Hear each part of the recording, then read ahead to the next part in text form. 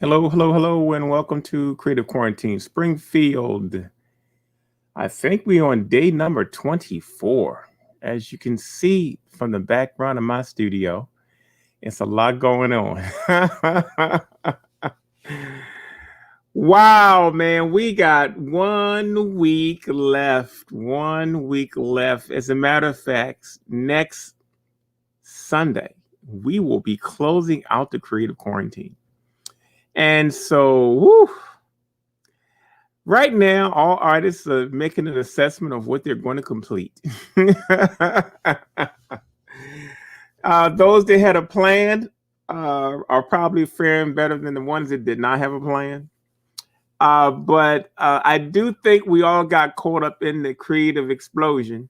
We all started casting and carving and collaborating in X, Y, and Z. And so now it's time to start finishing those things up. So this week is going to be a very, very important week. This is makeup time for a lot of people. And we're just going to see what happens. You're going to flow through it.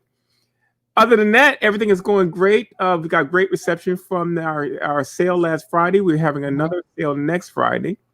We also have had a lot of people participating and sending in messages and participating throughout the whole 24-day period. Yes, So yes. we're very honored with that. Oh, I hear my girl. She must have checked in over there. Where is she? Yes. Hey, what's How up? are you? How are you doing?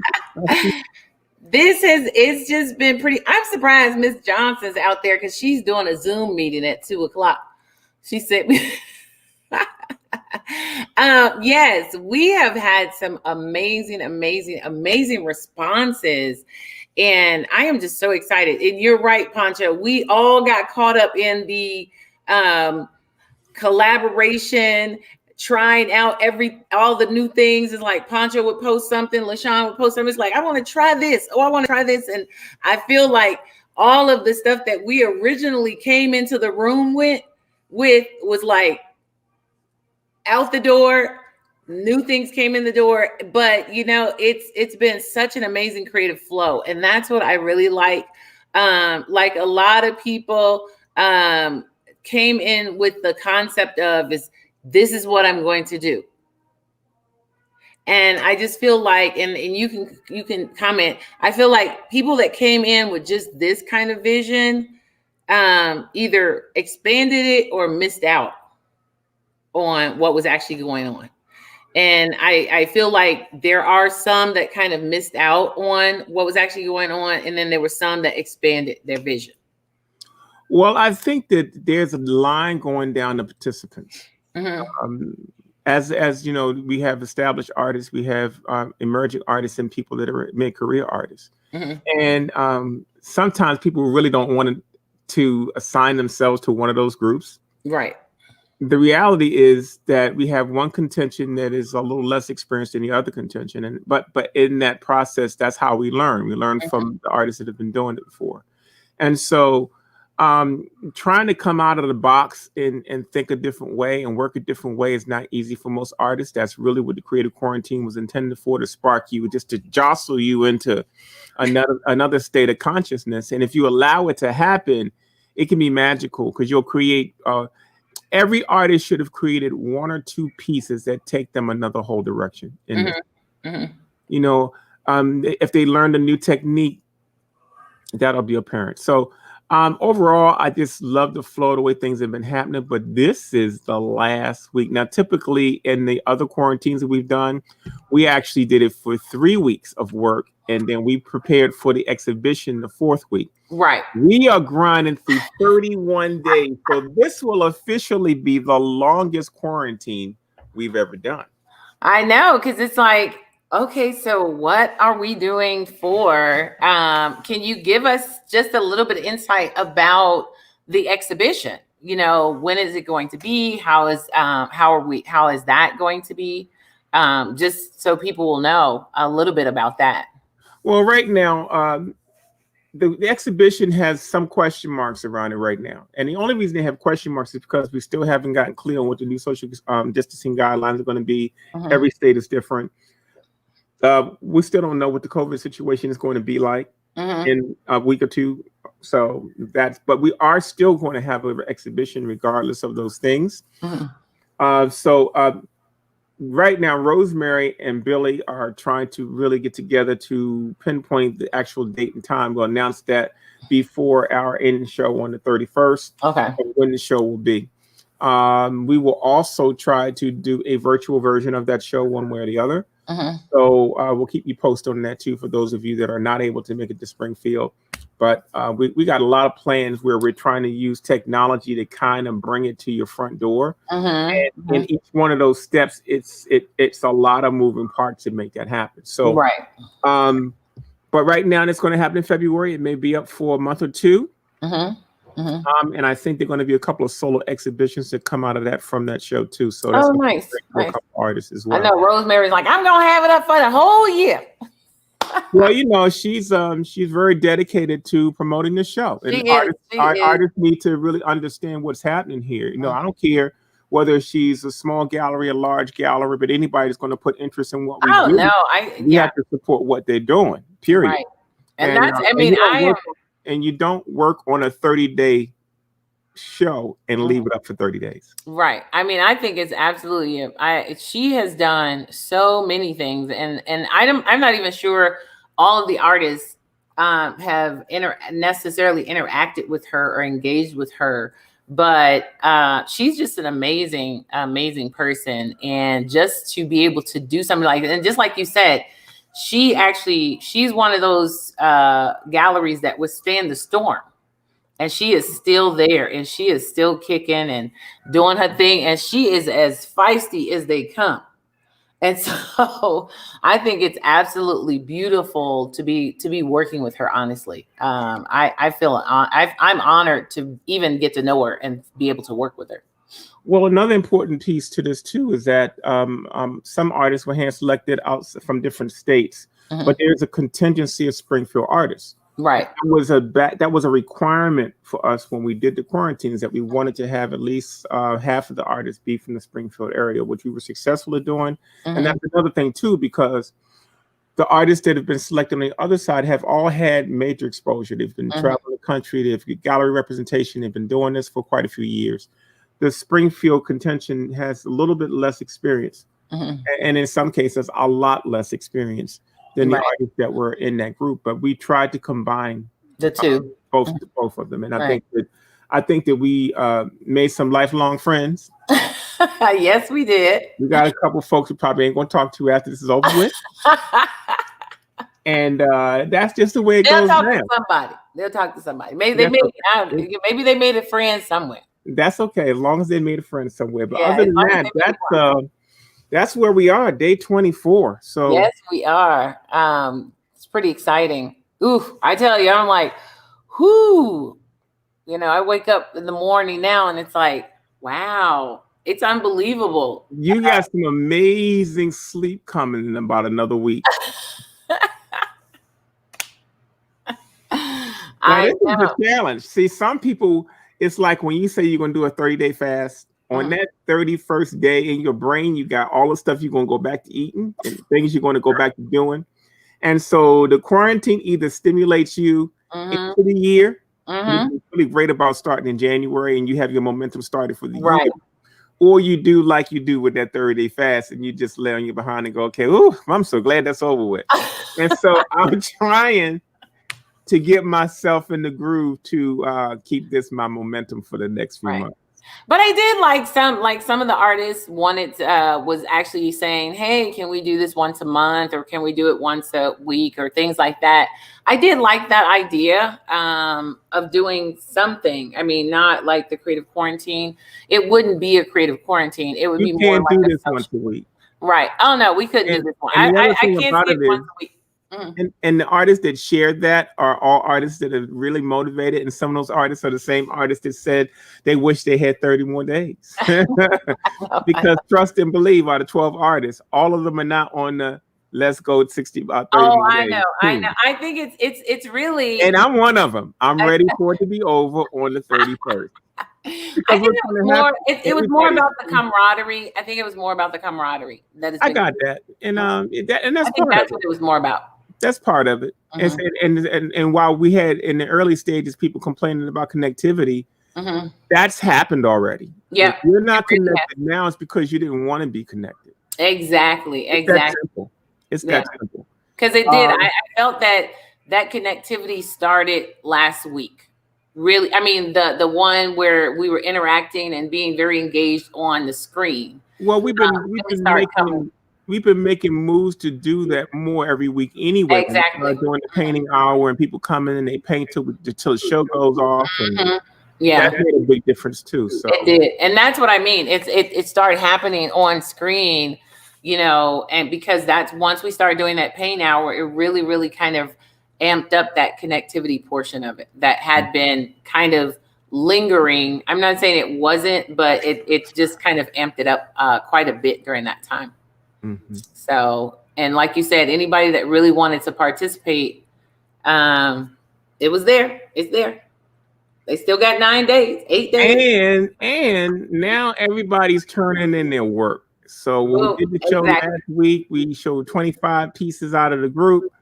Everybody's now turning in the photographs. The videos are getting longer and longer. So it's coming along pretty good. It's coming along. So you must have gotten some more work from other people lately. Oh yeah. Well, we got a core of about maybe 8 or 9 artists that have already turned things in, and then we got a couple of artists that, you know, they're probably going to be coming in towards the end. You know, this was a learning experience for a lot of artists. And whether this did what it was supposed to do for every person, it probably does not do everything for every person. Right. But I still think being in an environment where you force yourself to be creative in the way that we had to be, with trying to come up with a presentation every day and paint. Yeah. I think you're forever changed after a situation like this. Oh yeah, for sure. I know I am. Whew. I'm changed. I mean, I feel like not just in my work ethic, as well as in just branching out to do new things. But yeah, it's like, okay, one of the things I did last night, I'm like, let me finish these so I can get to the work I'm supposed to be doing. Well, I'm in here all day today. I got here early. I started prepping all the stuff I plan to get done for this week. Whether I'm going to make it, I don't know. But it's getting prepped. It's getting prepped. And that's just it. I know. I'm like, okay, this, all get done. You know, because those are all, it's like you were on the list. So you are going to get done. So yeah. And so I totally get that. It's like, because it's like you get sidestepped with all of the collaboration, sidestepped with, oh, let me try that. Let me try that. And then, but in all, you still are creating these amazing pieces of work. Well, what we got here, we're going to show you a couple of the portfolios, but me and Louise are going to have a small little conversation about online technology and just touch on that subject a little bit. But for right now, we're going to show you whose portfolio you want to see first. I'm a huge Louise Cutler's.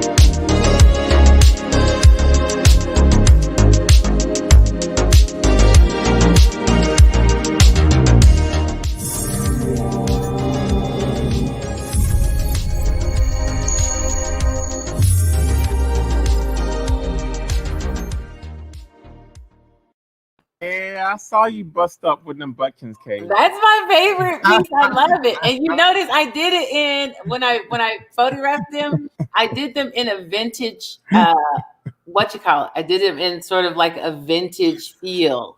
I purposely used a vintage filter on them. Everybody that's been watching this show for the last 3 weeks, now you know that Some of us have interesting lives. Hey, we like having fun. That's right. That's what it's all about. So how did your molds in the back come out? Oh, actually, they came out. That's what I was trying to send you. I finished. I'll pick it up a little bit. Then I'll wait for you to send it to me, and we can talk about that a little later on when we get right. So it's going to come. That's coming. It's coming. It's processing. Did the big one? This is the bigger one. I love what happened with it. Now I'm wondering if I should do. Hold on, I'll show you. So I like it, and I added that gray to it. So because I didn't want it to be white. So now I'm wondering because I have colors that I use on them. They're hold on. I have like brass and different kinds of mediums that I can use to make them look like something other than what they are. Mm-hmm. And so I'm gonna have to get it. I'll get them for you a little later because I thought they were right here on this shelf, but it doesn't. Oh, here it is. So here it is. I use stuff like this to go on them. Yeah, I use a lot of that too. Right. So I'm thinking if I have a bronzing agent that I use. So I'm going to see if I want to put a bronzing agent on it, or if I want to use, this is more of a patina agent. If I want to do a patina agent on it, or if I want to leave it like that. And I am going to mount it because I like what it looks like. And it has like these ragged edges that I added to it, which I really like. So I'm going to look at that, but I have to take the other one out. This is the creative quarantine now. So ain't nothing stopping you from painting that sucker black and then painting it like one of your paintings and make it look like one of your paintings. Oh, I know. And not make it look like a sculpture. So I haven't decided yet. I haven't decided how I want to finish it. So, but first I want to get it on a backing. I want to get it on a backing. And then I think once I get it on the backing, that's going to determine what I want to do with it. So that's and how heavy is that piece? It's not real heavy. It's not as heavy as the bronze pieces. I'll put it that way. Oh my, that's for sure. I got that. Well, we're going to show you one more portfolio and then we're going to start a little discussion.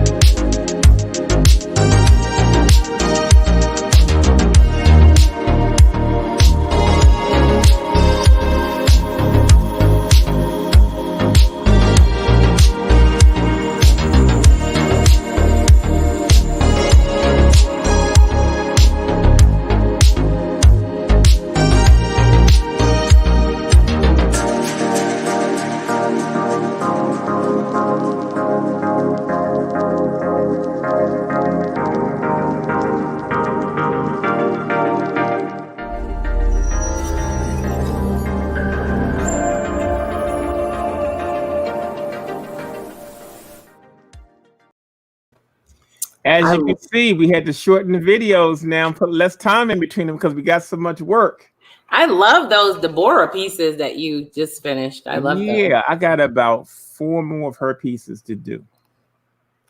So we're going to start a little conversation on online technology. Okay. And online technology, I think, we have so many things that we're benefiting from right now with this COVID situation that's forcing us to kind of rethink how we normally do what we do. Exactly. So at one point, it was website was the number one thing. Then social Mhm. networking came along, and that's now the number one thing. And then email marketing came along, and now that's the number one thing. And so artists have so many different things they try to keep up with that it's becoming very, very cumbersome. So let's talk about using online technology and adapting to online technology. Okay. What do you have happening at your house? Well, my studio is at home, and Mhm. my folks are down there watching some Laurel and Hardy. Oh, So okay. All you right. will hear some Laurel and Hardy in the background Ain't nothing wrong with Laurel and Hardy. until I go down and close the living room doors. And like I said, I haven't went and closed the doors yet. So once I go, you'll hear a lot less Laurel and Hardy once I close the doors. Well, let's get to this So, conversation. all right. So I know I'm like, what's going on down there? So I think online, like we've always discussed, online technology is like, if you are not in the game, you need to get in the game. Because if you're not right now, you're going to seriously be behind what everybody else is doing.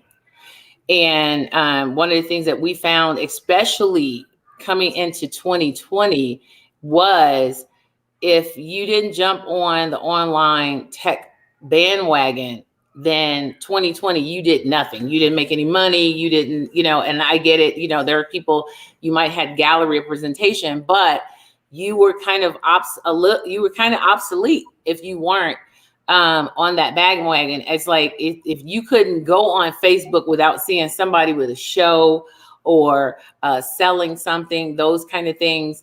So that was a huge part of 2020. I think a lot of artists finally realized, hey, I don't have a website. I talked to artists that didn't even have a website and realized, hey, I need to get a website. 2020 was an eye-opening experience for a lot of artists.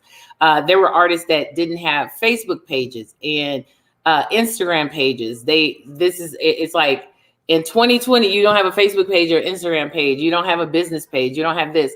And so there was several people that I had talked to that were just not ready, I think that artists as a whole are not ready. Mm-hmm. And that's why we're having this conversation. I have a problem with some of this stuff. If you are just saying in 2020 that you need a website, what rock are you sleeping under? How do you think you can survive without a website? How? I mean, just that sentence alone tells me that you are not in the right place at the right time, because websites have been fashionable for over 25 years. I can see if we were rolling around like when I came into this business in the 80s and the internet was coming and nobody was on it. That's different. We're talking about 2020. And so, and then artists can be snobs. So tech snobs. So that means I don't really want to embrace tech snob. I don't want nobody. I don't want to be socialized with people. All these things. How can you survive and stay connected to your following if you don't have a social networking campaign? Exactly. And I'll be honest, I was years ago, I didn't want to do Facebook. I was like, I don't want to do Facebook. I don't want to do that. I don't want to be a part of that. But one of the things that I had to realize, and it wasn't about me, it was about my art. It was about my business. A lot of times we get sucked up in the where it's about us. I don't want to be online. I don't want to be this. But as a business person and as an artist, you can't afford to think that way.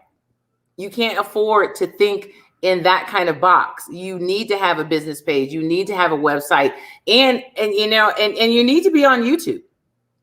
You need to be on all of these things. Why?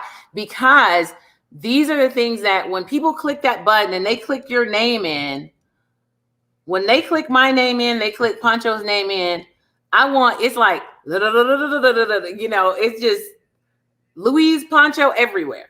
It's like, I don't want them to have to scroll through looking for me. And that's the important part. It's like having Pinterest and all of those kinds of things. You want to have those things because when people look for you, they're able to find you right away. It's not something that they have to scroll through to find. If you're an artist and you listen to this show, what she just said probably makes you feel anxiety, because she named 5 different things you need to do. And artists are not accustomed to having 5 things they need to do. They're only looking at what they do is what they create.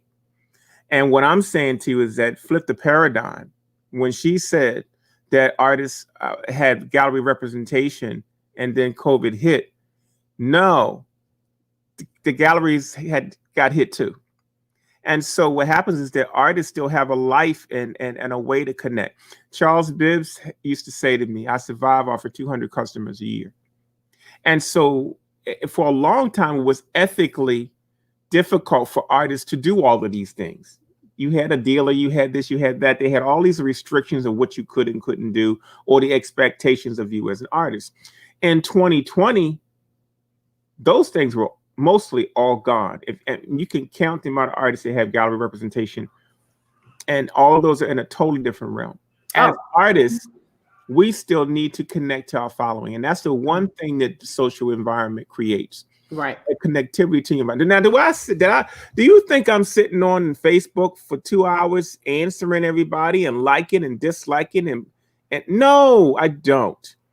But what I do is that, Facebook is like a room of people, and you open up the door, you walk into that room. Mm-hmm. And I'm the kind of guy that's like, I walk into the room, I throw 1,000 business cards in the air, and I leave. I'm not sitting there talking to all of those people. Whoever picks up a card, takes it in their pocket, wants to check it out. That's my behavior in social networking. Now, that might not even be the best thing for social networking. All the algorithms, all other things that come into play. Mm-hmm. But you still got to come up with a method that works for you. Also, exactly. The biggest issue is get over yourself. Mm-hmm. If you can get 100 to 200 emails a day from every company in the world, what makes you think you can't or shouldn't be one of those people submitting something to people? Right. And that's so true, because I'll tell you the story of, I remember because I was doing the Beauty of Blackness Fine Art show, and Pancho was like, how many people are on your page? And I said, 500, because I don't want any more. 500. I had 500 people on my page. And that's also because I was not, at that time, my Louise Cutler Studio profile page was strictly for, I originally got it for a family page. And then I had Louise Cutler Studio, my actual page, my profile. But what I learned is that I socialize with my family on text message.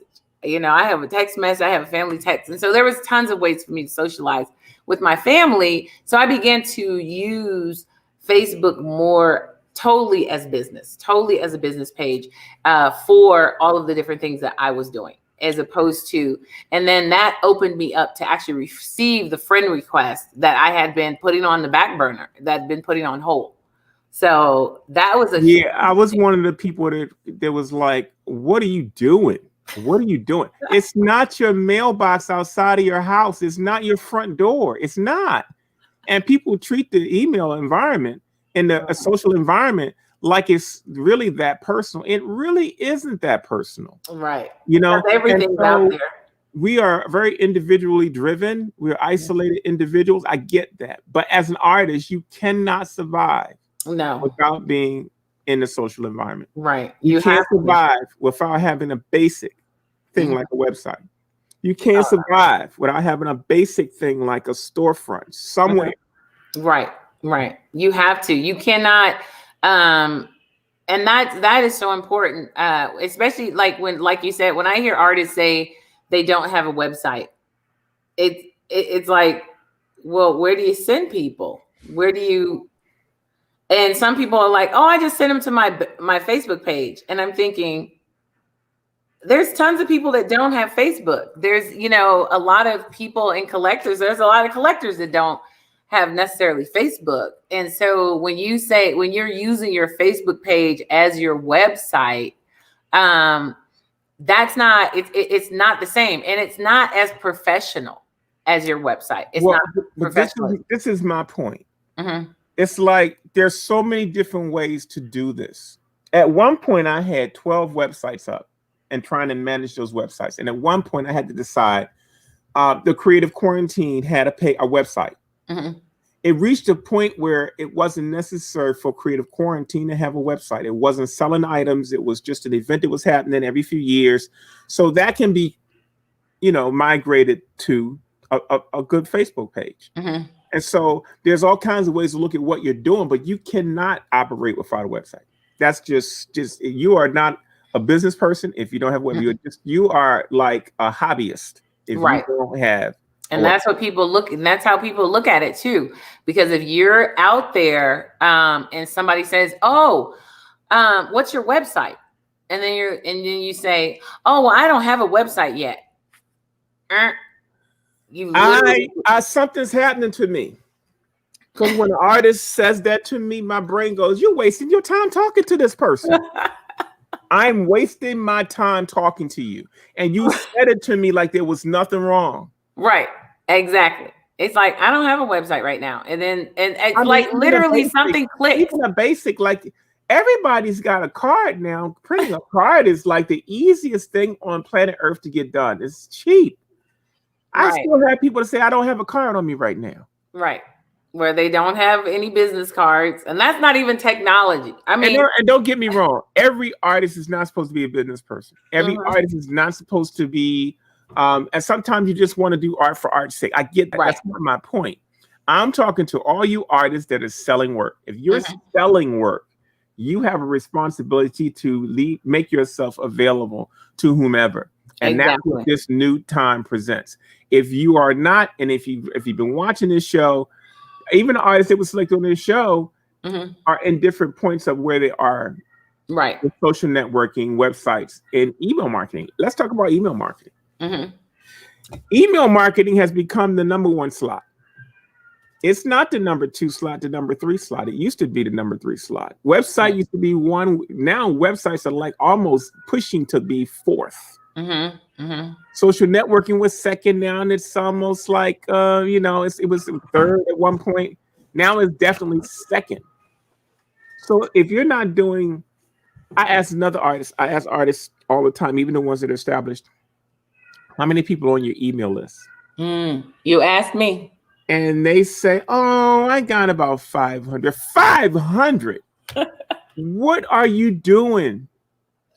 How are you grooming 500 names in order to make your business work? It's a numbers game, right? And you have to have as many people as you've come in contact. You're telling me you only came in contact with 500 people, and that's all because not keeping up with. If you do shows, you increase your mailing list. Landing pages. A lot of people are not thinking about landing pages. On your Instagram, asking questions on your Instagram and having people go through a landing page so that they can get information from you. Creating those kinds of things where it's like, oh, okay. Some of this is even more basic than that. You got beginner, you got intermediate, and you got advanced. I'm going to talk about the basic. Okay. The basic. Now you're talking about landing pages. If you don't have a website up, what does a landing page mean to anybody? It doesn't mean. But that's just it. But that's why I started with, if you do shows, you collect emails. No, well, let's break it down. Go ahead. If you are accepting money from people, you have an obligation and how you deal with that. Now, right. If you are taking somebody's money and you are writing them a paper receipt, and you're not filling out their email information or their address, and you're just putting the amount of money you made, no tax, and you're giving them a receipt, and then that receipt stays in a book and it goes into a drawer, you are nothing less than a hustler. Right. You just lost a potential collector base. Well, it's not like you I can't even say you lost nothing. It's a hustler. That means you went. You took their $20, you smacked them on the behind, and you said, "Hey, I'll talk to you later." That's it. There was no extension of you to that person. Right. Right. And so what happens is that artists have these they got these receipt books, and they got and then they got sophisticated, start writing down address number, but then they weren't databasing them. Right. They weren't following through. And that's a lot. I mean, I'll be honest, when I first started out, I'd get the addresses, I'd get all of that kind of stuff. And then it's like you said, it was the follow-up. It was the follow-through, sending out the thank you for stopping by in shows, just losing that follow-up. Because honestly, if you don't do the follow-up, that person drops right off. They drop right off. Or you got customers that are going to follow you regardless of what's happening with media. And they're going to try to reach you the best way that they can. And your job is to try to make it easier for them. Right. I will tell you that everybody has 500 names if they are regularly emailing anybody. Just go into Google or wherever you house your email addresses.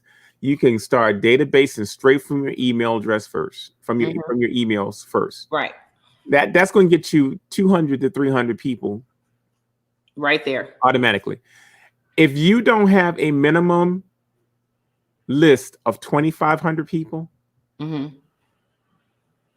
you aren't even in the game. Right. And so artists need to strive to try to get that list up, because what also happens is a discipline thing. Once you start doing that and get in the habit and practice of doing it, you continue to do it. Right. Me preaching about a list right now when you've been ignoring it as a priority is going to be a little difficult. But if you do it as a normal practice, then your list is going to be sound, and that list connects you to everybody.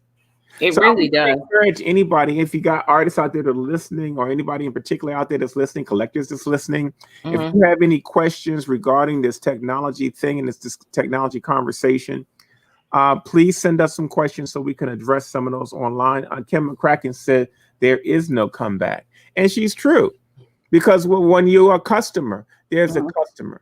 The customer is buying you and is investing in your work. Right. And if you lose sight of that particular person after they've already collected you and connected with you, then that is not a relationship. No, it's a relationship building kind of business. And I got collectors that have been buying from me forever. And do I do all my business practices the right way? No. Sometimes I fall behind. Right. Sometimes we run out of stuff. I just found out over the Christmas holiday that one of my websites was glitching, and I wasn't getting notifications for orders that came in over the Christmas holiday. So things happen, but at the same time, if you're just sitting on a sofa and you're thinking about all this stuff, right, you're way behind. You're way behind. And that's just it. And that's the other reason you want a website is your website is collecting emails. People are emailing you. I mean, from my website, I get people submitting their emails all the time. I get submissions. Somebody submitted an email. Somebody had questions. I get different people, making sales off of your website. And that's just it. It's like, that's the whole purpose of, having your website so people can go and visit. So literally, if you do not have a website right now, get off your sofa and there is so many different ways to build a website now. And so many, I'd say generally easy ways to build a website. There's just no way that anyone should not have a website. Right? I don't want to present that as easy, but it's also not easy, difficult. Right. It's also not difficult. I'm trying to not just speak to people who are advanced and know how to do this. Right. I'm trying to speak to folks that know they're in a particular situation with promoting their work. And at some point, we can talk about what's over here. If you're not talking about the basic setup, right, how to get started, then you just wah, and it's just going to be received like wah. You got Wix, you got exactly Shopify.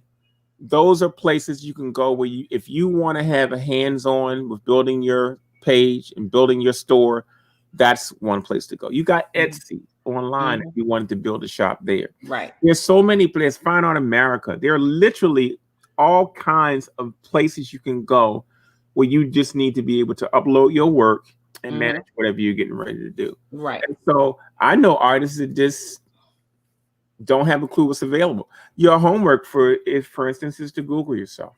Right. And Louise and I have done different workshops and seminars on helping artists try to figure out how to get their promotional game better. Right. So Google yourself. If you're selling art, Google yourself and see what comes up. See how many pages you got to go down to get to your work. See how many images, or to your name. Yeah. See how many images are floating around of your work. And if you got a common name, then you really. Oh my God. you really got some work cut out for you. If you George Smith. And if you have a name similar to a actor, baseball player, exactly, porn star, doesn't matter. But that's the check you got to do. You got some work cut out for you. But it's if all you haven't secured your name, it's all doable. Or derivative of your name, then you haven't even started yet. If you haven't checked to see if your name's available in the slot in the email registry. Yep. And then what happens if somebody does have your name? Then what do you do? I mean, some of them have company names. So I always tell artists to promote you first, company second, not company first, you second, because but that's even difficult now because now all of the website folks that are selling web addresses, they done turned into pimps. They sure have. I mean, trying to get your name is expensive. For $10. And you're gonna find out that it's $75, $100. I've seen some business names that's $2,000, $15,000 to secure a name because now companies are buying these names up and reselling them at a premium. So if you're sitting on the fence now and you haven't begun to check that out, you might be in for a sad story. So Sharon was talking about building an email database. Most of the people that are on my email database, they come from either collecting from my website, art shows, and these people, trust me, once they give you, if they're giving you their email address, the vast majority of them have given you permission to send emails to them. I'm not talking about you're not going to buy an email list from somebody. These are people that you have some type of contact with that wants to be a part of your email list. And I'm a little different. I'm a guerrilla style email person. If you sent me an email, permission or not permission, you're going on the list. Yeah, I do that too. My thing is that I start from people that I know. I'm not going to use people that I don't know, but I will tell you one thing that I also do. If you send me a CC copy and it's the art, that your email is about Black art or an exhibition coming up, and somebody CC'd me and it's got 100 people's name in it, I'm taking them. I'm not going to worry about permission because what happens is the first email you get, there's one word that solves all of this. Unsubscribe. They'll unsubscribe. People unsubscribe. It's not like you got a stamp on it and an investment in the label and you had to go to the post. No. Right. And that's one of the things that you have to remember. And that's why you do those campaigns. Now, if you're sending it directly from, say, like your AOL and all of that kind of stuff, you still have to have something in there that says that if you don't want to receive the email, you can unsubscribe. But that's also why I like email having subscriptions to places like MailChimp and those kind of things, because it's automatic. It's automatic. They can unsubscribe and you're done with it. Well, that's the first step. The first step is to database your names, because before you can use an email service, you got to have a database.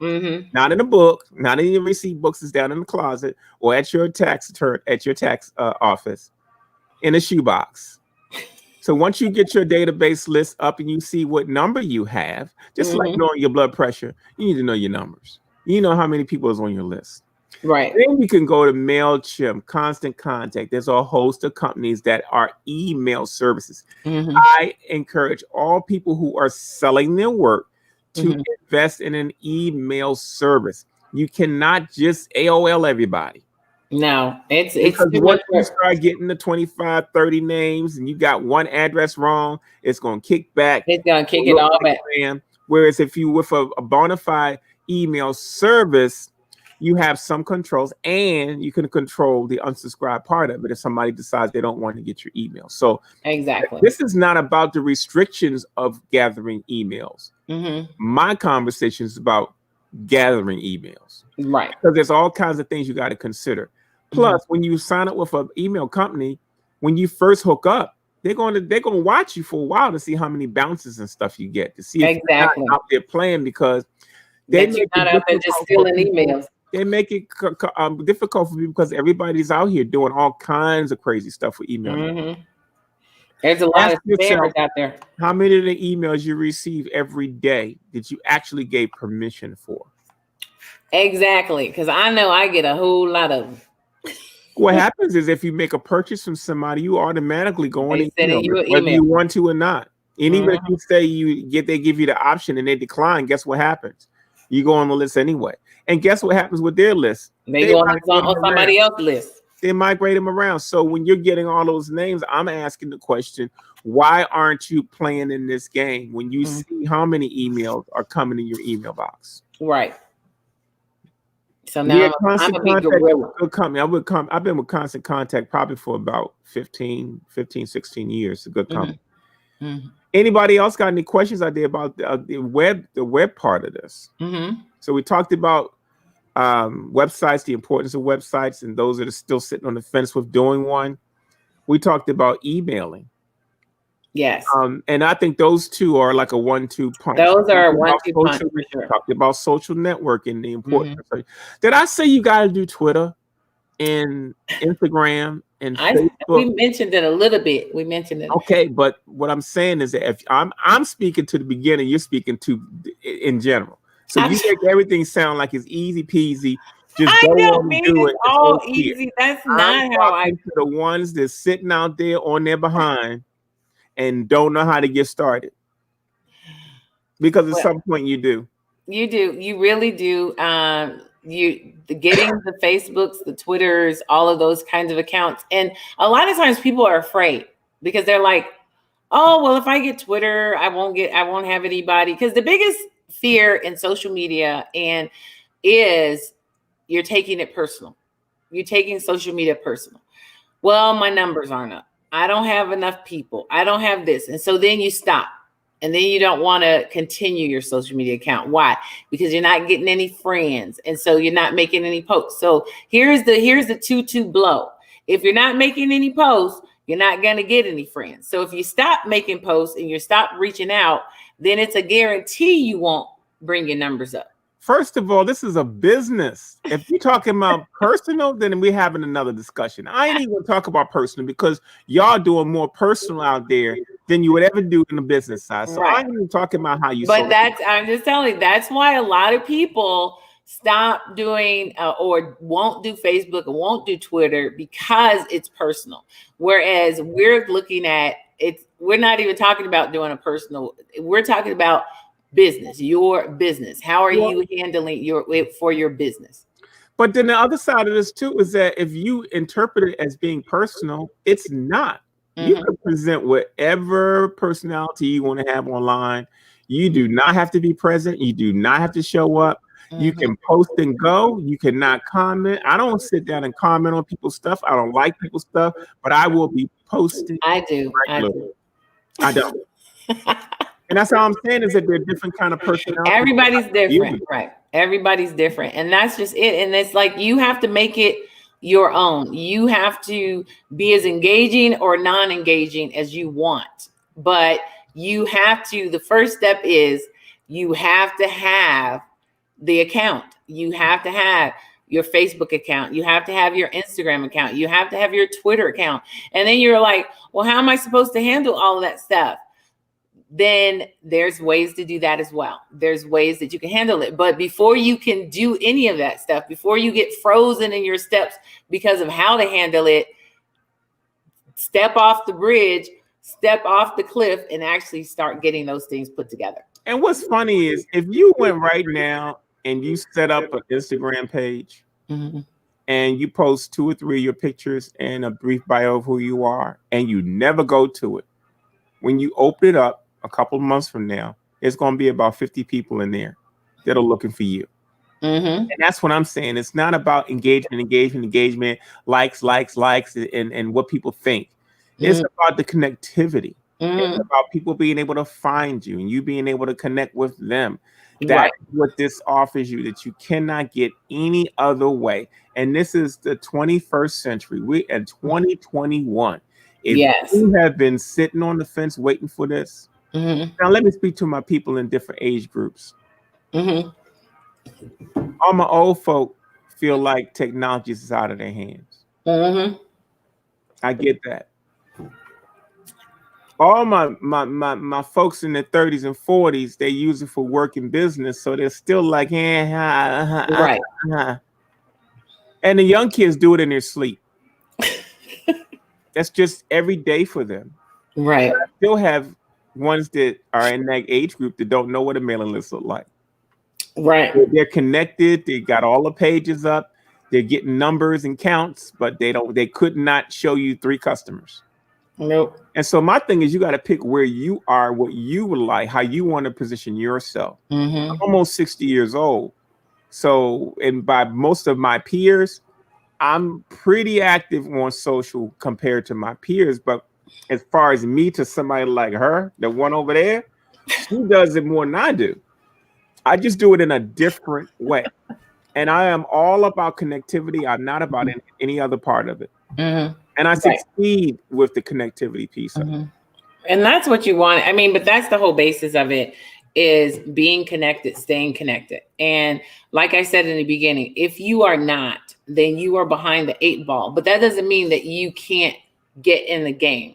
So it's like you might be a little behind the 8 ball, but my thing is don't allow yourself to get too far behind the 8 ball. Because a lot of times, like with older people, I've actually gotten to work with several older people with some of these programs, and they are literally just jumping in saying, hey, I want to be a part of this. And so, but you don't want to get so far behind the 8 ball where it's just really, really hard to catch up. And that doesn't mean you can't catch up. It's just a little more of a struggle, because then you're getting layers on top of layers on top of layers. So it's like, okay, I have to learn how to use a computer. Okay. I have to learn how to use a computer. Oh, I have to learn how to use an iPhone. So now I'm learning how to use an iPhone. I'm learning how to use a computer. I'm learning how to do this. I'm learning how to do that. So then you got all of these different layers stacked up. My thing is once you stack up to that point, catch the next wave every time it comes, and then you'll be on top of it. And that's just it. It's like, don't get left behind, because too many of us think like, oh, I don't want to bother with that technology. Guess what? That technology is going to advance into another form of technology, and that one's going to advance into another one. So if you miss this chip, that's all of these chips you have to catch up with. Well, and that's excellent advice. But the bottom line is that some of y'all crazy because you pay your phone bill every month. You have a computer in your hand. Mm-hmm. If you can't turn a computer on, fine. You still got a phone in your hand. Mm-hmm. It's really about using the technology that's available to you, whether you have a laptop, a phone, a tablet, or whatever, because in the 21st century, each one of us have at least 2 of those devices. It's just about sitting your behind down and making yourself make this happen. This is a really good question right here from 40 Bambina. As marketing on TikTok continues to grow among many businesses, do you foresee a place to highlight fine art? I'll let you answer that first. You're giving it to me. As TikTok grows, because I'll be honest, I've done a little TikTok, not a lot of TikTok, but I find that I feel like for highlighting fine art, right here, on I don't feel that there is a one-stop shop. I'm going to put it to you that way. I feel that highlighting fine art, Facebook, Instagram, any of those, YouTube, I feel that you can highlight fine art on the vast majority of platforms. It's just how you go about doing it.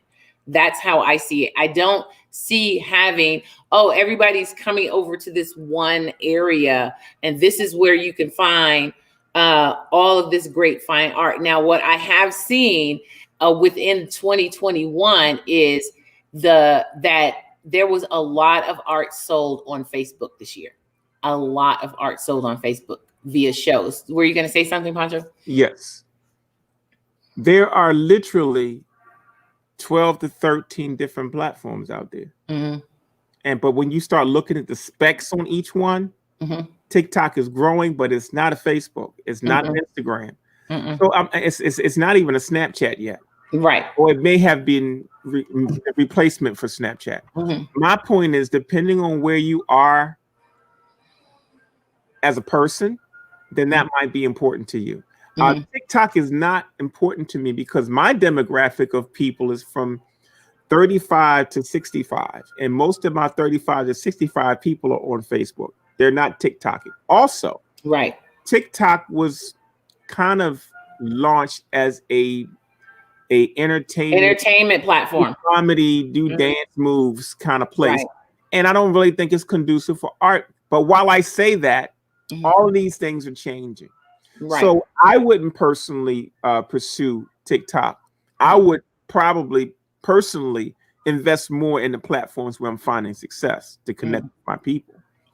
And that's important. That was what, and one of the other things I wanted to say is with TikTok, you can use TikTok as an avenue of directing your clientele to one of your other mainstream platforms. That's one of the things that I do with Instagram. Like some people, the Instagram is their platform. Whereas Instagram is not my platform. Facebook is my platform. And like Pancho said, it's like you have to know where your platform, where your people are. And then you use the other platforms to migrate your people to your main platform. So you have to know your demographic. If you do not know your demographic, then it's no way you can even keep up with this. People of a certain age are on Facebook. Young kids don't want to use Facebook. They're on Instagram and these other platforms. There are young people hitting your bank account. They might not be. They can't afford to buy nothing but pay for their phone bill anyway. They may not be of the age to start collecting art yet. I think you got to be true to the demographic that you have, and use that as a baseline. Of course, I don't broadcast socially on Instagram, but I know I got people in Instagram. My focus is on the one where my demographic is. And so my next challenge would be, okay, I'm going to implement Instagram. And I know 40 Bambinas, that's Fran Gong. Fran Gong has already done Facebook. She's already done Instagram, and she's been very, very successful on Instagram. So naturally, Snapchat would be an excellent follow-up because you've already kind of found out where your base is. I'm saying through the Facebook. She also had another question. What about collecting hashtags instead of emails? That is an advanced conversation for somebody that understands what a hashtag is. I don't want a hashtag. I want an email. They don't have a hashtag platform that I can connect to 10,000 people to. But they do have an email platform where I can get to 10,000 people. And so in Bambina's case, or Fran Gong's case, she has a list of 12,000 people. So collecting hashtags might be a good extension of where she is. And so I'm trying to really just give information based on what each client is where people are. And that's and it's true. It's like some people don't even realize what hashtags are or what hashtag does. And so going into that is a whole nother. Now I do hashtag my name. I hashtag all of my businesses. I do hashtag those things so that I can bring up that number. But whether or not I collect them, that's a whole nother realm. And the reality is, I make my money from emails. I don't make a dime from a hashtag. I don't. I'll get more exposure from a hashtag. But I've never made a dime to this day from a hashtag. See, an email can translate to a sale. I can do an email right now with a pay spot on it and get paid from the email. So that's Mm-hmm. why the email is number one now, because email can just give people information. Right. It could do sales directly. It can do all kinds of surveys if you want to do that. You can do a newsletter. It's the connectivity piece. Right. Email That has hashtags will not give you.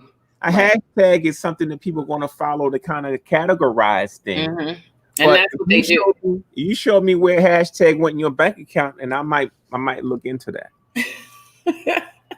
Because it's too much to track. What we're all saying is that this is time intensive stuff. Exactly. You got to be willing to dedicate a certain amount of time to this. Mm-hmm. And if you don't make it a normal practice, it's going to sound absorbent. Like right now, right. We're talking about Facebook, Twitter, Instagram, and trying to manage that. That's going to make it explode. And it's true, because you get up every day and you spend 30 minutes going through your emails, send an email out, post something on your Facebook page, find a way to make you go to the other pages from that one send. Then you're getting that done, managing it every day for 30 minutes. Right. And the nice thing is Facebook. I mean, when I started Facebook, and I'm pretty sure when you started Facebook, it did not have the conveniences it has today. So Facebook has made it a lot easier for you. Even if you say, you know what, I'm just going to start with a Facebook and Instagram. Facebook has made it so easy for you to post on Facebook and Instagram right now till you could, and then let's break it down for folks who don't know. They're owned by the same company. They used to be owned by separate companies. So when they made the merge, they merged both platforms. And so both platforms are merged. Exactly. And so they make it easier now for you to be a part of, to be able to post. And the other thing is, I love, because I manage several Facebook accounts that are other people, and being able to schedule posts. Well, we got somebody real important on the line. I see. We got somebody that showed up. Mr. Charles Bibbs. Hey. We are having a conversation on online technology, and I know you've had to grapple with that subject yourself. Where would we be without it?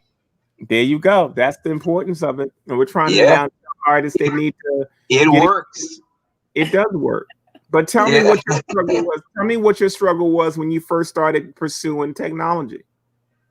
Oh, it was easy because we were getting a lot of scrap from our dealers just by going on the internet and getting a website. Exactly. They felt like we were competing against them. There was a call. There was a call in the industry. Don't buy Bibbs, because he was violating the system. Exactly. And that was when we all started to get our first websites. This is in the 80s. That's it. And so they looked at that as, oh no, that's ethically. Why are you doing it? You competing against me if you got a website. Look where we are in the 21st century. I do remember that. They didn't want you. It was a competition. They did not want you to have a website because they felt the artwork. Oh, well, how are you going to price it? And how are you going to do this? Yeah, it was a huge competition. Yeah. So what do you struggle with the most? Charles, I was trying to give him some insight on mailing lists. And can you please explain the importance of a mailing list? Oh man, that's the ultimate. Well, that was the ultimate back then, but now with social media, everything is like, befriend me, friend me, friend me, friend me, friend me. And so that has replaced a lot of the needs for mailing lists, but mailing lists are definitely essential. You got to have, so now you got a two-prong attack, and I think there's going to be a three-prong pretty soon. But just listen to technology. It was a no-no for a long time for artists to never mind about business techniques, never mind about applications and on social medias and stuff like that. You're an artist. You leave that to somebody else. That is all change. Major companies are going out of business because of people like Amazon. So you got to listen to the writing on the wall, so to speak, and you have to follow that. Okay, artists who practice their trade as business people do a lot better. Artists who practice their trade as artists fail. Well, that's a valid point, man. This whole thing about connectivity. Um, Tell me, Charles, when you first started doing Facebook, I remember when I set up your first Facebook page, That was and fun. it was like I went to Jurassic Park and said, "Hey, Charles, this is what a Facebook page looks like." But Yeah. from that time to now, tell me how aggressively you deal with Facebook. Oh man. I got four, maybe six, and I got somebody dedicated just to handling, because Elaine says I'm spending too much time, and she was right. So because it just keeps you focused. I mean, and there was just, you're talking to people. It's like being in a constant art reception, you know, where you entertaining people, but you're doing that online now. You can spend hours just talking to people, you know. And so I had to cut that out. I had to hire somebody to just handle the internet. So it's a powerful thing. It really is. Yeah. Tell me, the where do you think websites place nowadays? I think we still have a big future in it, and I think it's oh man, you know, you have a president that wouldn't be as notable as he is without social media. Well, you You know know, what? While we talk about him, we need to talk about his predecessor, because Obama was the first person to really that's it. use the internet Utilize in a it. way Mhm. to form real connectivity. Yeah, yeah. And other presidents have modeled themselves after what he was able to do. That's true. That's true. But you know, sky's the limit. You know, technology. You know, you got to follow. You got to be careful, though. You know, it. You know, there's ways that you can make the wrong moves, and the wrong moves on social media is hard to correct. What? Give me an example.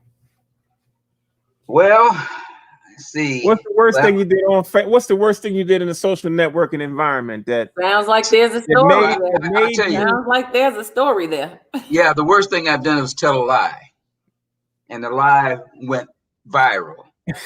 Okay, so just don't do that. I mean, just don't, because there's too many people out there that hear and see, okay, and respond. Okay, it's not like you. I mean, you can respond to anything immediately, soon as it's said. Okay, and you get recognized immediately. You know, it's always he said, so and so it said, and then you go back and you can track it down and you say, wow, yeah, he did say that.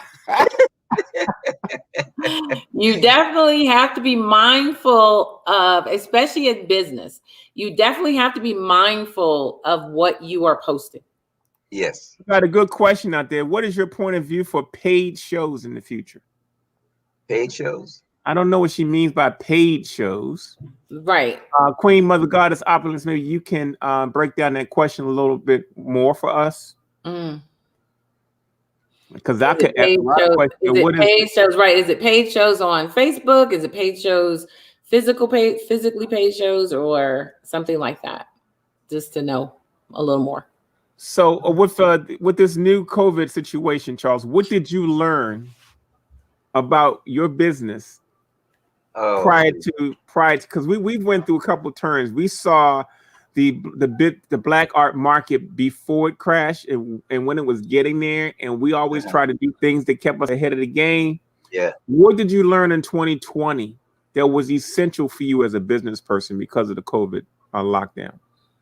Well, I always understood the basic need for art. You know,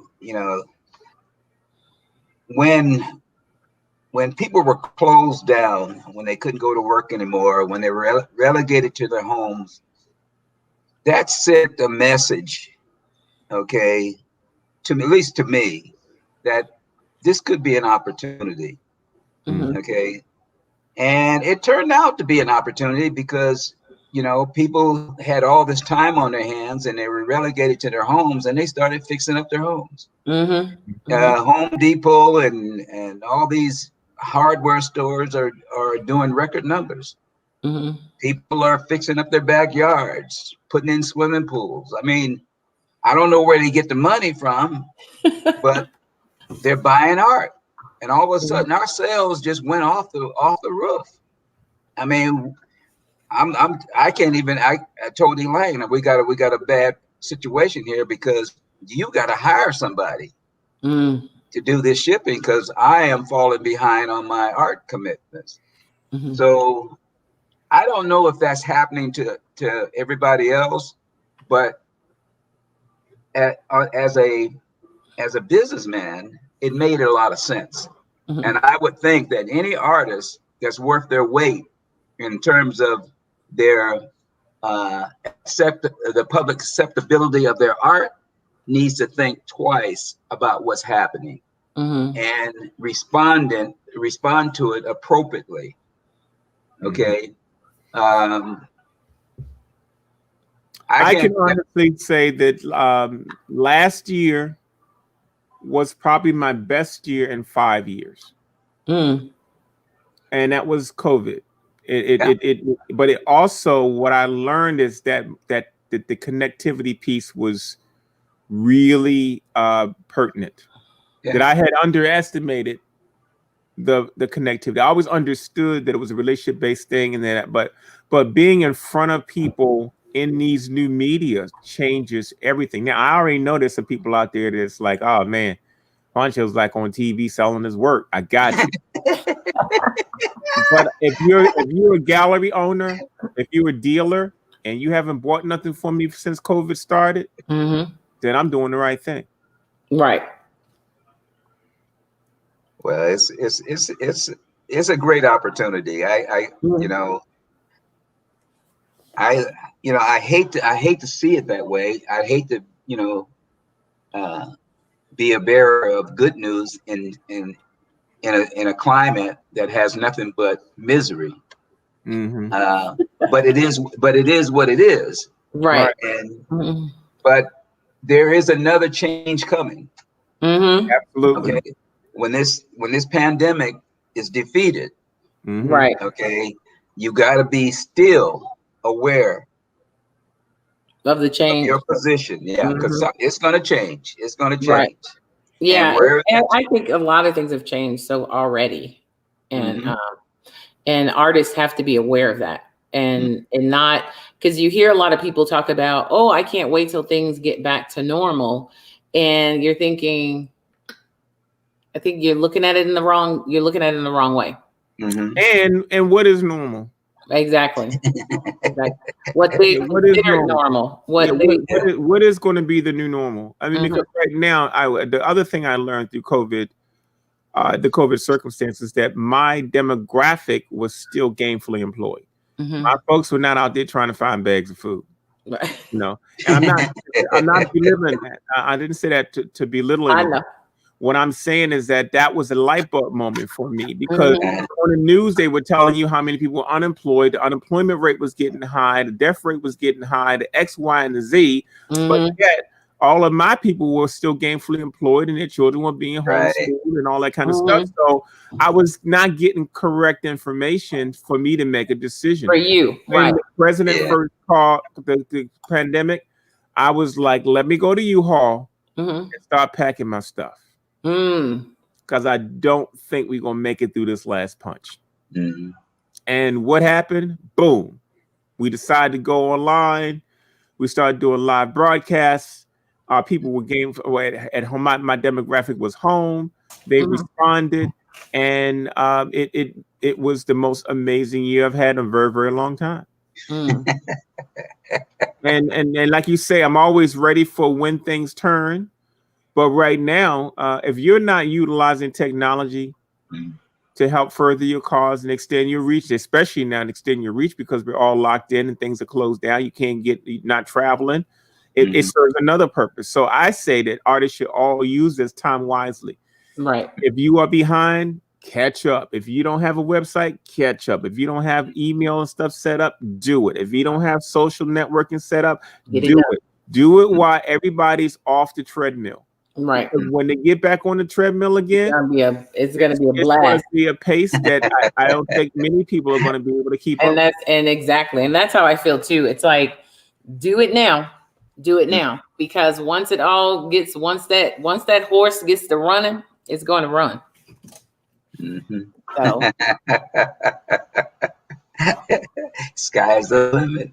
There you go. Yeah, it's going to be a hard catch up. Queen, I'm going to just clarify the art shows in the physical out art. in the physical in-person ones that you get jury. Okay. I believe that those shows will always be around and they are temporarily disbanded. And they have to be. They have to be. They have to be. Museums are going through it until they get the social distancing aspect of it done. That's going to be a big issue. I think that when things get back, there are going to be people who are going to be rushing back to that. But other people like me is going to be like, wait a minute now. You mean to tell me I don't have to be back on the road again like that anymore? Right. A lot it's changed my perspective on how I move and how I make myself available. And I think people like that. Yeah, my experience last year, I went to the last big thing I did was I went to the Delta Convention last year, and I did what else did I do?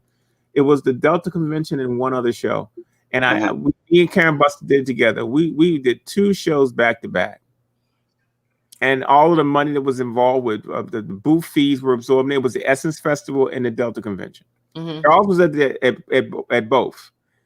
Charles, what happened to us in Louisiana last? Well, we had a storm or something in a storm. Delta. I heard about that one. The Essence was weird. Well, you didn't do the Essence, but you did the. But what I'm saying, my point is, I don't think I'll do that again. I won't do the mega shows. I call it the mega show. If you're spending more than $2,000, it's a mega show. So Essence was an expensive show. In Louisiana, all the hotels get jacked up around that time. Airfares get jacked up around that time. The expenses were very, very high. And so I can't see why I would load up a van with 2 or 3 artists working and drive 20 hours to set up for 2 shows when I could sit in my studio for 45 minutes and make more money than I was making at those shows. I think a lot of artists are making that decision too. Well, that's my personal decision based on Queen Opulence's question. I am now questioning whether I will go back to doing those shows again, because there was always a duality that I was having a problem with. You know, the black shows, they're going to be $1,000 regardless. For participation. The other shows will be $250, $350, $450, but they're still not cheap.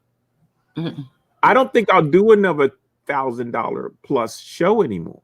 And if I do, believe me, it's going to be a decision for me to do that. So this new opportunity has presented a lot of different things for artists to really take new inventory on. And this whole question of what's normal and what's not, that's the question. What is normal? And I think, as far as physical shows, you're right. There was a lot. I remember when Deborah came on, she was like, I'm not doing that anymore. She said, and I think a lot of artists are getting that feeling where it's like, oh, you mean I don't have to do this? You mean there's another way? And so I think a lot of artists are going to be sort of assessing whether or not, and not just, or assessing, well, do I need to do this show? Or do I need to do that show? I saw some dynamite artwork come up during the quarantine. Artists, everybody, the whole world, everybody was, especially artists, were off the treadmill for a minute. There was nothing grinding, nothing for us to be at. We got to sit home and we got to regroup. We got to reset for the first time. I have never had this kind of a break before, ever. I had that break when I had my fire in 1995 and I was forced to take off. I was forced to start over again. This is the first time I remember the world stepping off the treadmill. And so I saw a lot of artists take advantage of that time. And it was, I see some amazing work floating around out there. Yes, it is. For sure. But what that new tomorrow is going to be, we're in the current time right now. The pandemic is still going. We don't know how long it's going to go. If you're 6 months out, you still don't know whether you're going to be in a social distancing situation where you can do your shows. Really They're booking them and they're still scheduling, but they still haven't made final decisions. Right. But if you look at Art Basel got canceled last year. That was the biggest show in the world. Right. And believe me, I was opening every email they had to see what they were doing. I know you kept telling me, Louise, look to see what Art Basil's doing. Look to see whatever they're doing. I want to know it because this whole virtual thing stayed on top of that. A really big issue. We stayed on top of that, the Art Basel issue, but it's really important. It's like you said, a lot of museums, like the museum out here, it's going to deal with social distancing, and a lot of people are thinking, shows are going to open back up, but they're still battling with the social distancing aspect of shows. Well, the museum's going to be around regardless. Right. They're not. This pandemic doesn't affect them. It's they are in a different league. Well, I'm talking about like the museums out here, like the Fort Collins Museum has had to, they've had to close, and they've had to has limited exhibits. And one of the things when I say close, what I mean is not closed down for social distancing purposes. None of the museums will be closing. Well, that's what I'm saying. Out here in Fort Collins, they did close their museum. Packed up, moved out. No. That's my point exactly. You're saying close. I'm saying my point is the museums will not be closed. They are dealing with social distancing issues and reshuffling, but they're well invested. They're not going anywhere. And right now, they're getting more stimulus money than we're actually getting as individuals. Oh, right. And that I understand. When I say close, I'm not talking about close down. Well, I want to clarify. We're having a conversation. Their other part is a lot of their because like I said, we were actually supposed to have out here a show at the Fort Collins Museum in January, February, March. But we had to postpone it and move that back because of social distancing, because of the fact that since the museum was not open during most of that year, financially, they were suffering a little bit because of how they go about getting their money. So they weren't able to bring the show in because of finances.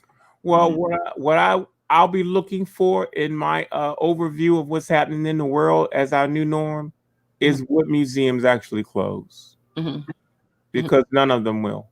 Oh, no, I don't think they'll close. They're reshuffling. They're going to ride whatever aid comes their way as a result of what's happening. And they will be back. They will be back in force, and they're waiting for things to get back. They're just waiting for things to come back so that they can do them. Yeah, and then artists don't have a choice.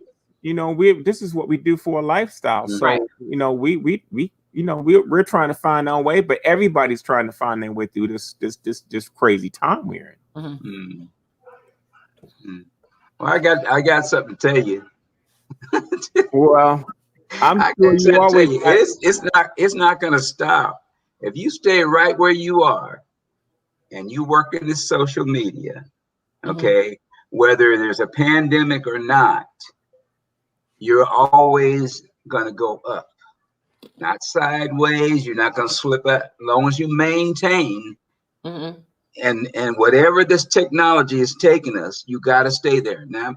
And it makes a lot of sense. Okay, you got to follow that disposable income, not the rich and famous income, because they're relegated for such a certain few, a rare group. Okay, and there's not enough of them to go around for all of us. Right. But that disposable income is huge, billions and trillions of dollars that are being spent to buy Poncho and you and me. And thousands of other artists that are doing well. Okay, the thing that we have to keep on pressing is what is working for us right now.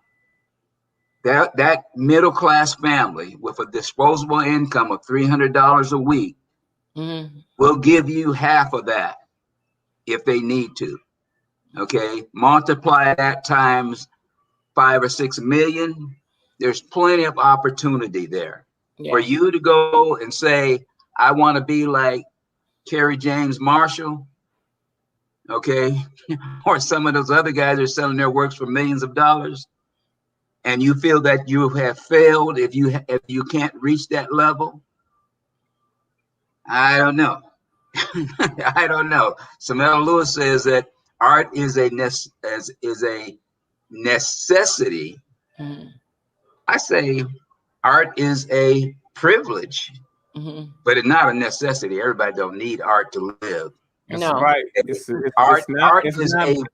Art is a want item. It's like buying a Mercedes when you can get by with a Volkswagen. Okay. Exactly. So don't misunderstood. I have a lot of artists feel themselves a failure because they can't sell their work for $1 million. Okay, or they're not up there at a certain level, and they got PhDs and degrees. And I says, well, you know, it's a basic business decision.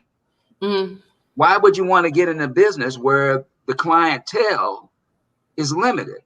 They're only millionaires, right? Okay, their disposable income, they can give you $20 million for an original if you got the name, okay. But there's not enough room for all of us. There are millions of us with the same talent and the same desire.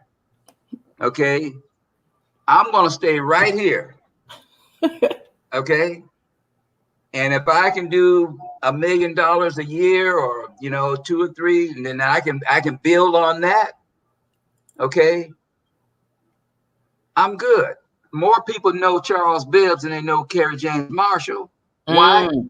Is because I live in an area, in a community where everybody knows my name. Why? Is because my work is affordable to most people.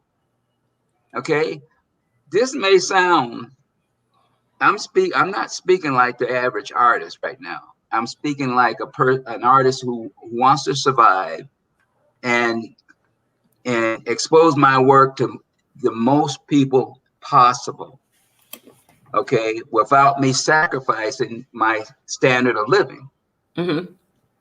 See, my message is that you can do this. You can do this, okay, and you can do it successfully, where you provide for your family, you provide for the generations to come, maybe 2 and 3 generations down the work. You can do enough work, okay, where it's all part of you for now and the future, okay, and it's all protected, and there's ways where you can protect yourself, okay. Great word.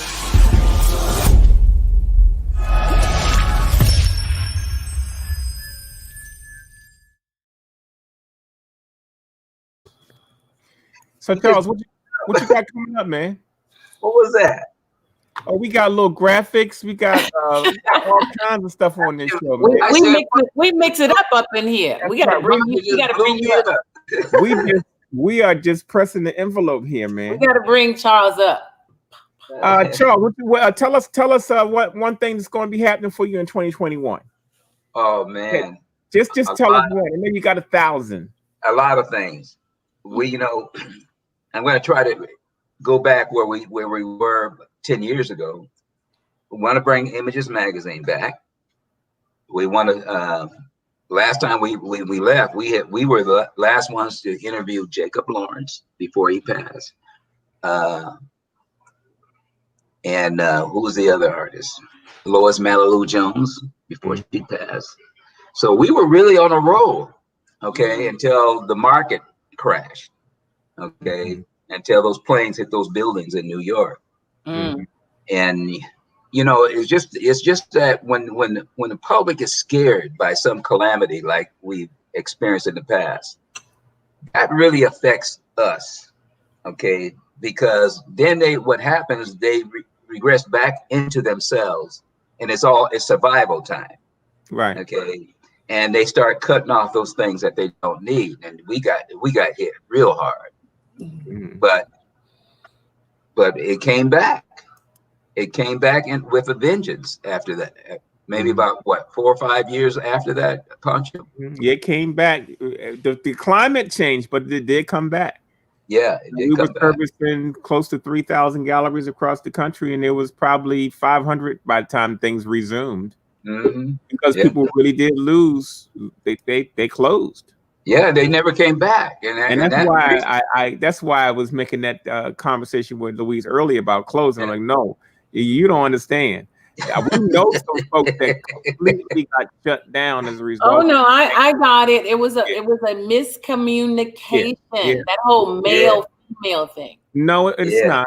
It ain't got nothing to do with male female. It's got to do with common sense. He hates when I say that. That's why I say it. Well, you blame everything. You gonna get your car revoked because you blame everything on being a woman. Some of this stuff is I like throwing that out there. It's pure common sense. All in a bunch. And my statement was that no, let's get it clear. The museums will not be closing. I know they will. They have an economic support. I just said close, not closing. I got you. We clarified that. I'm just saying. I know. There you go. But I'm giving you my reference point of why I was so aggressive in that statement. We watched literally 2,500 galleries either close or switch direction from supporting African American art in a short amount of time. I mean, they were plummeting. So that you're talking about things are all planned out. You got your children's money in the bank for school. You got your big old house and your car, and then all of a sudden it's like, what are we going to do? The rug gets pulled out from under the dream. It was worse than a rug. Yeah. It was like a ceiling came down. The crash. Yeah, it's true. That's true. Yeah. So you were getting ready. So Images Magazine is coming back. What else? You got any nice projects lining up? Oh, there's a lot of things that we want to do that's cutting edge. It's different from what we've traditionally done by providing our customers a little more than what we've been doing. Try to get creative with the presentation of that. I've got a lot of ideas, but we're trying to determine whether these concepts is the timing right. So other words, I've learned in business, don't shake anything up until it needs shaking. Right. Okay. If everything's going good, leave it alone and try to improve on that. So basically that's what we're trying to do now, is give our audience more choices, give our audience more different applications of art, like what Chucky's doing with the tables and plates and things like that. On the creative side, you can be creative and still make those creative projects valuable and appreciable. So we number all the plates. We do everything we do. We make them rare, do limited editions, and that type of thing. So keep your products collectible. Okay. We're getting out of the offset lithographs, trying to get rid of them as much as possible and stick to the more fine reproductions, because people know the difference. That those things were good in its time. Things are changing now. So I'm going to be looking into getting doing more wood cuts, original liner cuts, and that sort of etchings, stuff like that. Yeah. And boy, I wish I was prolific like you. You are prolific like you, man. Boy, because originals, my customers are clamoring at the bits for small originals. Well, I got your style down now, so I can knock a couple of those out. Oh, have All your he little is, all have your little he is, poncho in the basement. yeah, all the years of hanging with him, all he got to do is put me in the corner. It's like have your little poncho in the basement. He'll be banging them out Yeah, for you, I'll do one part, and all he got to do is crosshatch on top of it. and We then done. sign it. Yeah. Right. Yeah, I got a few artists that left a lot of prints for us to hold for them. You know Paul Hosell? Yeah, I remember part of them. He left a lot of work, and I just had a conversation with him, and he's ready to liquidate those as well. Right. So we'll probably be bringing out a lot of the work that we used to publish for other artists in the near future. Bring those up. I got a proposition for you. Sure. What's that? We're gonna do a special show where we sell those works. Okay. We'll just come up with a special show. Get me the inventory, and we'll just put it out there because folks need to see it, and it needs to be in people's homes. So, Oh yeah, we can definitely do that. well that's exciting. We got another artist in the studio. You might as well let him speak. It's Karen. Hey, Hey, Karen. Mr. Gibbs. Hey, how are you? Charles, this one right here. What you just painted a 3-dimensional orange? Oh, okay. Oh, there it is. That's been the working machine right there. Well, I'm getting ready. The kiln is open. You want to see what's inside? I did something real bad. It didn't look good, but I want to show it anyway. You ready? All right, go ahead. We're getting a little bit of unveiling. Are we getting the unveiling early today? Yeah. Sorry for my hand. Sorry. All those other people gonna be jealous because Karen's unveiling early. Well, no, I mean, come on now. They can always see it again. Okay, I'm putting you guys on camera. Hold on. Okay, you can see. All right, cool. So I was running some tests, and I thought like I was gonna do this African plate that was just gonna run into each other, run into the colors. It didn't come out that way, but it's kind of corny actually. So I was doing the unloading, but Whoa! Wow! Yeah, so I was trying to do the sun, the sun of Africa, and just on and on until it gets to the full portion. But it has some flaws in it, so it's not what I expected. But so it's cool. Second, so it's mine. Girl, bye. Bye. Look at her, she's like, girl, bye. You heard the way she said that, like, no. I know. Karen, no, I'm always like, so is that the second? No. Yeah. Yeah, I was playing with another color, but that came out kind of cool. Oh, I like that, Karen. I like the little color in the side. Nice. Charles, this is Karen's. Is this her third unloading? This is her third unloading. Yeah, I got one. Yeah, I got one more, and then I'm done. Karen is Karen has defied the ceramicist participation thing. He has been a train in this quarantine. Okay. We've been trying to slow it down, but it's not helping. No. All right. This one came out. That's that creative energy. It is. Let's see. I like the pattern. Oh yeah, I like that, Karen. Nice. Yeah, I want to make sure that people can have pieces that they can do that are functional as well. All of it's functional, but just something fun. But I thought like that was really cool. Very nice. I like the color combination. Color scheme is really nice. Yeah, thank you. All right, let me go down to the next. Well, I actually have one more. Oh, I always like Karen's unveilings. They're fun. I know. I wish I had 2 of these kilns so that I can just keep loading and unloading. Yeah, because it's like Christmas for me too.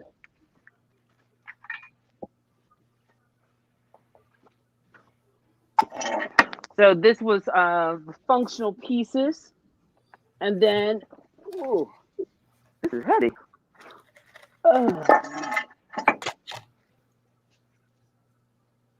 So here's an example of what will be a second. You see that?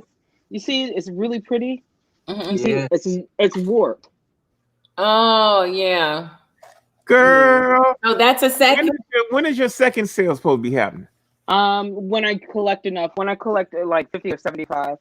then it becomes a second. But when it comes warped, that is the downfall. Okay, well that's a second. I can use that. You said that's warped? Yes. That it's warped. It's a second. So if you look at it, it's not round. I It's see oval. it. Wow. So it becomes a second now. I'm okay with an oval. I'm okay with an oval bowl. I know you are. I know you are. Nice. Oh, Yeah. I love those brown colors, Karen. Guess what? What? It's a flower pot. Is it real? Wow, Oh my nice. gosh. It's a what? Is it a second? Flower pot. Look, here you go, Pancho. Is it a Oh, second? okay, flower pot. Okay. Oh, Karen. Now you know I am a gardener, and I do girl. Come on In now. all the conversations that we have never heard you garden anything. How can you? Ask Come on, Pancho. Sarah. Ask Pancho. She talk about it in the summertime, but I ain't never seen nothing grow.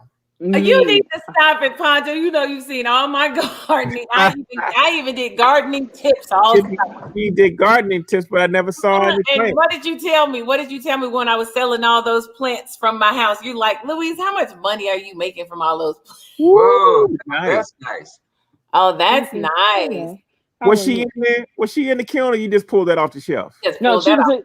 No, I touched her up. She was in the kiln the other with the other one. Mhm. Okay. Oh, thank you, Linda Johnson.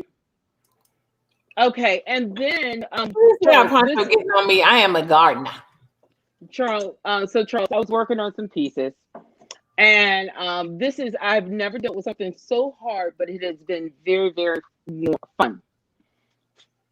I'm working on that, so Oh, look at that. they're going to be on larger pieces. So it's I got some stuff coming out before the end of this quarantine. I'm excited. Wow. That is so pretty, Karen. I love that color. Thank you. All right. You getting So when close is the to quarantine sale? Say that again. When is the quarantine sale? We already have one, but I think there's one that's coming up. We're gonna have one Friday. Oh, okay. So dealing with kilns, you know that. Well, you don't know, but 70% of the stuff comes out, and then the other 70 is really a sad situation. So, the other 30%.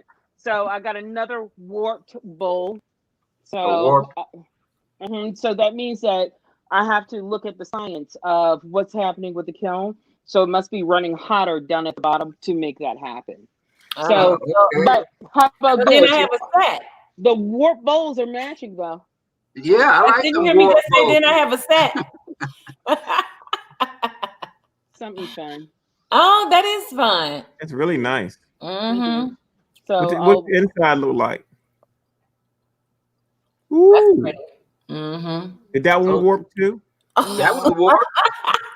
No, it's not warped, but you're more than welcome to have that one. I get a discount for everything warped, right? Yes, sir. Yes, That's sir. not me claiming any of my warped ones. This is another one that's warped, so it's actually a 3 warp set. Oh, it's a full set. So you got to come up with another term for that. Look at that. A warp set. Very, very organic set. Oh, that's real pretty. I love that. I love that. I buy that in a heartbeat. Who said it got to be a circle anyway? God darn it. Okay, that's what I said. I'm okay. That's why it got to be a second. Well, you're an artist. Pot. You're an artist. You don't have to be perfect. I know. But Karen said she's a production ceramicist, so she's got these standards. Standard. I do. That set right there. That's a bad. That's a bad. The standards only apply when you enter in a competition. So you got exceptions. Those, don't be messing with my seconds. But girl, well, I was going to show him one more. Oh, well, did you want to see the poncho piece? Oh yeah. Yeah. Okay, hold on, because it's getting ready to go into the kiln today. It's going into the kiln. Oh, yeah. It's a green now. I can't wait till she put the color on that.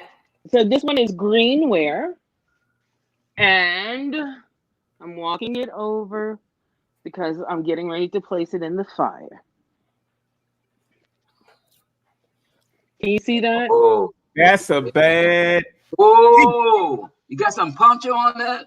Yeah. On it. One of our collaborations. Yeah. Okay. So I'm gonna. All right. Well, I hope so, that works because I want to buy it. Hey, and it fits perfectly. All right, now you taking my spot. You taking my spot. Wait a minute. I'm always like, is that a second? Is that a second? Which one's a second? You know, I do have Now, people wait who a say that. Hey, People Pancho. who ask that. Yes. Pancho, I kind of like that one. That's a nice piece. You should see the other one we did. Yeah, how Mhm. much- Both of them how are much- going in. Uh-huh. Oh, there it is. Nice. Oh, Yeah. So it's going like in that. now. I like that, Karen. Thank you. All right, I'm So gonna have to get one of carefully. those. All right. So it is now in. All right.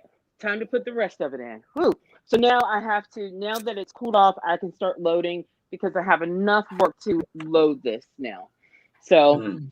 yeah, so I'll just start putting basic things in. And then I find little pieces to place on the inside. So there'll be like little baby faces and things like that on the inside of it. Now this is now they've already been fired for this, right? No, this is the first fire for this. That's the for this first. group. Oh, Mhm. okay. Yeah, the second fire is where it gets its color. The So I'm glaze. excited. Mm-hmm. Yep. So now I just put it in as a puzzle piece to make sure that everything fits inside of the kiln. Where's your I- top, where's your top camera? Yeah, see? Where's your Oh, over the kiln view? Oh, over the kiln Okay. view? Yeah, I'll bring Maybe it for over. the maybe Look, for she says she gonna take you over there and see there it. you go. Well, there you go. That's what I'm talking about. That's Karen's second camera. Oh yeah. Very Yeah. nice, Karen.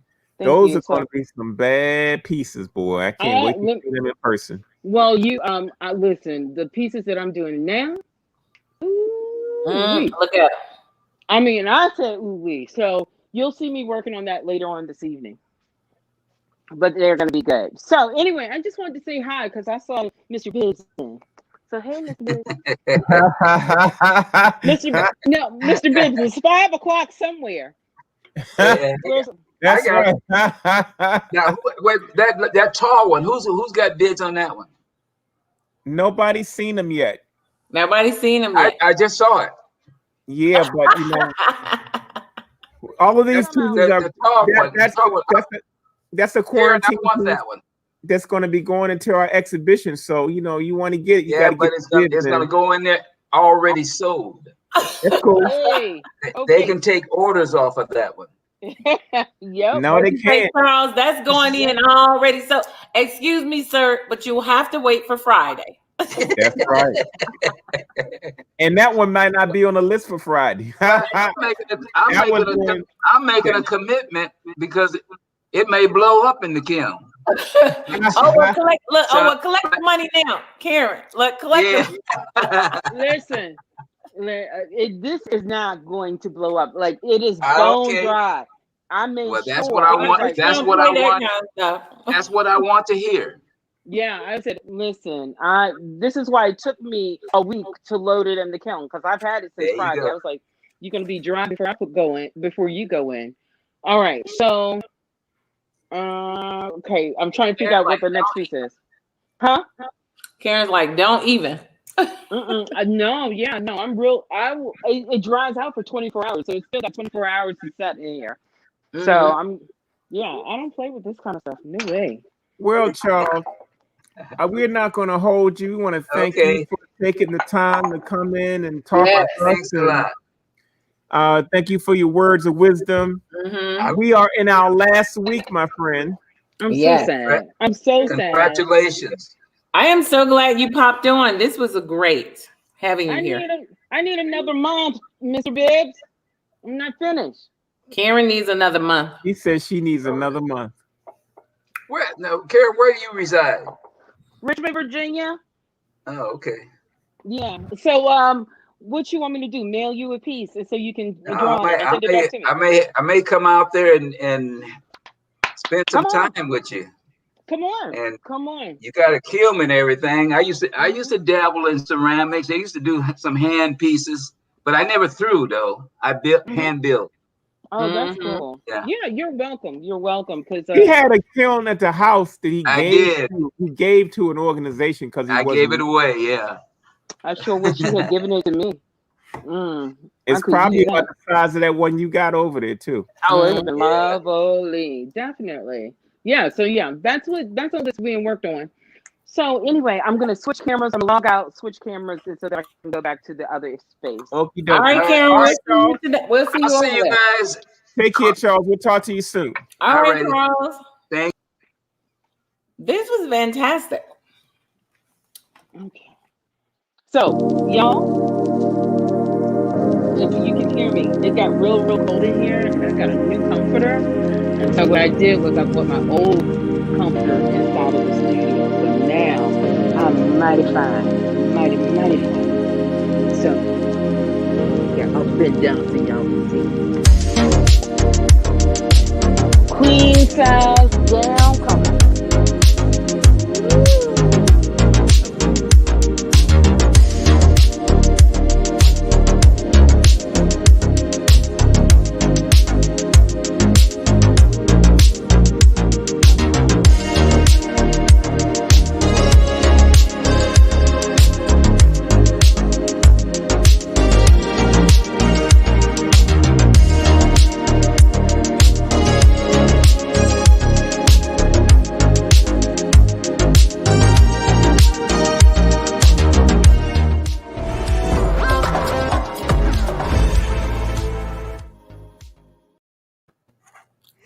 So what you got, Louise Cutler?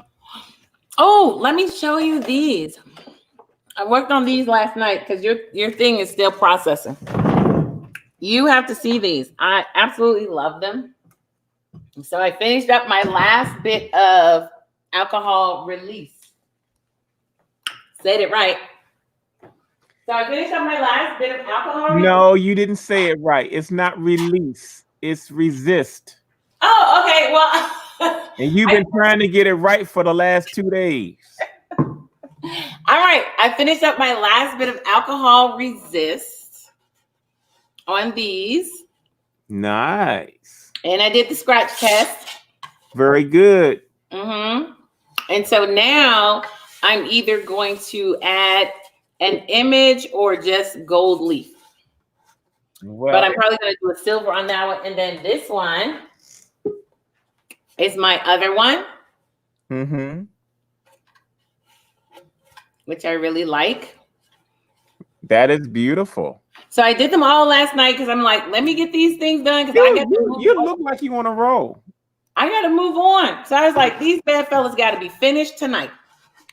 We got 2 more artists in the house. We got Kathleen and Michelle. How y'all doing? Hey, that face looks beautiful. Good. You like those? I didn't come on at 5 because I saw that you were interviewing Charles Bibb, so I just let that go on and decided to come in later. No but if problem. this is not a good time, we can just shift to tomorrow. If you it's your call. Oh, okay. So Louise is talking about using a metallic leaf. Here's a sample of a project I did using, can you see it? I used silver leaf on this one. Okay, it's really light. Hold on. Let's see. Oh, okay. Oh, you have it behind some plastic, so it's kind of casting a bit of. It's in front of the plastic, actually.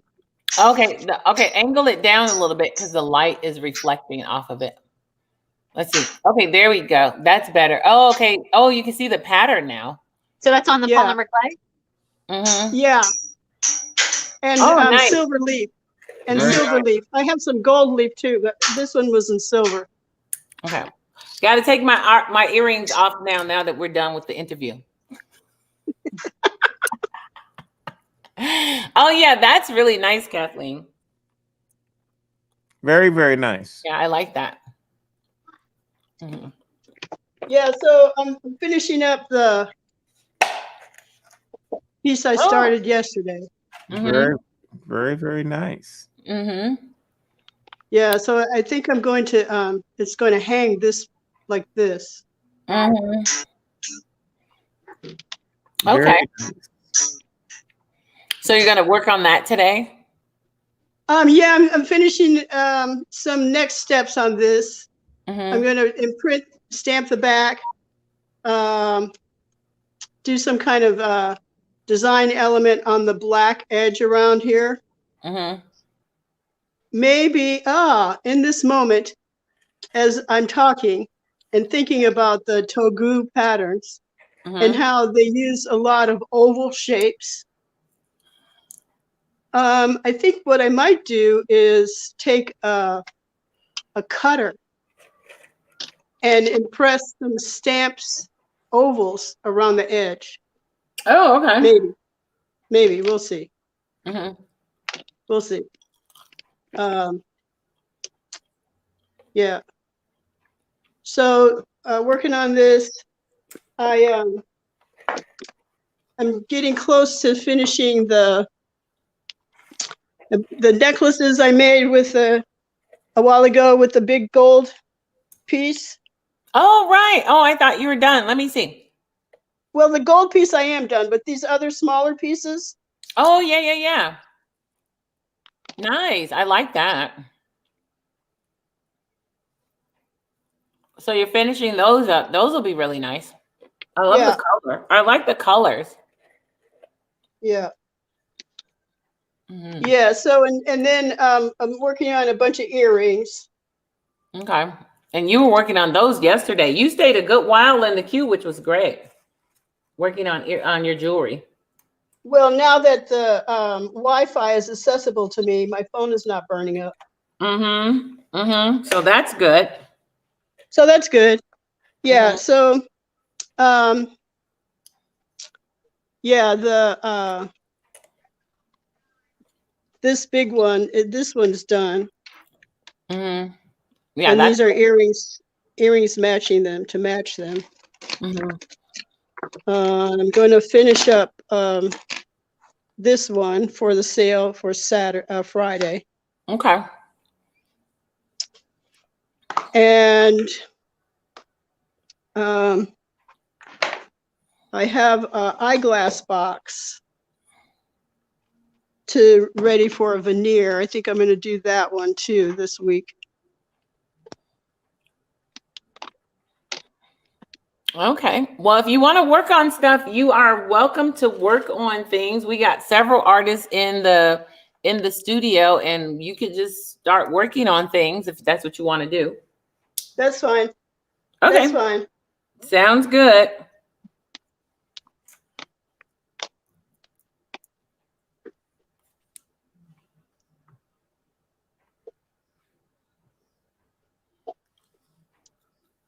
Yes, I heard the conversation about artists trying new things.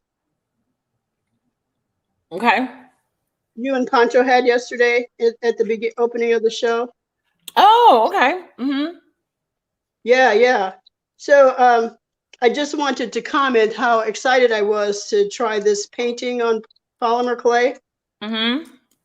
And in my first attempt, realized that I didn't really like it. I remember you said that, but you tried it, and that's the cue. You tried it. You tried it and found out you didn't like it. Say that again? I said, but you tried it and found out you didn't like it. Had you not tried it, you wouldn't have known. That's true. There you go. So we're not gonna always like stuff we try. Yeah. I was trying something new myself. What you trying to do? Well, I loved how the zebra and the lion came out with the pieces that I did with LaShawn, that I was trying out coloring like that on the owl piece that I was working on. And originally the owl was going to be realistic, but instead I'm trying to do some jewel tones. Oh, Karen, did you hear that? That's the same. Karen and I was just talking about that. Karen and I was just talking about that the other day. Michelle's gonna make a turn a little bit and try some other stuff.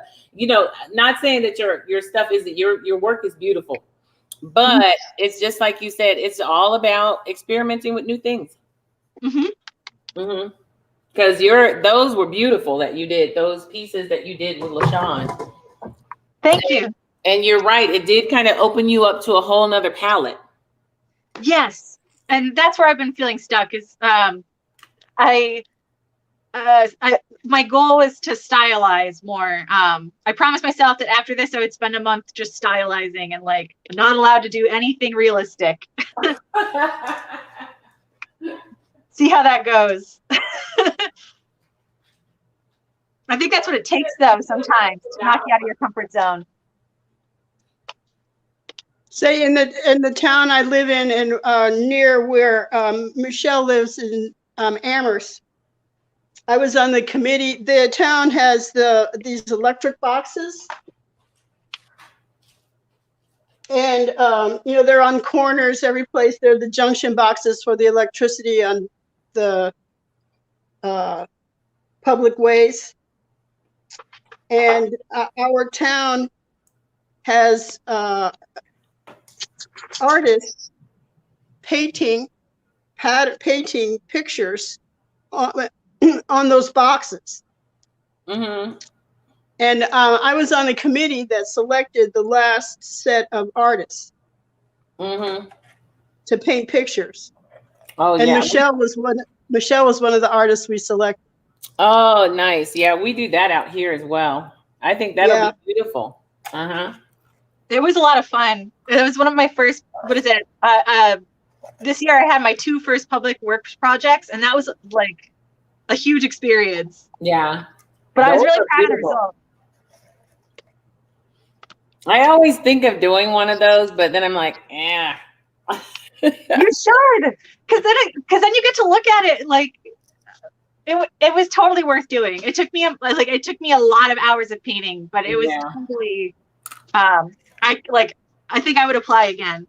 Michelle, knowing how much paint you use, I'm sure it took a lot. It did take a while.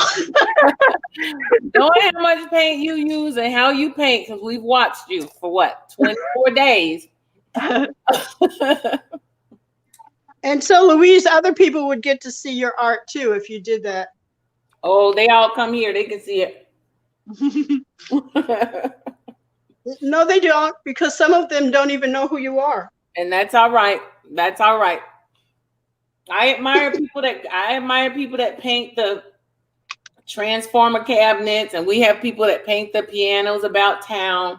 We even had this year, they were painting all the barriers, which was beautiful. They did a beautiful job. But it's just, you know, it's everybody flows in their own little thing. And I've resolved myself. I've had several years of deciding whether or not that was something I wanted to do, and obviously I haven't made that decision yet. And nobody will ever be known by everybody. Yeah, some people will. Well, those Michelangelos and Raphaels, maybe Leonardo da Vinci's, but even there's people that don't know them either. So, but I'm okay. I'm okay.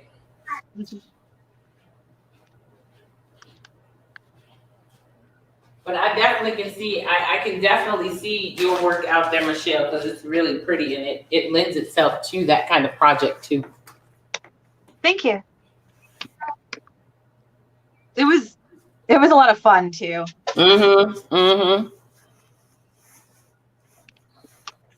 I can't see that being my main thing, but it's definitely a nice break.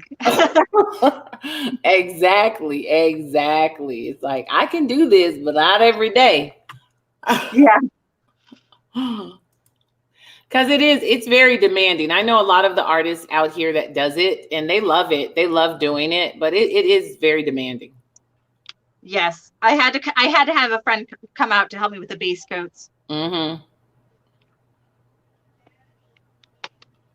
So I'm always, you know, those are the kind of things that I weigh out, whether or not I want to do those. Like sometimes I'll be like, oh, I want to do this project, you know, and then I start weighing out the time. And I'm one of those people, I don't know if I don't want to put that kind of commitment of my time. And so that's how I weigh it out. It's like, well, do I really want to be out there on that street every day or whenever? So I look at it that way. So for this quarantine, I did some pattern making in clay that is quick. Because my canes are not quick. It would have taken me at least a week, if sometimes longer, but at least a week to create a cane. So I did these mokome gane patterns, and because they're fast. And this is one that came out. Oh, okay. That's pretty. So it takes a little less time to do those. Yeah. And you see there, can you see that it looks like a face in the center there? I can. Now I just have to figure out what to do with this. What is the one right next to it with the blue and red? Yeah, I said I was making another one of those. Oh, yeah. And so thinking that this might be the. Oh, okay. The one that goes on there? Yeah, maybe. I'm not convinced. Okay. So it's just laying there right now. Okay. Well, just let it lay until you're convinced. Yes.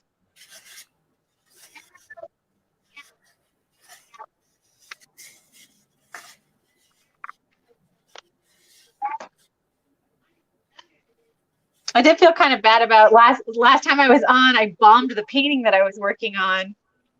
Girl, I already noticed that. What did you bomb? I don't remember you bombing anything. It was this one. So let me see. I was secret with the breeding plumes, and I know now if I was to redo this, I would only ink without the white. I would only ink the spaces between the breeding plumes and go like very Art Nouveau with it. But because I used the white, it was too busy and it looks very messy and it broke up the silhouette. Well, nobody noticed but you. Really? Because I like it. I love the paper it was on. I tried to rescue it with a little bit of white acrylic, but I feel like it looks overworked. Girl, you better take a picture of that and submit it. Stop all that. What are those? Possums or skunks? These ones are skunks. Oh, okay, that's baby possums. I'll have to do baby possums my next one because possums are really in right now. Okay, well, that must be in a certain part of the world that possums are in because it's new to me. A lot of millennials use them as an example for anxiety because the screaming possum. Oh, okay. I'm like, okay, possums are in. Did you hear that, Karen? Possums are in. It's one of my most popular designs is a screaming possum on a t-shirt. Okay.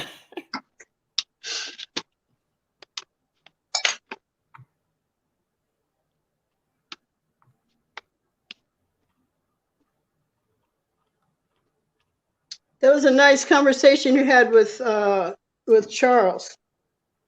Oh, Pancho and I? Yeah. It was. Charles is fun. About hashtags. Uh-huh. So I use hashtags on my Instagram page and connect them with related topics. So I'll hashtag Black women artists, polymer clay artists. So anybody who's doing a search for those particular items or topics, my work will come up. Right. in those searches. Exactly.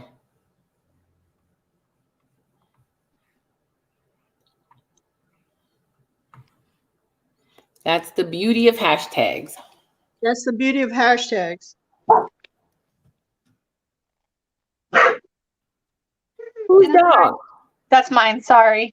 Oh, that's fine. I was just wondering whose it was. We got the dog in the room. Yeah. Kai doesn't like it when the neighbors do things.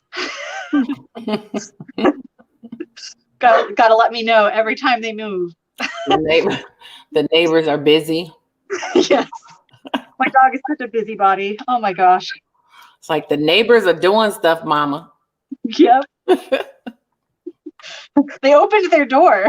How dare they? Is it a male dog or a female dog? Somebody Male. It's like the neighbors are doing stuff. Stop them. Yeah. Invaders. Mm-hmm.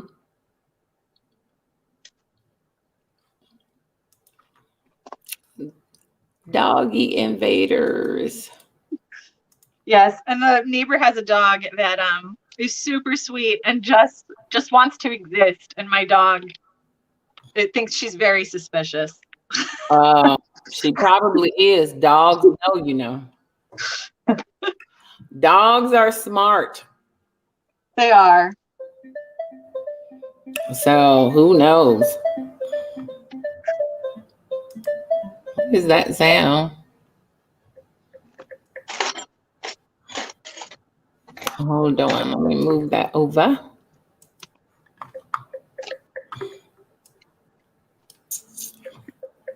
I'm over here making sounds. Oh, how did the big cast from last night come out? Because I saw you casted those huge things. Oh, I was trying to send Pancho the casting. It's taking forever to send it, so that it's still in the process at 30%. Mm-hmm. But I'll take a camera over so you guys can see it. It's on the floor. I gotta pull this other one out anyway. Mm-hmm. So give me 1 second. Oh, how did I get out? Because I thought it was harder to cast big things in resin because it overheats. But I assumed that you were using a resin maybe that I didn't know about. Oh no, it heats up like crazy, and that one, it was it heated up a lot quicker than it does on a small piece. Like on a small piece, it heats up a lot slower. So it did heat really, really quickly in this piece because it was a lot of it. Mm-hmm.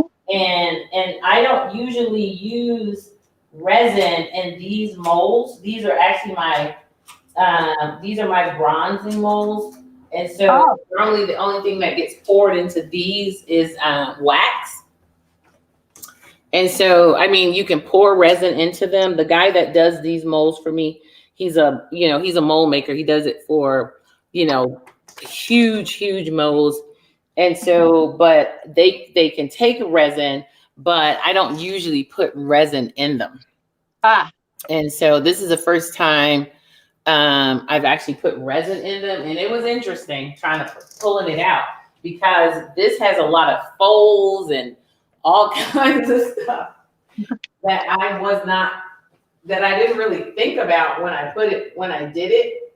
Mm-hmm. I totally didn't think about all the folds it had, and it had some flowers in it. And so that means that you're going down in a deep cut. When you're pulling it out, you're pulling out these pulling it out of these really deep grooves. Oh yeah. And so I was like, oh man, I forgot it had so many deep grooves in it. And so it was interesting pulling it apart. And then the other thing that I did, because originally I was only trying to do the female in the center. And so the next one, I'm just going to make sure I do the female in the center because I had so much of it. you know, we poured it along the sides, but it was really thin pouring along the sides. And so that was a little tough getting off because you got this really thin layer. Taking it off, and you know, with the way I sprayed it originally, I think next time I'm just going to use, I would use, instead of like a release, I would use olive oil. Because the olive oil actually works a little better for me in this particular mold. And so, and then it smells really nice in my studio because I'm using olive oil. So here it is. Let me show. I'll pull this one up so you can see it. Let me turn that sound off of that one. Don't want that sound on. So here it is. This is it's right here, and you can see she came out beautifully though. I mean, all of her folds. You can see all of her folds came out really beautiful. It's a beautiful color. Yeah, I liked adding. I put that. It's a black that I use, and then even her flowers came out really well, which I like. And I love how I'm going to mount it. So I love how you see how it's like little cuts out here and there. That I really love because that part wasn't even supposed to be done.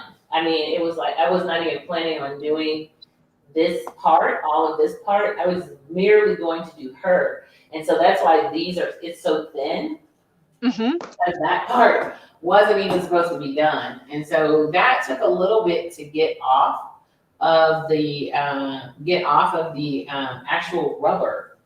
And then I have to go through because there's particles of the resin on the rubber. So I have to go in and take all that off of the resin, off of the rubber, because I don't want to leave that because, you know, these are basically they're forecasting just the wax. So I have to make sure I get everything off of it. Because when they do go back to the foundry, when I do another piece, I have to make sure there's no resin left on it. That makes sense, so that it doesn't contaminate it. So I have to go back in because I did find some wax in one of the holes. I was like, oh, I found some wax in one of the holes, which was left over from the last wax pour. So, which means I was missing a leaf somewhere on my last piece because it was still in the hole. So yeah,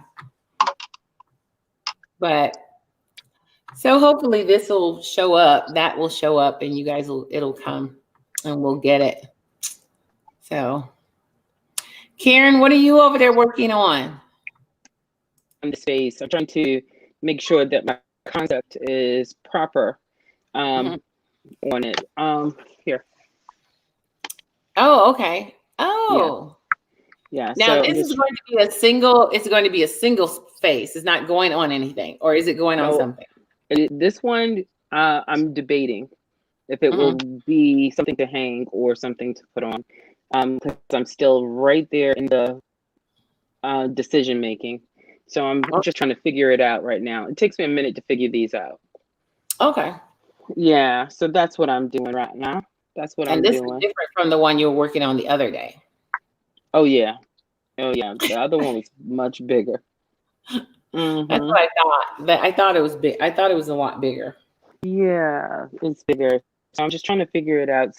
Most of the time I usually do these and let them sit and then come back to them to see where they're gonna go. So I'm just gonna work on this for a little bit. Yeah. But yeah, and then I'll walk away and load the kiln. So because that's like working out a puzzle. Maximizing them as much as possible to put inside of that kiln. So that's what I'm doing right now. Loading. So you already have quite a bit of stuff to go in your kiln. Oh my gosh, yes. I have a full. Do I have a full load? Yeah, I got a full load. To load in.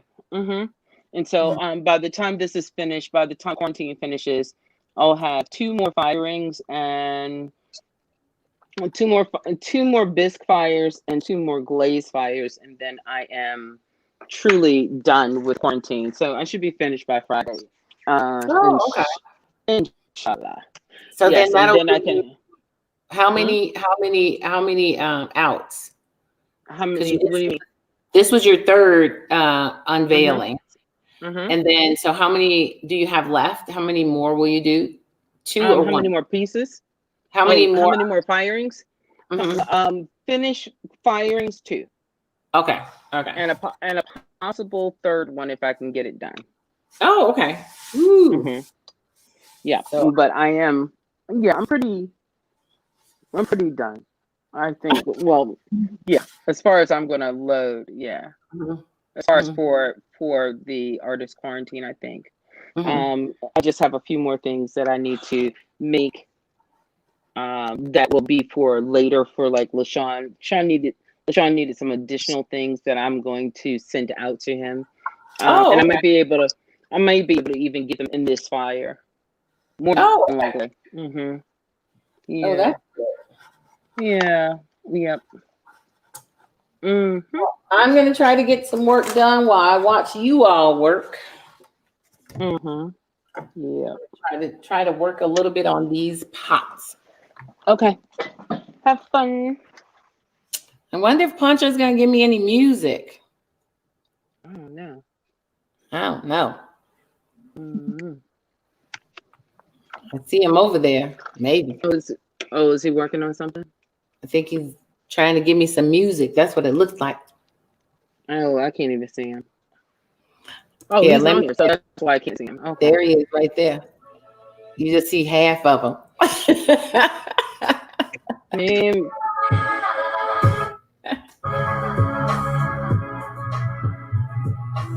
That's what I'm talking about.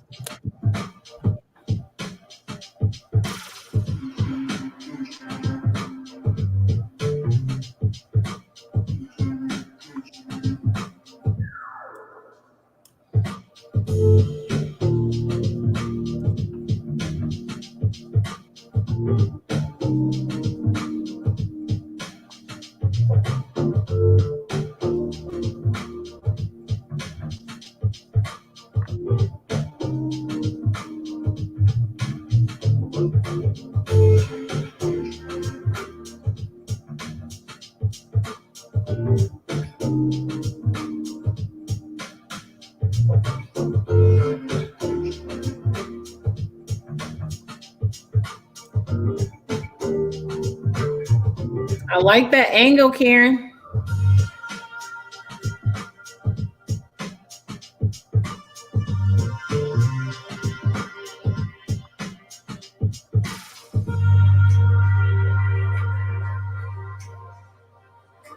Karen, can you scoot to your left just a little bit?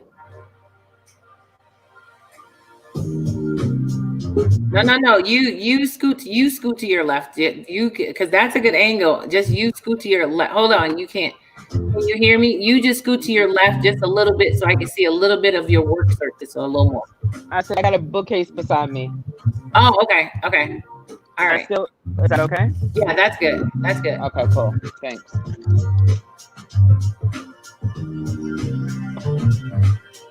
You can still work with your other hand. What? You can still work with your other hand too. What are you? Are you a? Oh, excuse me. I'm sorry, darling. I'm left right-handed. Huh? I said I can work with my left and right. Okay, well, you keep it moving, darling. Little Miss Ambidextrous. Oh, little Miss Rosemary is in the room. Rosemary's in the house.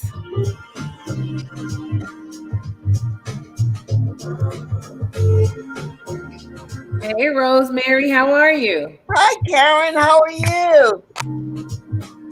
Hi, Louise. Hey, Rosemary. Hi, Karen. Hold on, Karen can't wait. Karen can't hear That's you. okay. There you go. Hi, Miss Hi. Rosemary. How are you? Happy Sunday to all. I'm sending a couple of you ladies dropping you something in the mail, so don't hold your breath, but I'm excited. yes. Yes. Thank you, Rosemary. No problem. Rosemary's, don't get your hopes up, though. No, I can't get out.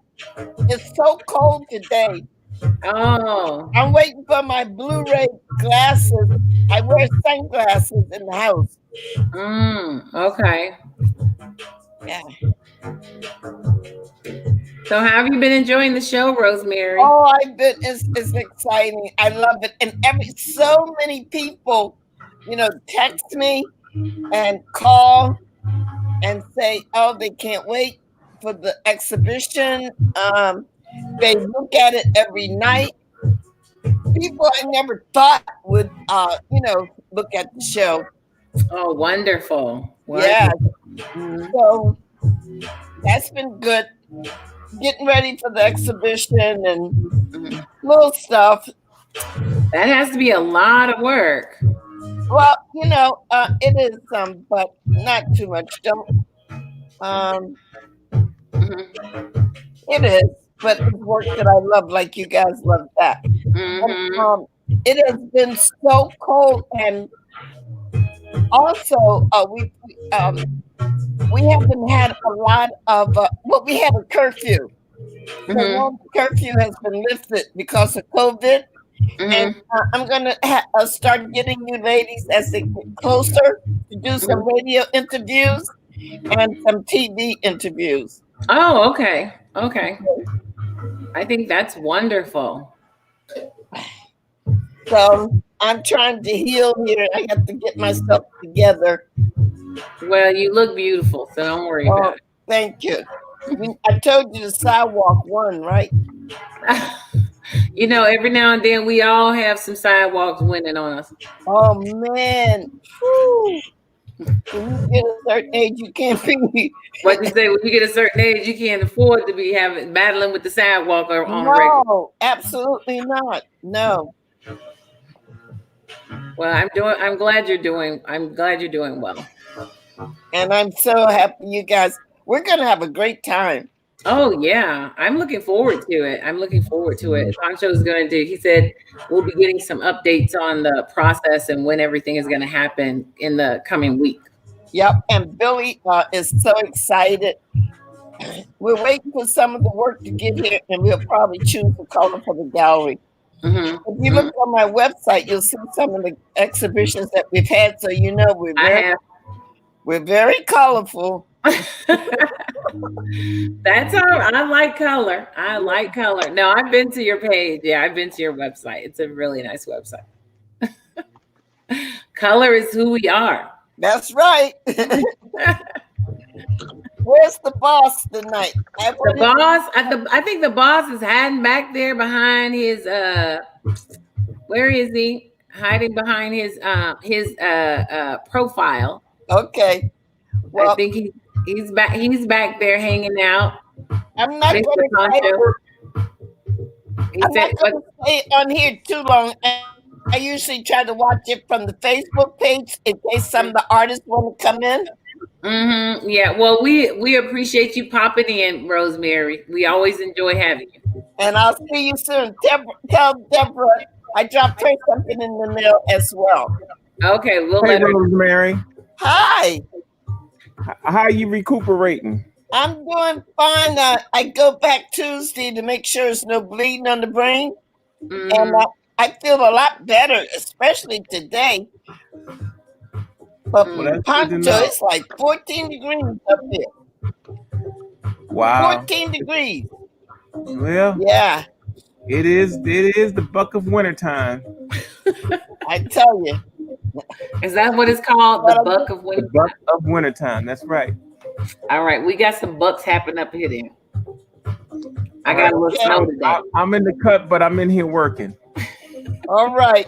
I just wanted to know. All right. I'm going to go back to the Facebook page. Okay. All right, Rosemary. Thanks for stopping through. All right. Bye. Okay. Bye.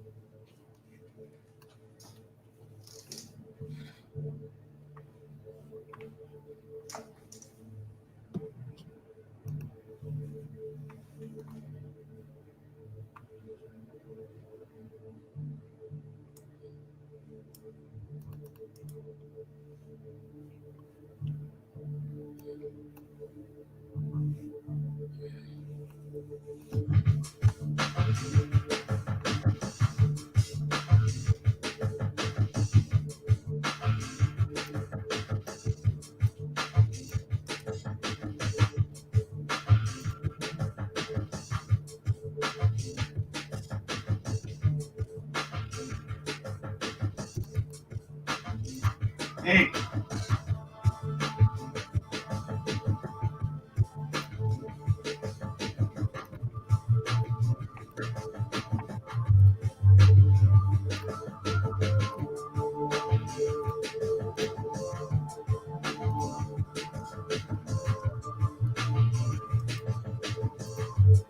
Hey, Tuesday 23 of the Creative 14, and it's midday, so I've been working. I've completed a few pieces already, and just opening a package that I received from one of the other artists, Deborah Cedric, for a collaboration piece. This is what she sent me.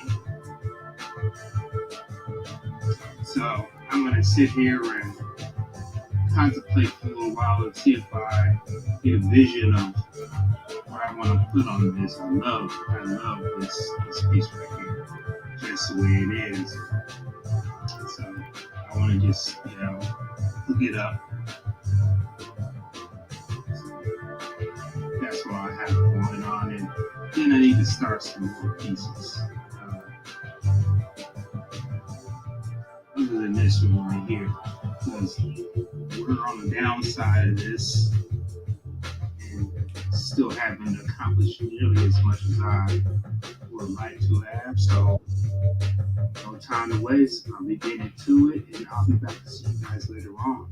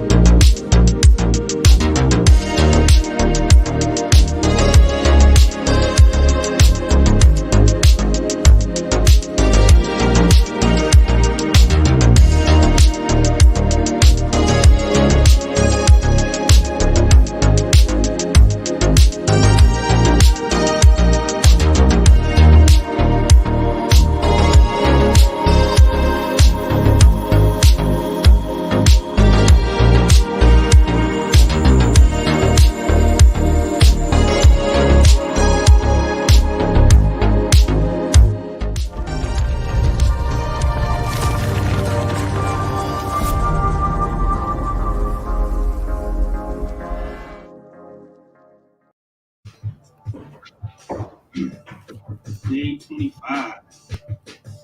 Creative quarantine. It's about 8 p.m.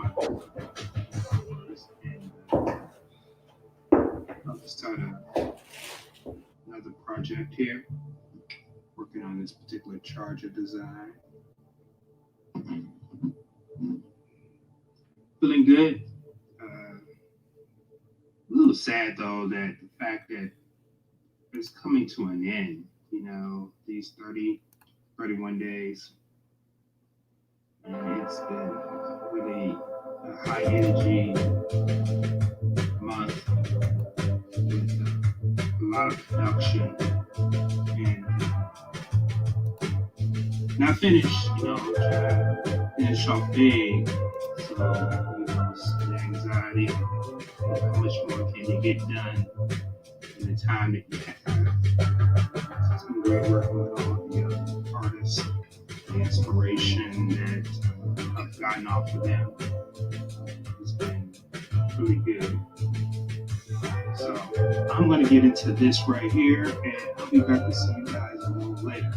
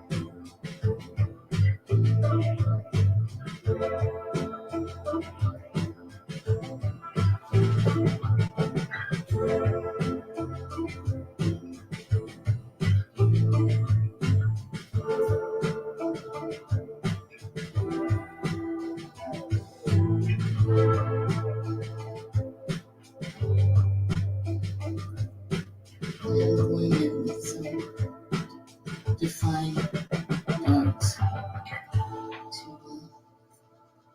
give them shape.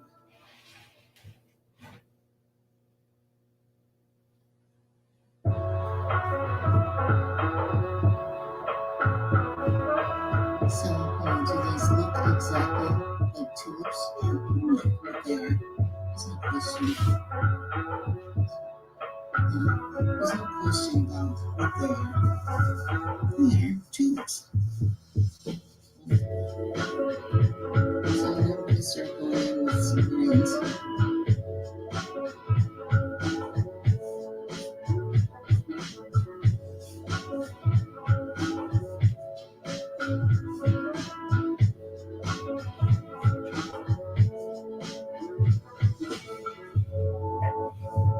The color that I did my initial drawing is burnt sienna, just because that gives it a little warmth.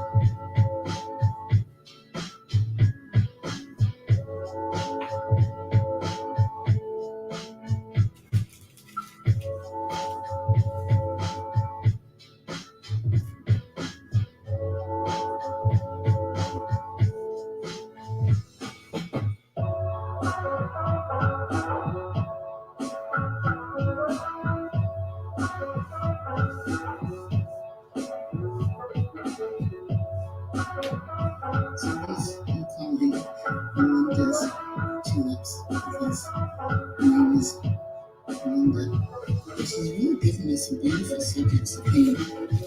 I still love the rose. It's still my favorite.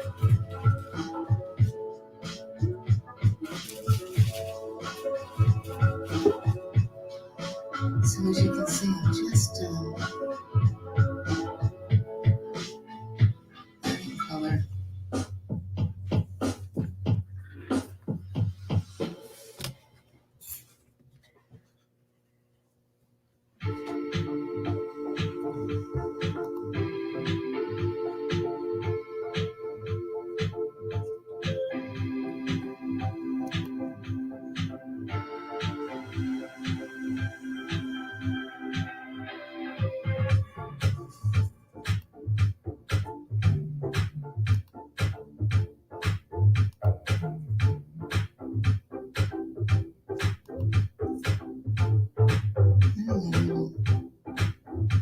A lighter blue, and just to give it spark up with a little more color.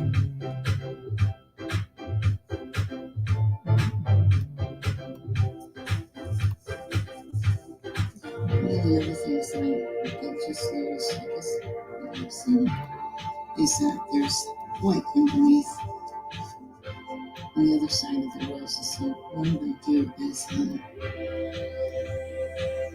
indicate that here.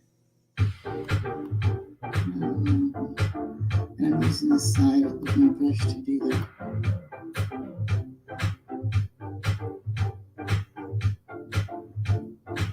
And I don't know if I needed that.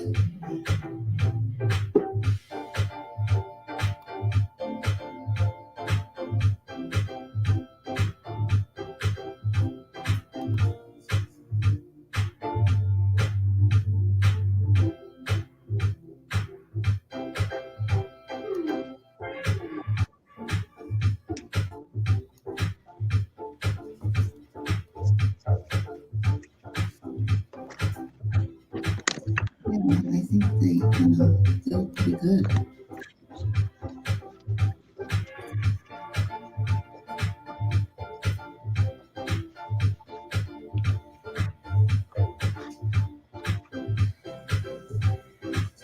So I think for the second half of this demonstration, I'm going to paint the background. So now I'm just going to do some work on the basket that we're floating in.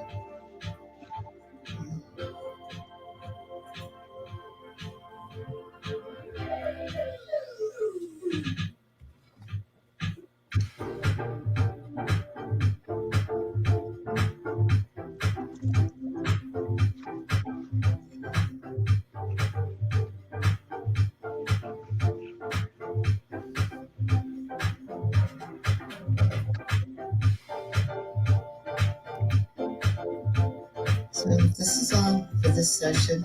What I'll do is I'll finish it up in session 2.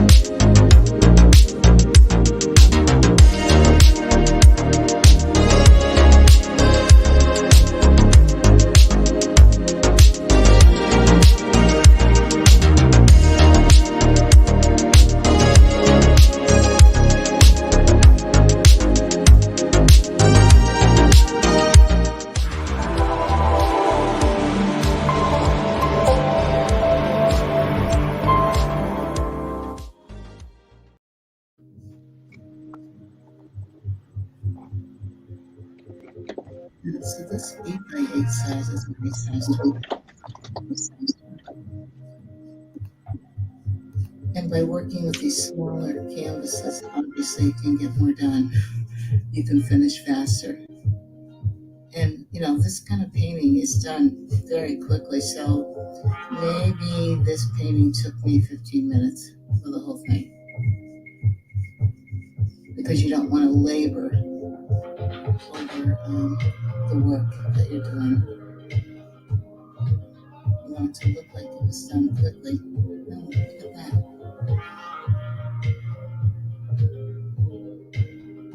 So now I'm kind of putting a little of the yellow inside the actual basket.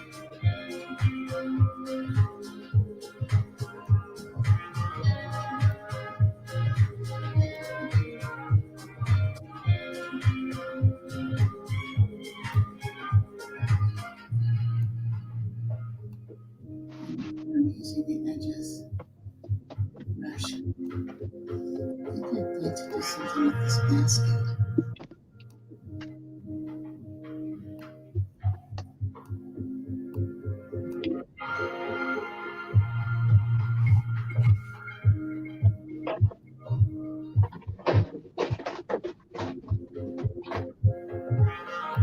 It's a beautiful Native American woven basket.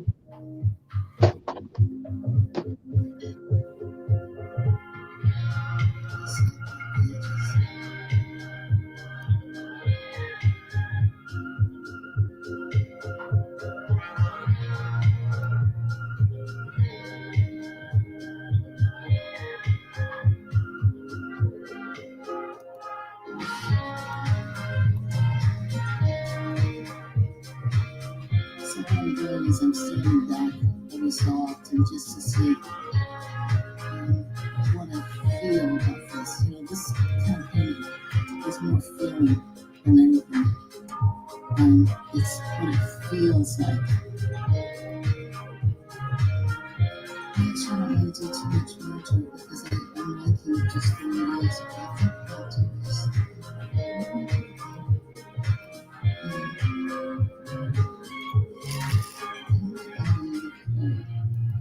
This background.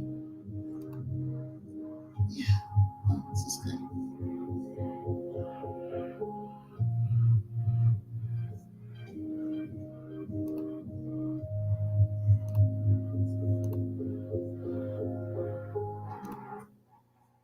You know, adding different shapes to the background makes it a little more interesting. So I'm just taking my brush and making different strokes in there.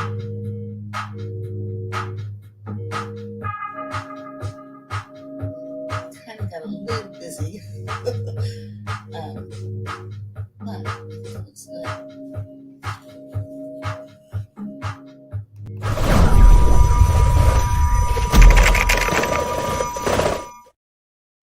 Let's see.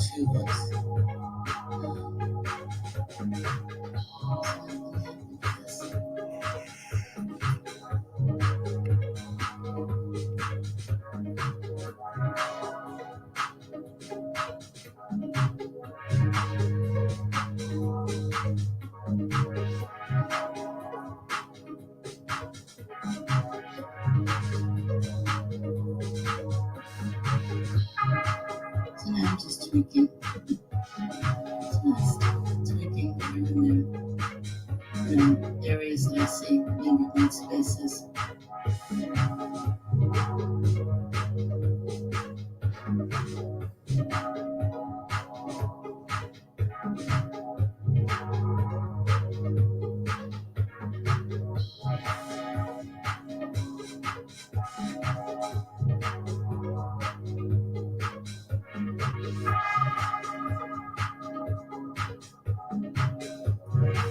There's a lot of thinking that goes with this kind of painting.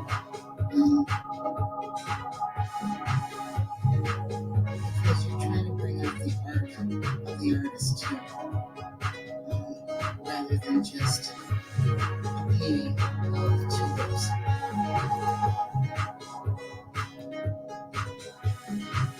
So I think we're done. So this came out really good. I was trying to get up as best I can to the camera.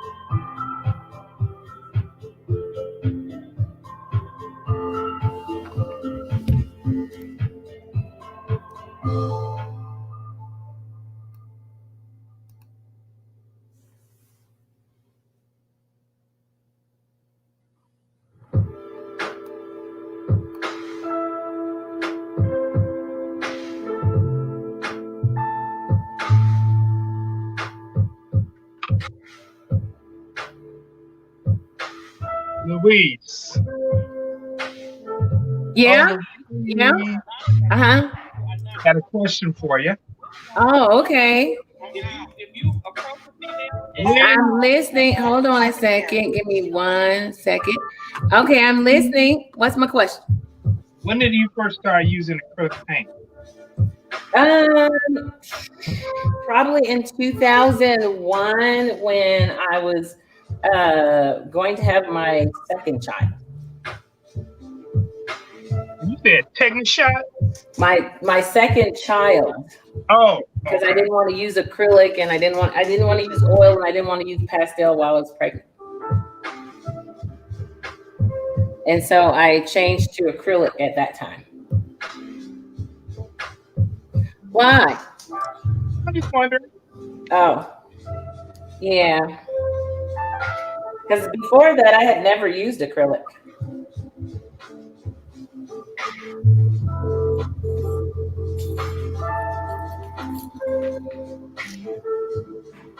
How do you like it compared to oils? Oh, I like it. Because I did some watercolor and stuff like that, and I know I didn't like watercolor. I liked my work to sit on the surface as opposed to absorb it into the paper. But compared to oils, I do like oils because of the blending properties. But I haven't done oils in a while, so I'd have to go back and read, because I've always liked oils. I don't know, oil was a very passionate medium for me for a long time, and oils always reminded me of pastels. The blending properties of oil always remind me of pastels.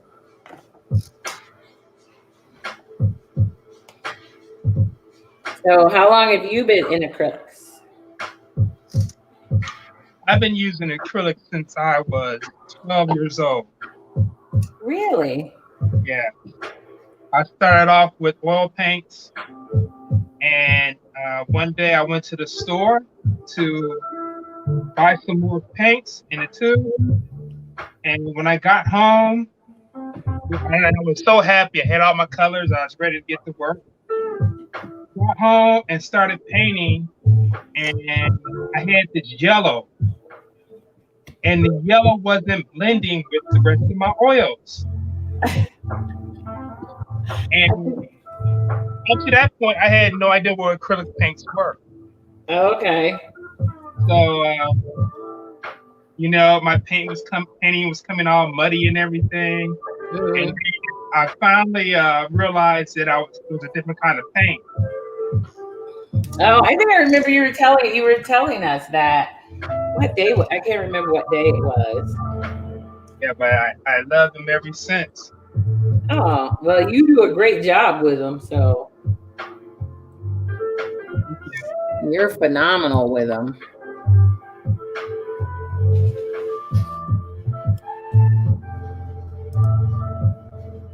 Yeah.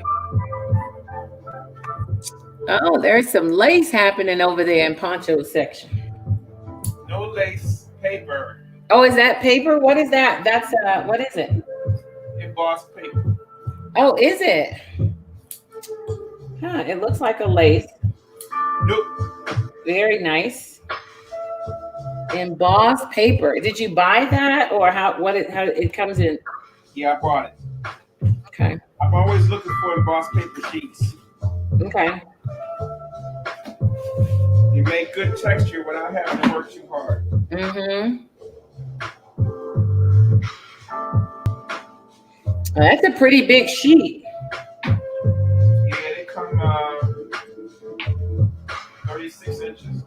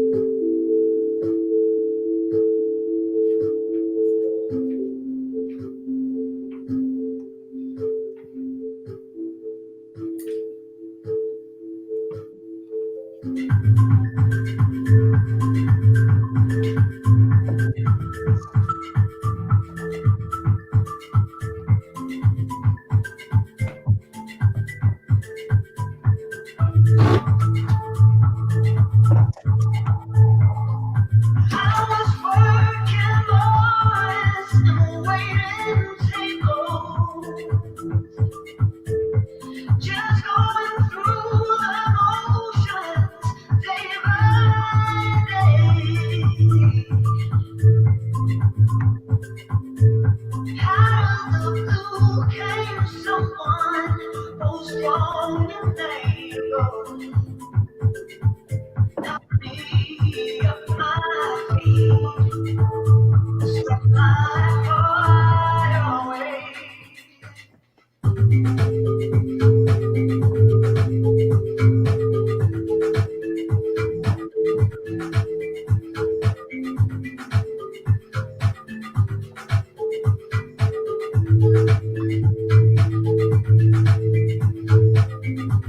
Blue skies,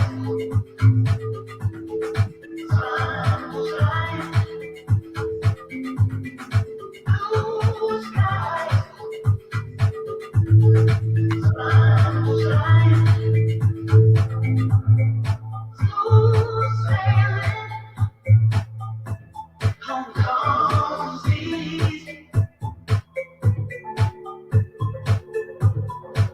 You and me.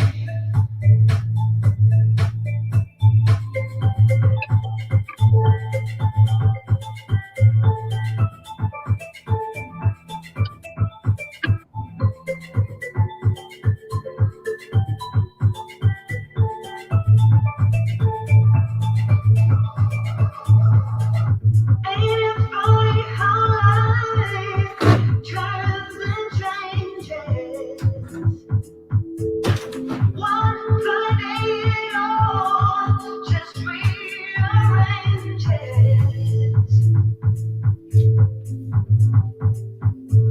Try to see it coming, but it throws you. Knock me up my feet, swept my heart away.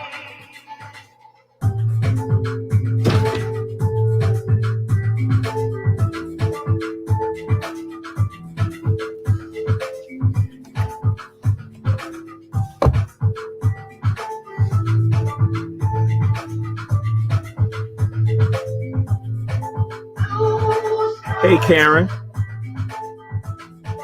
I got a little bit of an unveiling for you here. Let me check it out. I've always wanted to do a black on black piece. Let me see.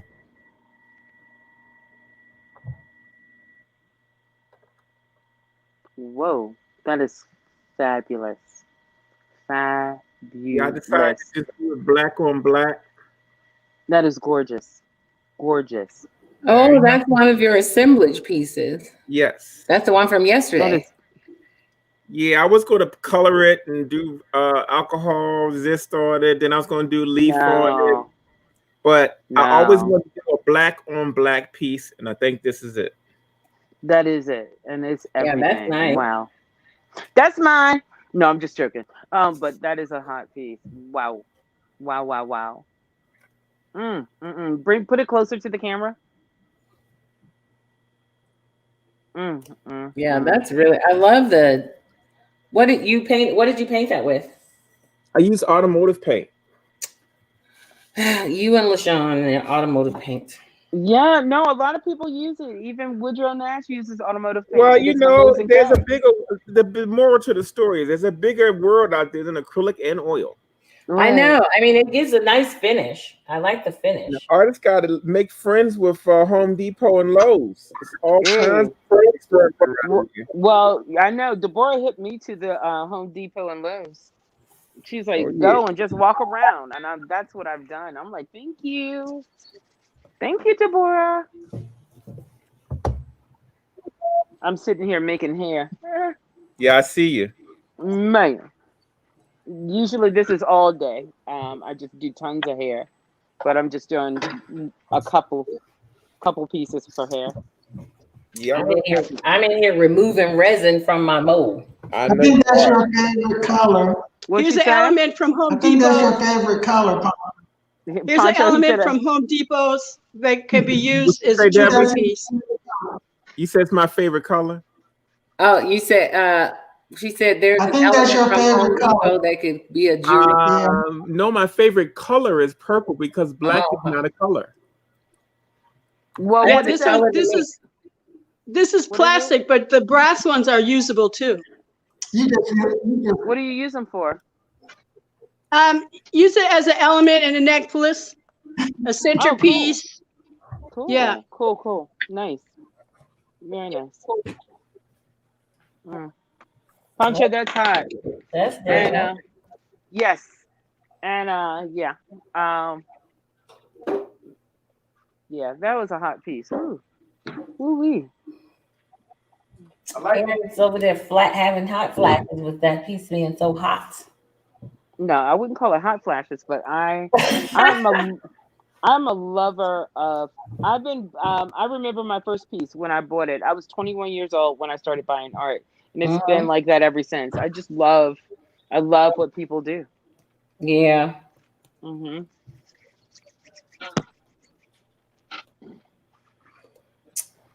Mm-hmm. Come on here. You're almost done for one piece.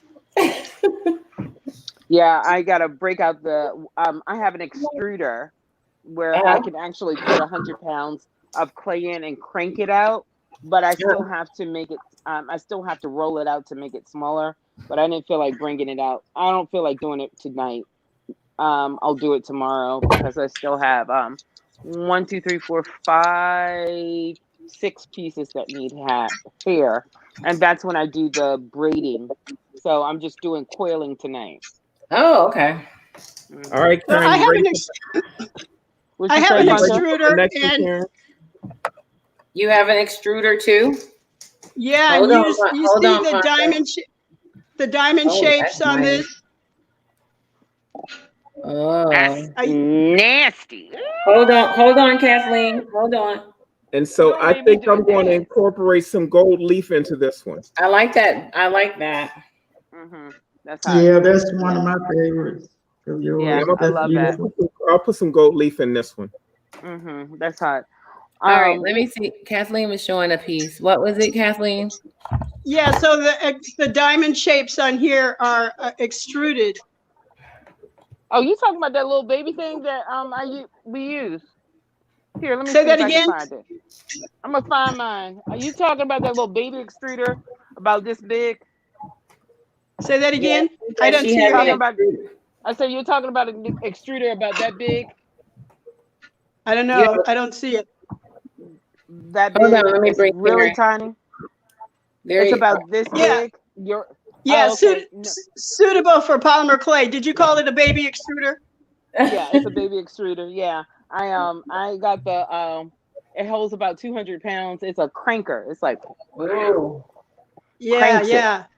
So yeah, no, yeah. So I use the small one too for small things or cuts and stuff like that.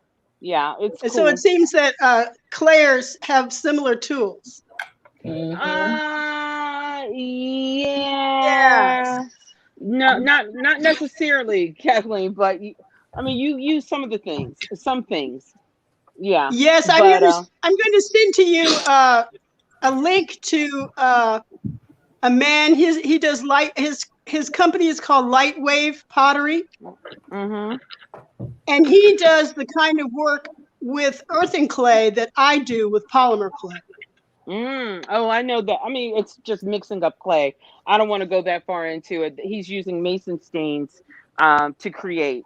And it's messy and it's dangerous and all of that good stuff. So, well, I'll send you the link to show you. I was quite impressed with what he does, what can be done with earthen clay. Everything. Yeah, so I get it. Everything can be done with earthen clay. It is one of the oldest things. All you got to do is dig it up from the ground, and you can make magic. Magic. Absolutely, magic. Yeah. All righty. Maybe I need an extruder. What are you going to use an extruder for?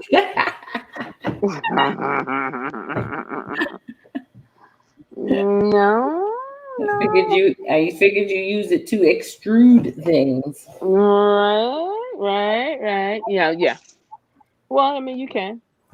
I'm trying to get all this It's excess. really, I mean, it really is a cool thing. You probably should. I mean, if you're going to do some more clay things, you could.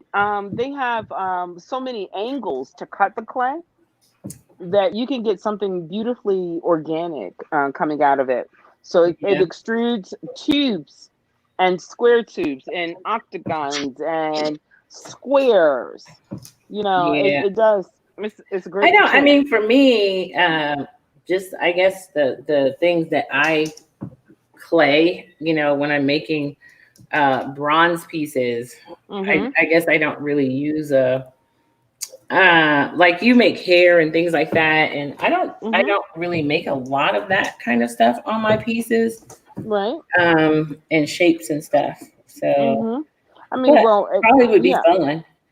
No, it would be fun, and it's just like you using texture on your pieces. It can be the backdrop, just like what Pancho did with the pieces he just used. Showed us.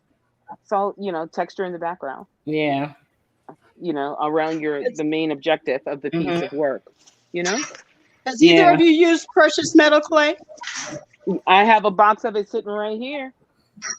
Have you used it? Yep. How do you like it? I like it.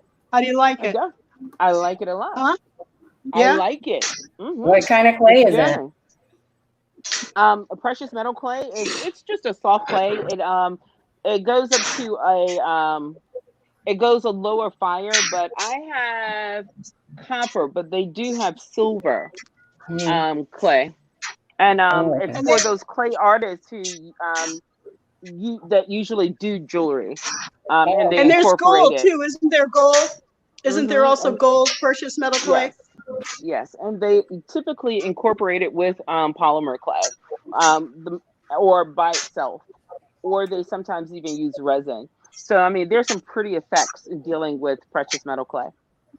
Oh, okay. I just I have to clean up the studio completely to work with it so that I don't contaminate what's already in here. Yeah, so that wouldn't be something I'd use. Yeah, because I have to clean from one clay to another. Yeah, because that's why I did that other clay downstairs, because I'm like, I'd have to clean up, and I don't want to do that. Yeah, you don't want the contamination. Yep.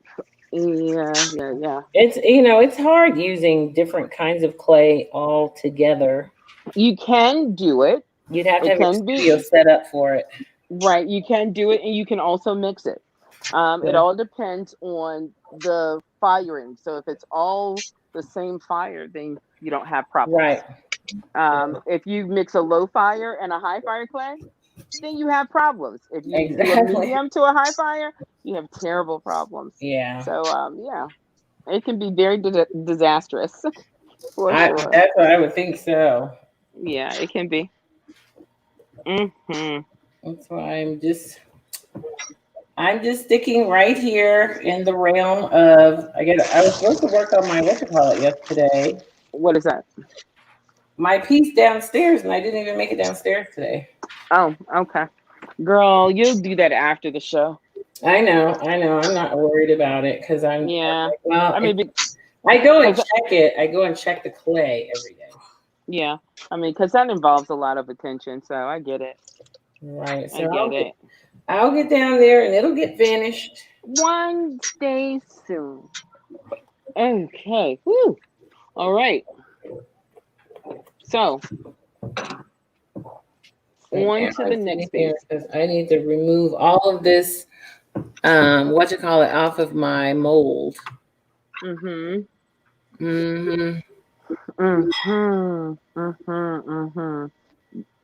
All right, so it's time to put this piece together. Hopefully I have enough hair. Otherwise, I'll be making more hair. Yeah. Make the mohair. Making the donuts. There you go. Gotta do what you gotta do. I know, but it's always exciting. Always exciting. I don't think I'll be putting any more in my molds. Oh well, sorry.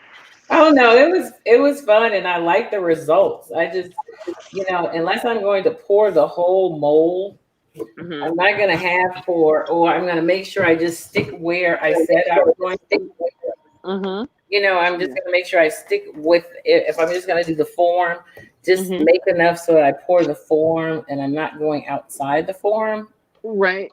Because going outside the form and then having resin everywhere, because Right. I have to clean all this resin off. Okay. I got All you. the extra excess resin, I have to clean it off before Right. it goes back and get a clay in it. Right. Right. So Right. Right. I'm like, I gotta get all this resin off of here. Hmm. And it's like it turned out great, but my thought is I don't know if I want to do all that work all again. Uh-huh. Unless I just stick with doing it right where I want, right where I said I was going to do it. Well, And I'm not let it, looking. uh-huh. Yeah. No, And I was not- just saying I'm looking forward to doing it. I'm ready for that party. oh, the resin. Oh yeah, because I have an idea in my head already of the thing that I wanted to do. Mhm. And it's been there for a minute. So I'm looking forward to having this opportunity Oh yeah, to do it. I love doing resin pours. I love pouring them. Hmm. I'm not going to use my bronzing molds though next time. Right, right, right, right. I'm just gonna Right. change. I'm actually gonna go to my mold maker and have him make me some different molds because I Hmm. don't want to clean these out. I don't want to clean these out. I don't want to clean these out.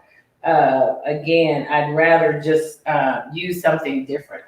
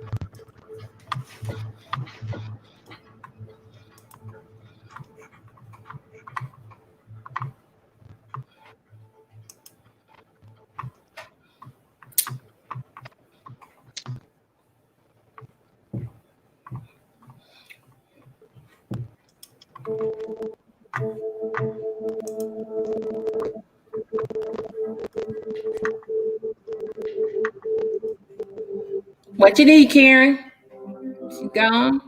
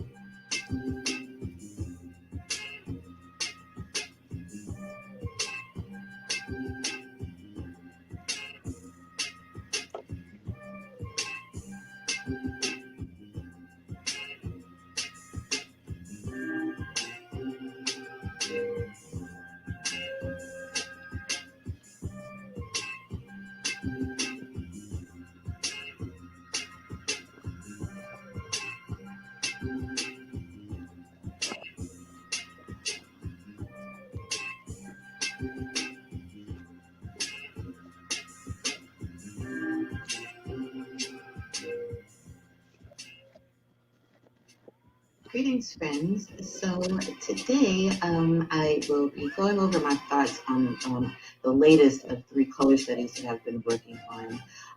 Just as a quick recap, on our last episode, I was working on some color studies inspired by Michelle Vigian, who's an artist in the Creative Quarantine project.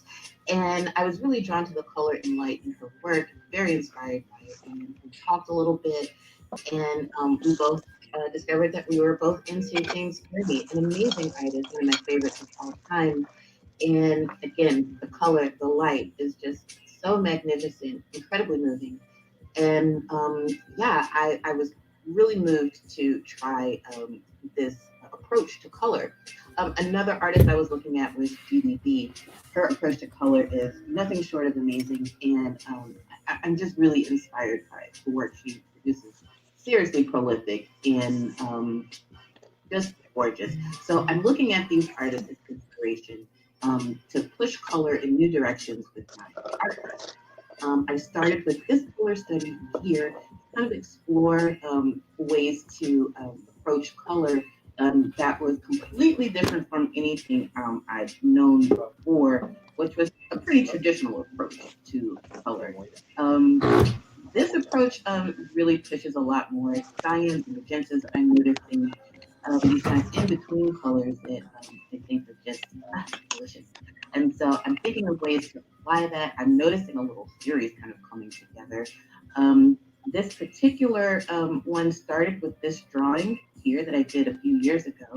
And I used that as a jump off point to test out this color palette. So let's take a look at the time lapse. I slowed it down so we can talk about it a little bit. And I think that last time when I discussed these color studies, I mentioned that I think I spent maybe an hour and a half to 2 hours on each one. Now, that time is really more or less the time that the pencil hit the iPad. That's the time I spent just actually painting things out. But that's not all there is to it. I probably spent close to 5 hours on each one, just in the kind of working out with the color palette with me, trying to force myself to forget everything that I understood about color, my own personal approach to it, and trust in this other system that it would work, even though I couldn't really project how it was going to work. So I did spend a little time setting up my color palette. I wouldn't normally do it this way, but I had to do it this way to keep my mind, organized around how to set things up. So here I'm just picking out my colors from the section of the color wheel that I've kind of masked out. I selected the colors that I wanted to work with, created some values out of that from light to dark. So now I have a set of colors to work with on this illustration. And yeah, there was a lot of problem solving in the first two. I think that the first one was a little too cool. The second one was a little too warm. And I was really striving to find balance, and also keep it looking like this is a brown-skinned woman that's washed over in interesting light, instead of a blue-purple person or a pink-red person. I really still wanted this person to read as brown skin. So, and normally I would not work with so many saturated colors. So I really had to kind of force myself to trust that this is going to look good. this will look fine. All the colors will harmonize. Just let it happen. And the more I trusted the process, the more I could see things develop the way I wanted them to. I was also really excited to see a glowing effect happen, so I wanted to kind of keep up with that. In the very first one, I was drawing from scratch, no reference whatsoever, just drawing from imagination. And I picked a portrait just because, well, portraits, that's a no-brainer for me. I can draw a portrait in my sleep. So I felt that was a comfortable space to develop something interesting. In the second one, because I wanted it to be developed a little bit more quickly, I decided to go into my archives, dig out an old drawing that I hadn't colored yet, and use that as a foundation for this illustration. That ended up working out very well. And I also, in the previous two, ended up kind of covering half of the work the drawing. At first, it was just to save time. Like, one side is developing faster than the other. Let me cover up the side that's not developing and just work on this side. And then accidentally, I realized that, I can use this empty space as a space to just store color and pick from it instead of going back and forth to the color palette. And then I realized, ooh, this is looking like a design. Maybe I can make this more intentional and not so, just accidental. And then when I started doing that, and I noticed things were acting, I really liked it, and it was saving me a lot of time. The drawing was already done, and half of the work was concealed. I didn't have to paint half of the portrait. Awesome. So I just kept with that kind of theme. As you can see, one side of the face is developing further than the other. And I developed the side that felt natural for me to work on. I don't know. I used to think I always worked left to right, and I noticed I had a lot of drawings that were developed on the left or the right. But now I guess maybe I'm noticing this, I started on the right, so maybe it's whatever feels more dominant or more interesting, or probably the stronger side, whatever side looks better than the other to me. Whatever I'm drawn to, I'm just kind of going with intuition at this point. And I'm liking how things are moving along. Another trick to this, using old drawings, is that I don't have a reference, really. I have no idea what reference I might have used to create this portrait. None at all. Many times I'll find a pose or a facial expression, and I will change it so that it's a unique face. I'll change the facial features, but keep the pose or the expression. And so because I don't want to steal someone's photography, and I don't want to steal somebody's image without their permission. So I typically tend to change the face to my liking. So I have no idea what I used as a reference for this. I'm sure I, made up the hair, made up the jewelry, the tusk on the side. I have no clue. So I'm gonna have to make this up as I go along, which takes me a little bit longer to kind of know the face that I want it to be, and really figure out, what direction the light coming from, all that good stuff. And so there were some things that kind of work out here that I made it up. I just kind of made it up as I went along. I didn't have the information kind of readily available in a reference. But hey, I can handle it. Really, it was more or less about the color. And I was really enjoying the balance of things here and how things were really looking extraordinarily luminous, like it was reflecting light. She almost looked like she had metallic makeup, something that really makeup that was very reflective, maybe glitter on her cheek, or eyeshadow that was like a foil or highly metallic, highly reflective. And I enjoyed that. And I think also what was interesting was that the color really having an impact on the mood. The more this develops, and I kind of moved tiny things around, pushing things a bit, I mean, it really added so much drama that a line drawing just couldn't contain. It just couldn't. The color enhanced the mood of this in ways I hadn't anticipated.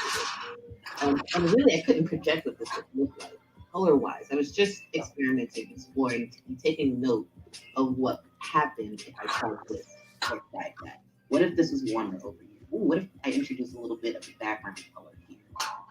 What if, I really did a high shine in this area here? What would that look like?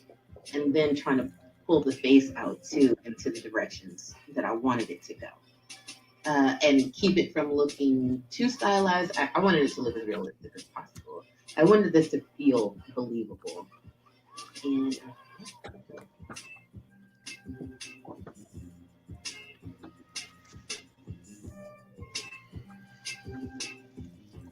okay, so I'm a little distracted. I just got an email. I reached out to GDB, the artist I mentioned earlier, and I just got an email from her. Awesome. Great to hear from you, GDB. I hope we get to run into each other again when the convention circuit opens back up. Oh my gosh. She's an incredible artist. Everyone needs to check her out. And you probably already have, because her work is everywhere. Okay, so enough of my fangirl geek out moment. And back to this artwork. It just makes me feel like I'm on the right track. You know, like that feels like affirmation that, you know, keep going. So that's pretty cool. That's pretty cool. I'm glad you opened it. Okay. So yeah, I kept going with this illustration, and it got to the point where I'm ready to explore the color pushing now, what I call color pushing, and seeing what I can make of these kinds of designs. And really what I'm thinking about is energy, pattern, direction, and luminosity is another thing that, you know, I really strive for in my work altogether. Even when I was doing things like crocheting, if I had a finite amount of colors, how could I get some sort of visual effect out of it? How could I make it look like, give the effect that maybe this hat is glowing or something like that? You know, maybe this scarf, you know, has this pattern that gives it, you know, visual interest in terms of color. And that really was what made me explore color really deeply. I got interested in color theory and just started devouring every little bit of information I could find on it. And color has been a driving force behind my work for so long. I feel like I've simplified my approach to make it palatable to myself, and then I pushed that as far as I could. And it coming to this now new way of looking at color is seriously exciting. You know, I can't help but want to learn new things.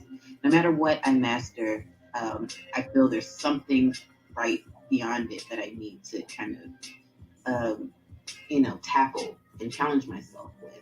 So even though I avoided learning this method of color application, color theory, I'm so glad that, you know, the moment has come where you need to just, you know, confront it and do it, you know.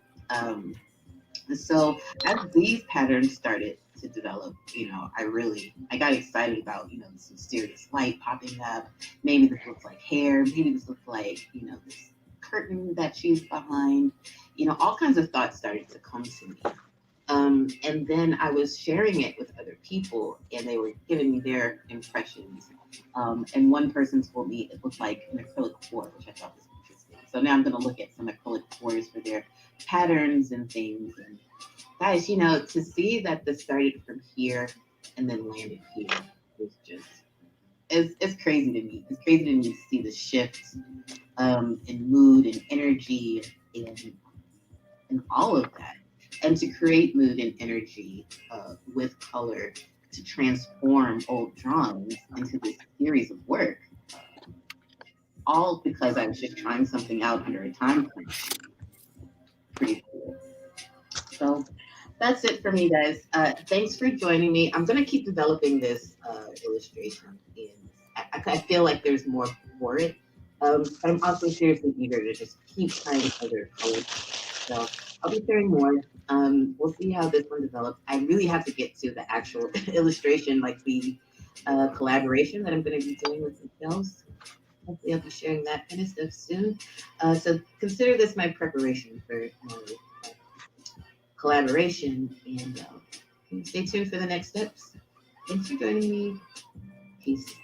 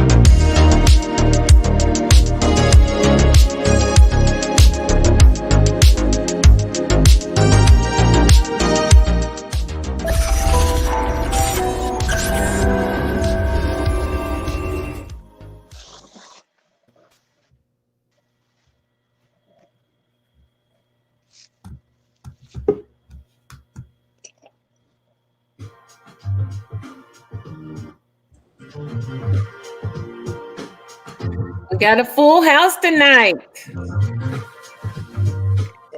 Hey, Frankie. How you doing? We got Frankie, Sheldon. Who else? Ryan's in the house. Where's Ryan? What's up, everybody? Ryan's in the house. Deborah, Karen, Kathleen. Full house.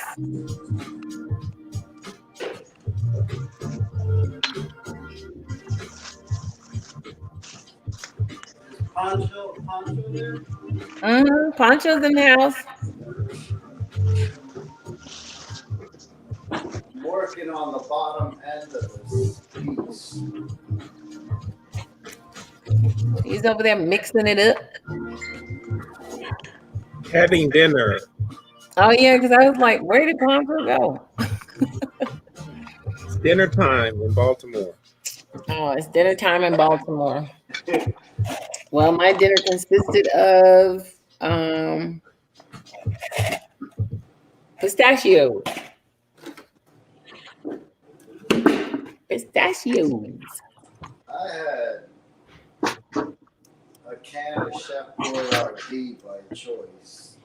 You having Chef Boyardee, Frankie? A can of Chef Boyardee. Like A whole can, huh? I was lazy. Frankie said he Chef Boyardee'd it tonight. Yeah. And I'm straight. That's old school right there. Yeah. Might even get fancy and throw some bread in there. Some what? What did you say, Frankie? Throw some bread. A slice of bread or two.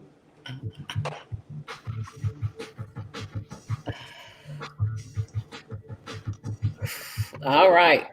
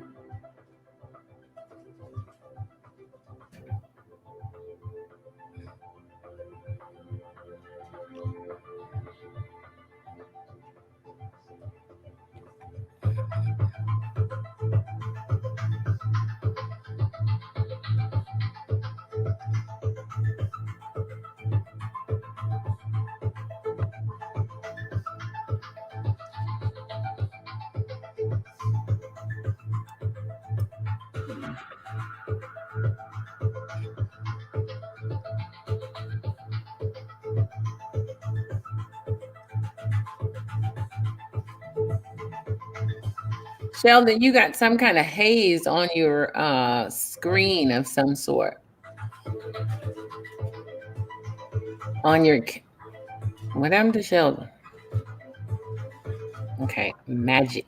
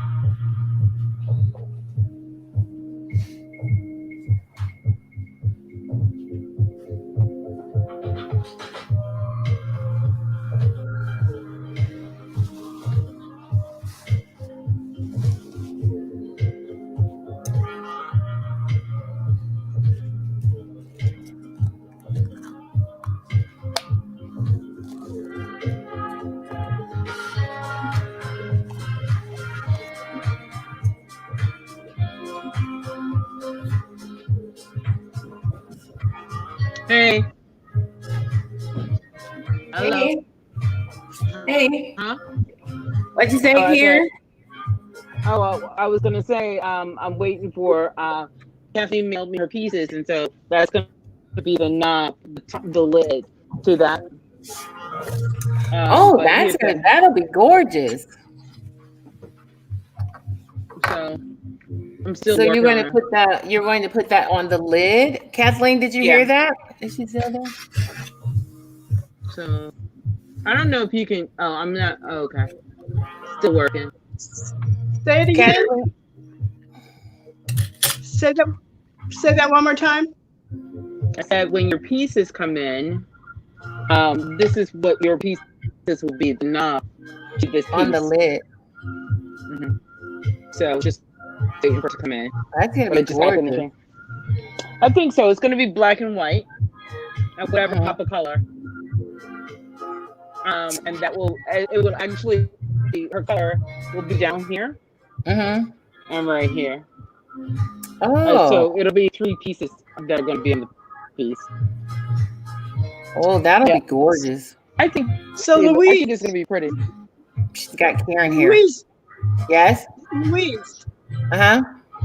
did you just send me a text message? Oh. Yeah, I was just messing around. I was just messing around. But no, Karen Well, was uh-huh. What'd you say? I saw that one came through, but I didn't see what it said. Oh no, I was just messing around. I'm always messing around at night. It's late. Oh, Mhm. okay. Yeah. Okay. So anyway, that's what's going to happen. That's gonna be really pretty, Karen. Yeah, I think it's going to be really cool to I can't wait to see it. So now you'll fire it and then you'll put that on there and fire it Right. again? Okay. No firing. So with Kathleen's pieces, what I can do an epoxy to them. So I use E6000 to do the epoxy on the top.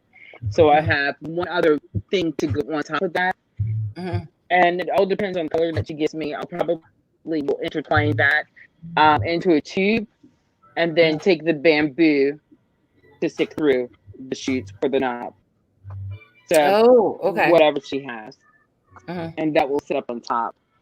As Oh, the so tell me again. Were you saying something about the piece that you're sending for the heart box? No, I'm talking about the piece. You sent me polymer clay, and I'm going to be putting that one to this piece. That's what I was talking about. I'm sorry, but your voice is breaking up a little bit, so I missed some of what you she said. said the pieces that you're sending her, the polymer clay that you're sending her, is going to go on the top of that piece. Okay. For the so lid. I sent you canes. So I sent you canes. You'll have to slice the canes. Right. Yeah, I know that. Okay. She's aware of that. We were just talking about what was going to happen to this piece. That's all. I got it. Okay. Okay, cool. Karen, you gave her your hair. Huh? You gave her your hair. Yeah, this time. And I'll be braiding all day tomorrow. So first thing in the morning. So are you you do actual braiding? Yes. Okay. I do. All right. Well, I'm going to jump off because I'm going to go make a ham sandwich. A ham sandwich? Well, you obviously didn't watch Birdie Wooster. And now I'm going to have a ham sandwich. I'm going to have a ham sandwich. And so just cover this up. That'll give me some time to ponder on it and what the next piece will do. Wow, it looks beautiful. Thank you. Still some fine tuning. So I'm vegan. I made a jackfruit chili. Oh, wow. What's a jackfruit? And kale and mushrooms. It sounds good. What's jackfruit? Yeah, it's good. Though? What's jackfruit? Yeah, Is that jackfruit. the name of it? Yeah, jackfruit. Yeah, jackfruit is it's a big, huge, humongous tree growing fruit. It's grown in the tropics. So if you do internet search for jackfruit, you'll see it. Okay. So it's pretty good. Okay. Yeah, it's good. I need to take a picture. And one of the vegan chefs I have looked at makes a meal out of banana skins. Okay. It's good. I tried it. Okay. I prefer. I love I love me some fried chicken. Hey. Karen, you silly. What'd you say? Hey. Hey, give me that fried chicken. I like chicken too. I love me some chicken. There you go. All right then. I'll chime in later. All right, Karen. Bye. All right, later.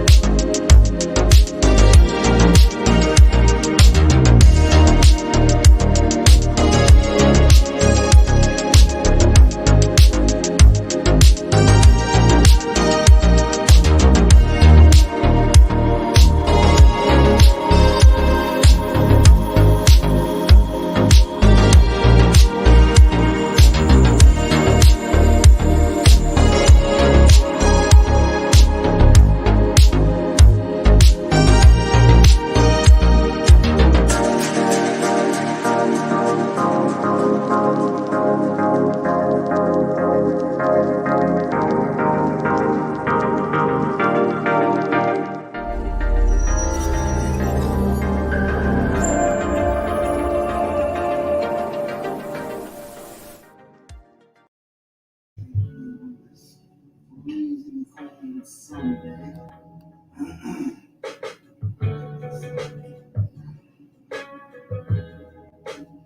am in the process of finishing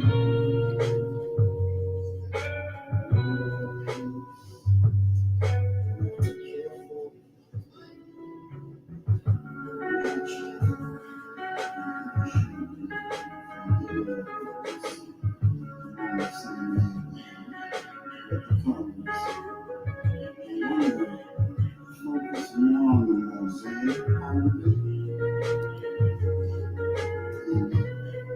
And I was telling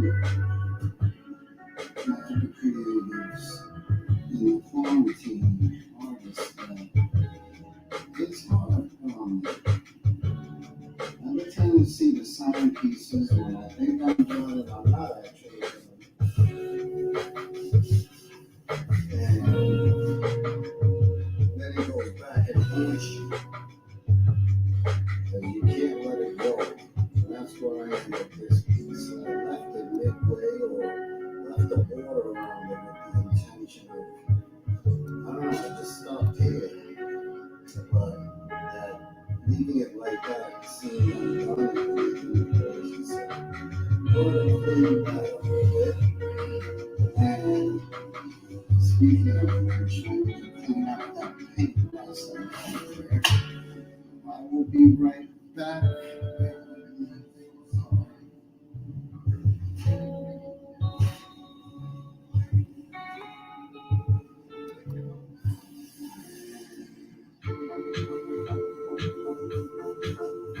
Almost everything I have,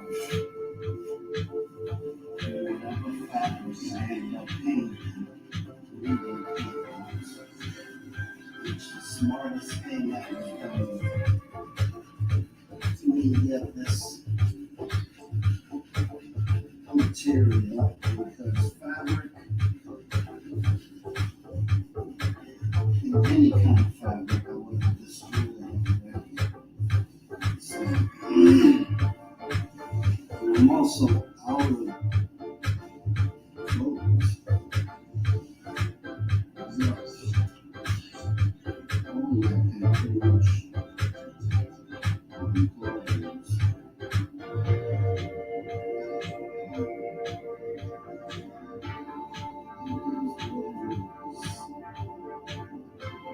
And this experience, the quarantine experience, I love it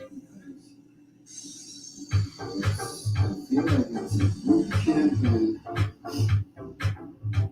you're apart. You know, they're at the home stretch, we're at the home stretch. So, what have I learned from this? I learned I can keep up. That's not a problem. Also had experiences along the way, but they didn't stop me. I still did my show and still showed up. Thank God it was a small seizure, but enough to leave this knot on my head that's not fading, so that's cool. And just touching up on what I learned from it were also glaring weaknesses I had with organization skills and tech savvy. I lacked that. I knew I was going to have an issue with electronics coming out because they told me the art portion of it. I learned how to collaborate with LaShawn, another great artist in another state, and I learned not to trap myself with certain things that I otherwise would call done deal, it's a wrap, and not step out of my comfort zone. I'm doing that thanks to this whole quarantine, greater quarantine process. And I'm also catching up on a lot of pieces that I had put aside because I just got bored with them, or knew either a commission came up or a new project I was interested in. So I still have incomplete works, but always have a nice feeling when you finish something. And that's what I'm in the process of doing here. Is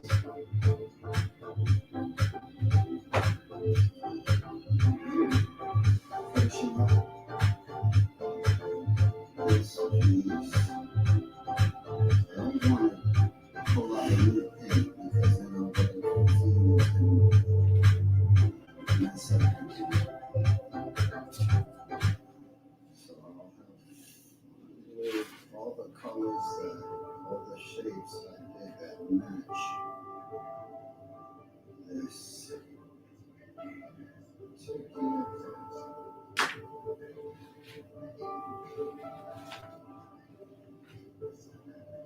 It's easy when you get the shapes.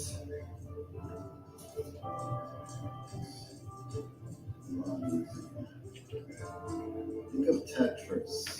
I like to tell people things like this. Think of a game like Tetris, lining up everything to fit in a puzzle.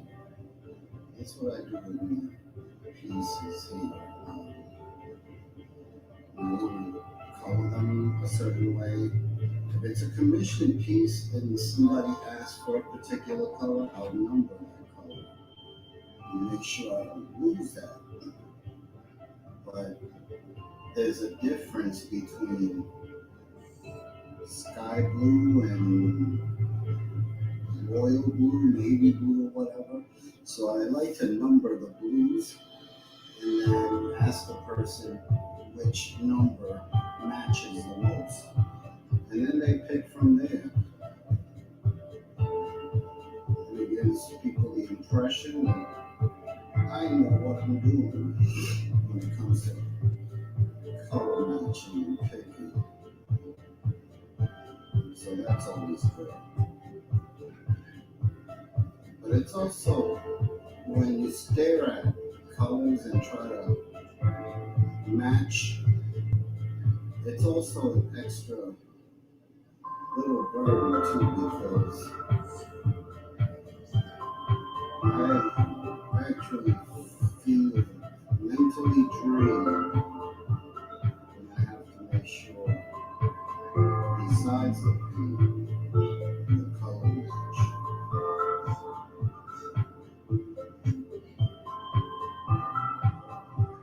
And that's a bit of a pain. But what I like about painting, even though my strength has always been drawing, obviously, but the painting, the flow, just the whole, almost a rhythmic feeling to it. And it's nice. Very peaceful flow to it. And it allows my mind to think of a million other things going on. And I like to tell people, always tap into other things, not just what you're used to. I don't mean in terms of art, in terms of what you watch. I mean, I will sit there and watch people in a remote village in bodied-out land and just observe them.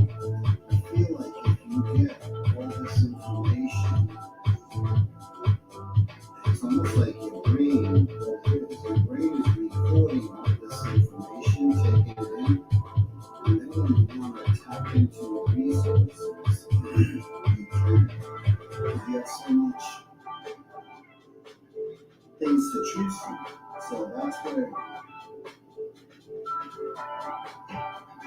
being open-minded plays a big part. I know it's a cliche to hear that, but it's one that it's very true. You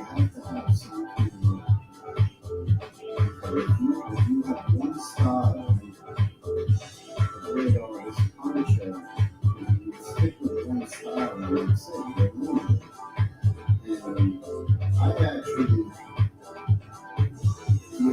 I still fall in that category of that thought process of after a certain age, this is my style, it is what it is, but it's not. You learn, and education stops when you're 6 feet under, no matter how old you are. And I'm coming to find that out as people who are older than me are running circles around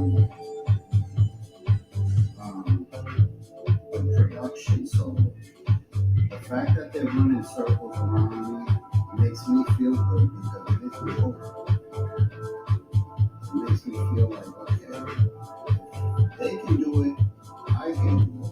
They can do it at that age, they're trying new things, why can't I do it? And it dispels that belief that after a certain age you don't I find myself learning every day. Otherwise, pretty much a waste of my day. You don't art. And the thing is that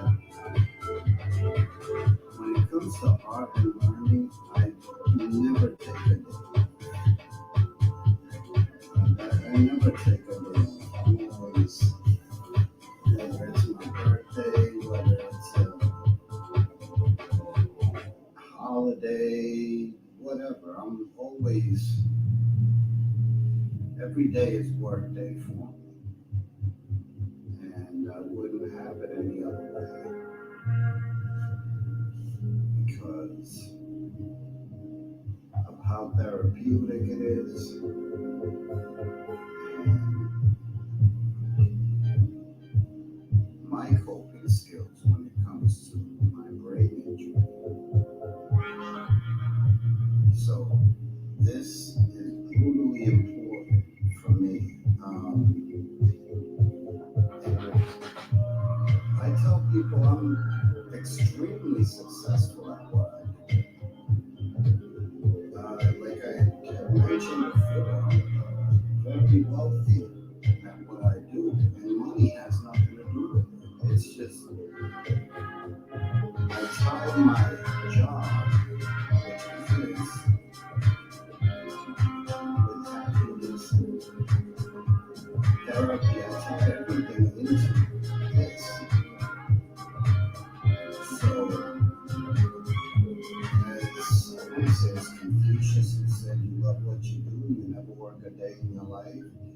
And how true that is, because I can work 10 hours without batting an eye on these things here.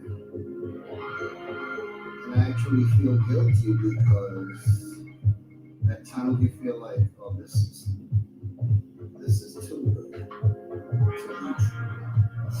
But it's a nice partnership too, since my brain injury. It's a nice partnership with God, I like to tell people, because He comes up with the idea. It's in my head. It's up to me to figure out how to make it happen. You know, it says there and so quickly trying to figure out how I'm gonna pull this off, but in the end, that satisfaction you get completing your work, actually completing your work, it's that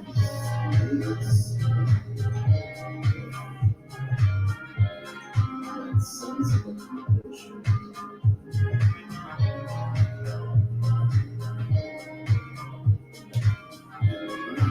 I'm also learning this quarantine experience, time management, exactly how bad I am at time management. Because when I do pieces for myself, I have all day, I have all night, I have all the time in the world. when I do commission pieces, that lackadaisical, laid back feeling kicks in as well. And people want things that are certain between a certain time. And I have to make sure that they get it. So I don't want it to turn into a job where it's a burden. So I have to work on time management a little better. That's for sure. Work on some time management and have fun in the process. And that's easy. So in that, as I've told other people, when you have that connected and you love what you do, you are living your dream. You are living your life. And I sit back and reflect on my life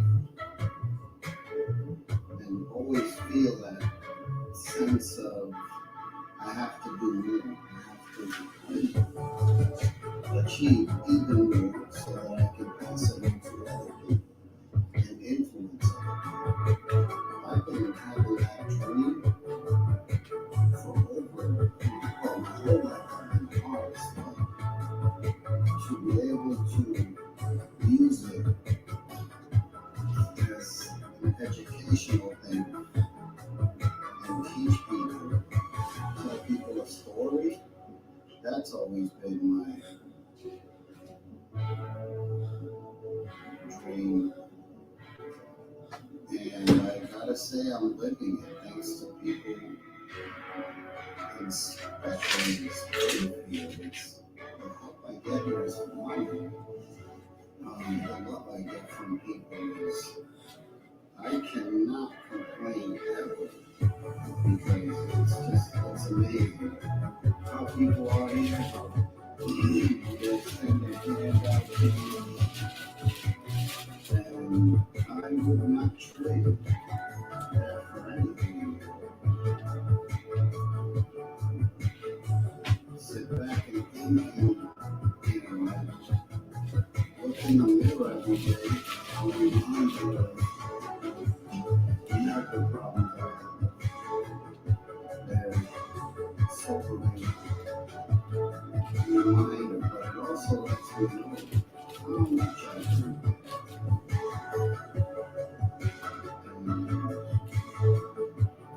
Whatever I can, I'll be on the fourth life.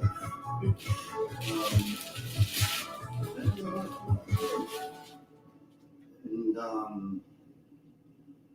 I have to say, it's crazy because you think 2008, my first transient ischemic attack, which is a mini stroke, 2010, heart attack, heart surgery, at work, heart attack.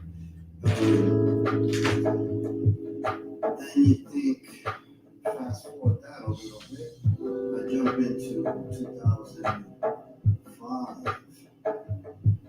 TBI with a traumatic brain injury. Then I jump into seizures. And there's so many obstacles that I actually wouldn't change because that's what made me who I am. So when people say, well, would you like to go back? No, I wouldn't like to go back because going back would change, even microscopically change what you do today. And I tied all my bad experiences, good experiences, to the art. And I'm not sure that I'd be so focused or dedicated to art if I didn't have the company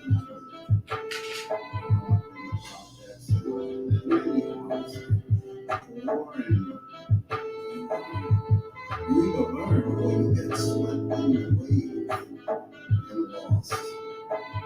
And I gotta say, if you have some sort of release, use it. This is my release, and it's gotten me out of a lot of problems, out of a lot of trouble. Hanging out with the wrong crowds and things like that.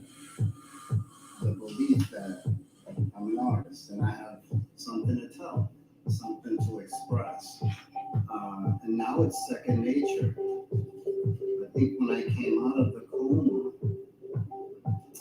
the doctor said that I had I don't remember it, but I remember I had to finish a portrait before learning how to walk. How that happens, I don't know. But I'm watching videos of myself learning how to walk, learning how to talk, just the most basic functions. Never mind going back to work and doing portraits. I wasn't even nowhere near that level. But still had that desire. And Dr. calls it neuroplasticity, to where you actually get better and thrive in certain areas that are damaged. And I'm proud to say that happened to me because the damage I sustained was really awful injury. Sustaining that kind of injury, subarachnoid hematoma, I damaged the whole right side of my brain. And that's the artistic creative side. And that's the side I'm thriving on. So, still in this school. But that's fine. It's a frustrating thing because with a heart attack, you had a heart attack, you heal. Brain injury is so complicated and so involved. And I hear all the time, we don't have an answer for that. It's a miracle, you know, you're one of the few and so on. So I can't complain. And so good. So every day is Christmas, every night is New Year's Eve. That's beautiful. Quarantine, this is nothing. It allows me to create. But I do have to learn technology. Or get used to it like everybody else. They're used to technology. And needing someone done in a video form. So, challenges. And I'm still a post-it note person. They always tell me, you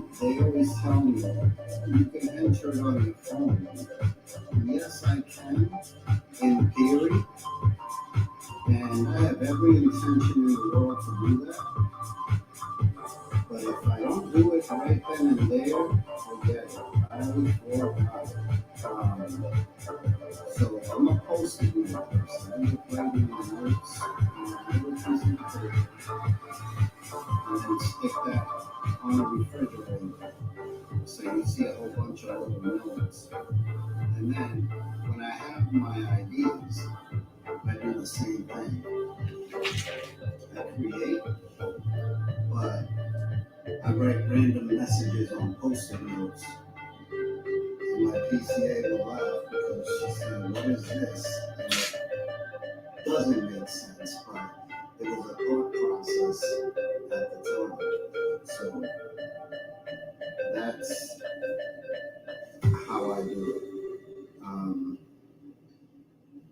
Colors, I go by the basics. And where am I? I know I've been using those.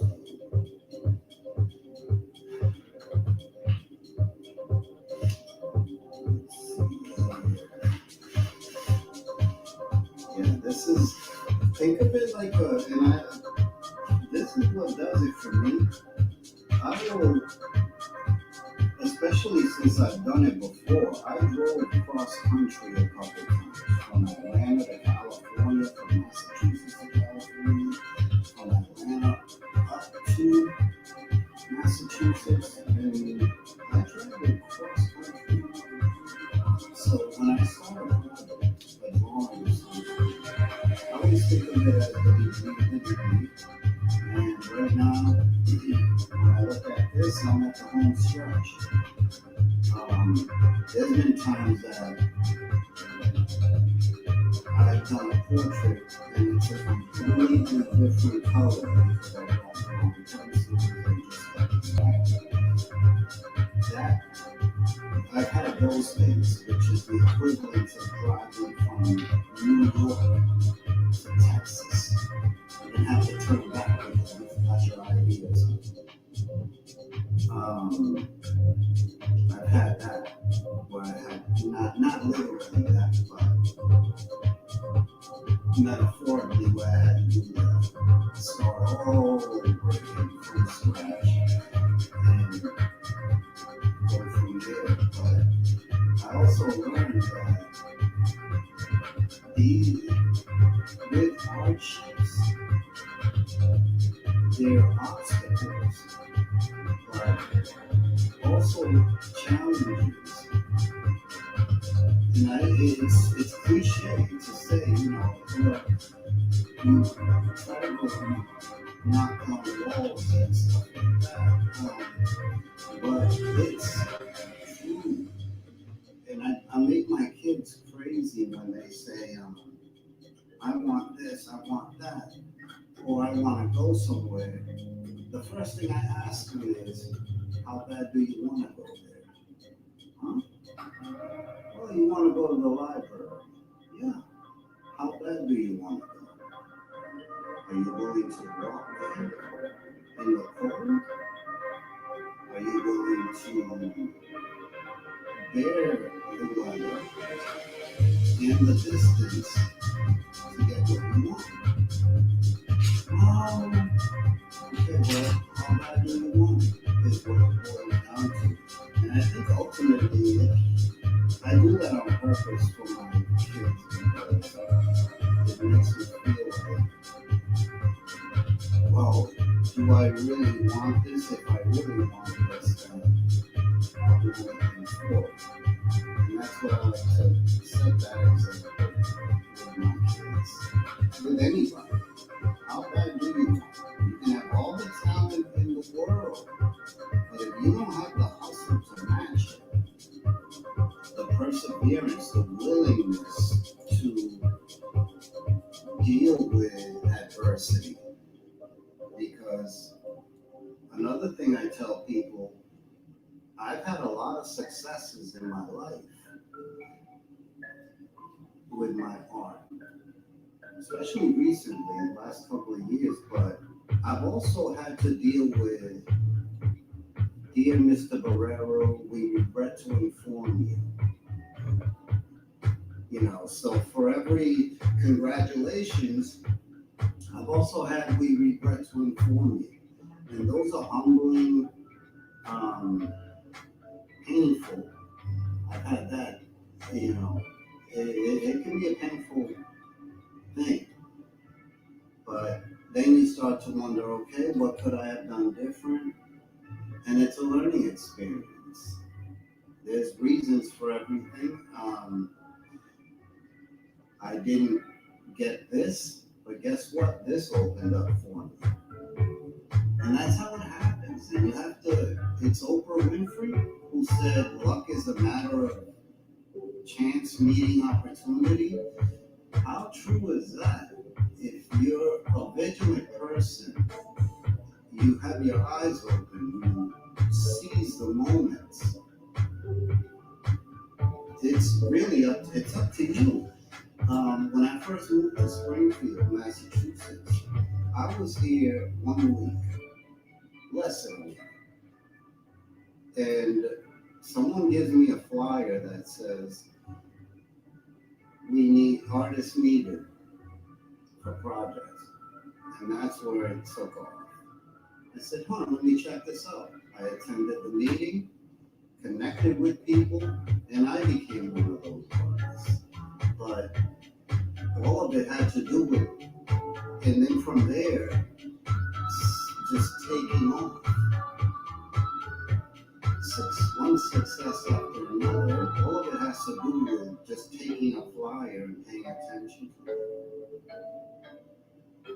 And even on days that you do not feel like doing anything, I can just roll in bed and whatever. I barely feel like that, but you still push yourself a little bit every day to get closer.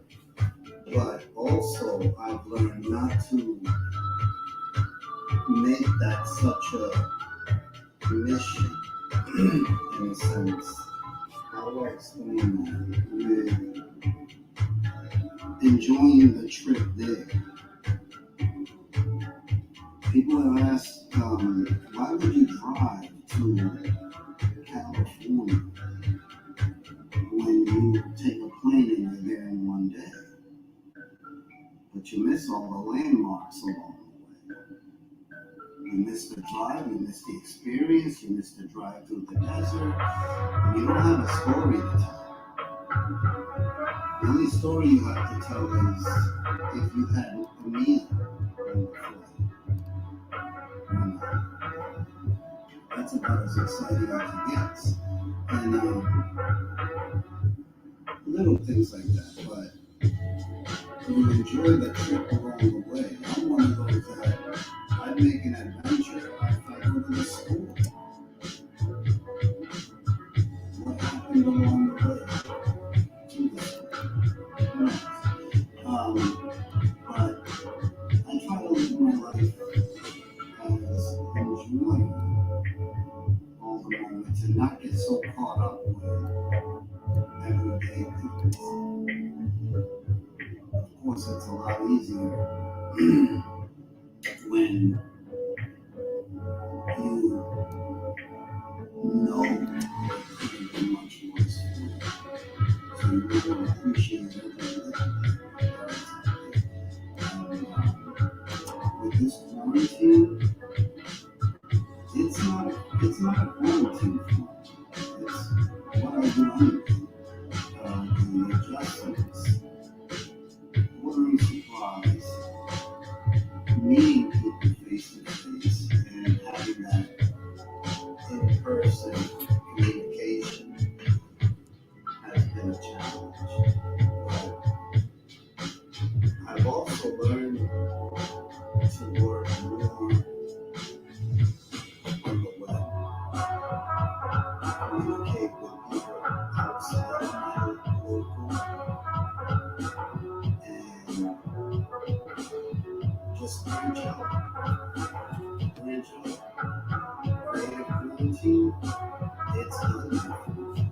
These artists in the same boat, same situation, and it's amazing what they come up with. Being able to, I definitely got a lot from it, and I'm still learning.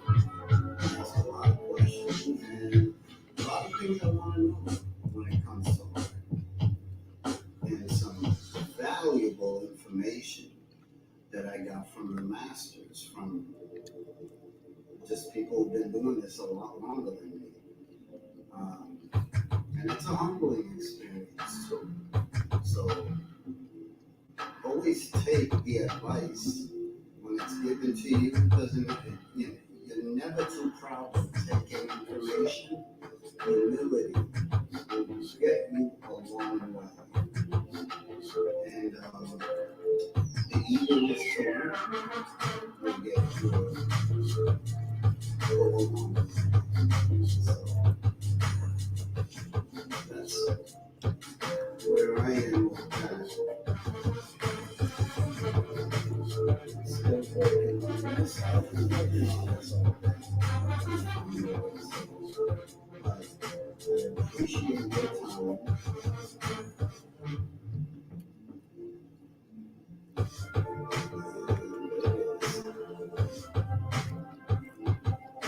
A lot of fun being able to express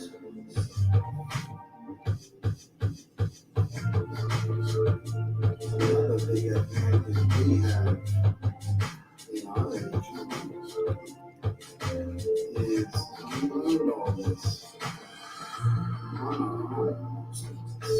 Didn't have to go to school for it, but we learned it. We didn't have the daily distractions of computers, internet, TV, and stuff like that. I had distractions, but not to what I was doing. And I always resorted back to the books.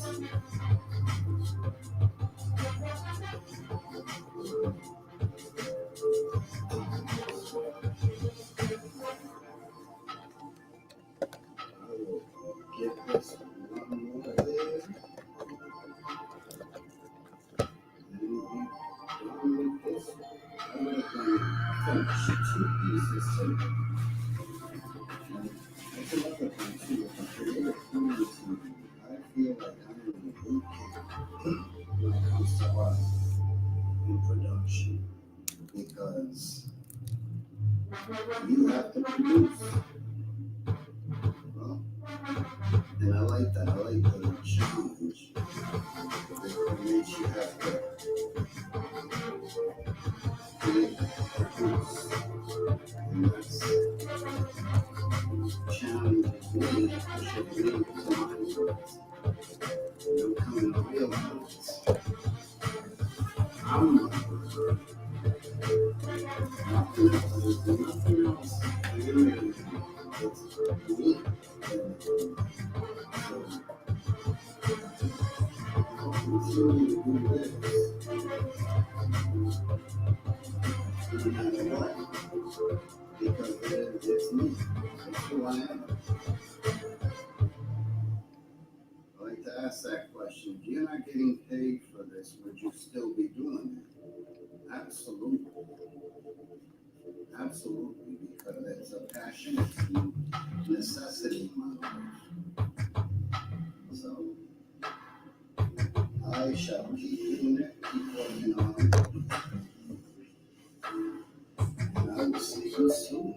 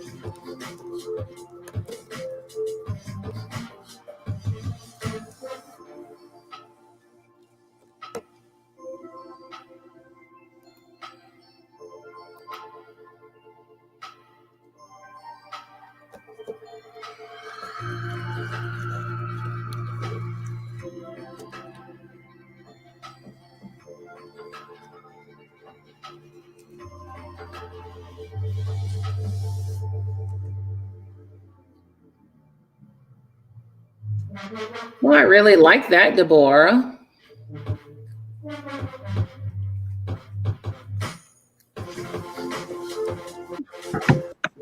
Hey, Hey. I went off the deep end. Huh? I went off the deep end, but I like it. I love it. I absolutely love it. What'd you say? You went It's off? like, yeah, because it's so different from what I do. So I I just let it know. flow. But see, Yeah. that's what it's all about, doing something different. I love it. I think it's And pretty then I amazing. even got a title for it. You're invisible to it that I can feel. Oh, wow. I like that. Very nice, Deborah. Mm-hmm. Thank you very much, sir. I really like the hat. Look out over there making all that work. Huh? I said, look at you over there. Can you see this one? I finished this one. Oh, yeah, that's really pretty. Very I nice. like it when you add the strips of paper. I watch you when you add the strips of paper, and those are their garments. I really like that. So that was my first time trying to put tissue paper on fabric. So Really? yeah. See? Look at Deborah over here trying out new stuff. Well, Deborah is a veteran. She's done this I know. before. She's the queen of trying out. This ain't no surprise. This is what she is. I know. So yeah, this is going to be a new series for me because I really like the effect. I saw that because that's the second one. You did one yesterday. Yeah. Similar. Yeah. You did a similar one yesterday, right? Huh? You did a similar one yesterday, didn't you? Yeah. Oh yeah. Yeah. Mm-hmm. Yeah. Very So nice. I'm like, I kind of like that. Yeah, I like those. That's what I'm talking about. That's what I'm talking about. She got that. She got that. I'm about to take a nap look. You about to go to sleep, Deborah? How long do we have? We about to turn it down a little bit. We about to wrap it up. We got Frankie still in the studio. Mm-hmm. Okay. I just ate the other half of my dinner. I need to go and get me some dinner. I've been surviving off of these. I must have prepped like 12 or 13 pieces today. You did what? Ooh, I prepped a lot of pieces today. I prepped about 10 and finished the 2 masks. Oh wow. Wow. I tell you, Pancho, I am going to die because the first one I got out, it clearly didn't spray enough on the second one. It is driving me crazy. Oh, so you didn't mess up your mold, did you? I'm working really hard not to. But this is a very intricate piece, the second one. It has a lot of ins and outs and crevices. And so that's what's taking so long too, is trying to get it all out. I did end up getting a couple of holes, but I know how to repair them. This is a really old mold, and I'm gonna have a new one made anyway, but I don't want to just rip. I don't want it to tear. So, but this mold is I forgot what material. This is when I first had the mold maker do my molds, and I'm not sure what material, but he switched his material by the time I start doing other molds. He switched his material, and so this particular material is a really old material that he used. And so I want him to switch it. He switched the material, so I'm going to have it a new mold done. Oh wow! Where'd you get the leaves from? Where'd you get the metal? I found this in the trash can. It was a piece of furniture that looked like a tree. So I had something similar to that. I cut the branches off and put them inside this mask. How did you attach it? Ooh. Good old-fashioned epoxy glue. And then what did you put something on the back of it to hide? No, I just drill holes in the top of the mask. Oh, okay. That's neat. I like that. Yeah, I like that. Uh-huh. That's nice. All right, the other ones aren't ready yet though. Yeah, that turned out really nice. Which other ones are not ready? The ones you ones you did yesterday. Oh, the transparent ones? Yeah, They should be ones ready with tomorrow morning. the metal leaf and everything in. They should be ready by tomorrow's show. Oh, okay. They're pretty set now. Mm-hmm. Yeah. Yeah, that background looks like you've really been working hard. Oh, girl, you ain't never seen this room. It's crazy. I know my studio is so whacked up. Remember 3 weeks ago we was talking all this smack about we were going to clean up our studios before we get started. Oh, my studio, it is so, look at this. Hold on. Look at all of this. The more space you got, the more mess you're going to have. I cannot believe I have been this messy in my studio. Look at this. It looks like you're in a quarantine, baby. And the funny part is I had, we had to do a video shoot right on Thursday, and because we were doing that music for Christos Collectives, but one of the ladies had to do her the young lady that's over Christos, she had to do her interview. And so she was like, "Oh, Louise, I'm going to do my interview at your studio, at your house." And I was like, "Oh, okay." And so I took them downstairs. I was like, "Let's go downstairs," because then you could do the interview downstairs. But they were like, "Oh, let's go up and see your studio." I was like, "This is Thursday. Okay, this is Thursday." And they were like, "No, let's go up and see your studio." So the camera guys came up and they were like, "No, we really like it because it looks like a worked in studio and all that kind of stuff." I was like, "Okay." So they literally moved a couple of things off the tables and did her interview, shot her interview from that side back. And I just thought it was interesting. I was like, "Oh, it'll be interesting to see how that looked when they post it." From the inside. They were like, "Because it's a working studio." I was like, "You got that right." Go, Frankie, go, Frankie, go, Frankie, go. I know. Which piece is this, Frankie? This is the one he didn't finish the bottom one. Oh, right. Okay. So he looked like he still hasn't gotten the bottom. He's working it out. It's a big piece. It is a big piece. He's pointing at the bottom for us. I can't hear. I know he's talking, but we can't hear. I just took his mic off. Oh, okay. What were you saying, Frankie? Oh, I just have this little section right here left because this is all going to be white. Oh, okay. And then just popping up these, making the yellow pop a little more. And then you'll be done. Yeah. I don't know why I think of Jacob Lawrence when I see that thing he's working on. Yeah, it does. So done. Frankie's work is phenomenal. Yeah, I love it. I just love the way he uses. Hey, Frankie, I got a question to ask you. Which ones are finished?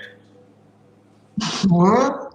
I have 1, 2. You the hardest working man in the quarantine.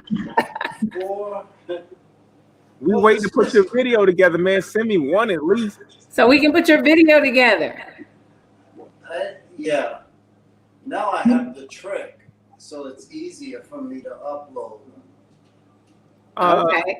Pictures are not much. They're not hard to send anyway. So yeah, pictures aren't hard. You should send me pictures of it, and I'll get it ready for your video.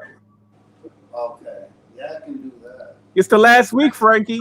I know. I'm well aware of that. Yeah, because if it ain't finished, you can't put it in the exhibition.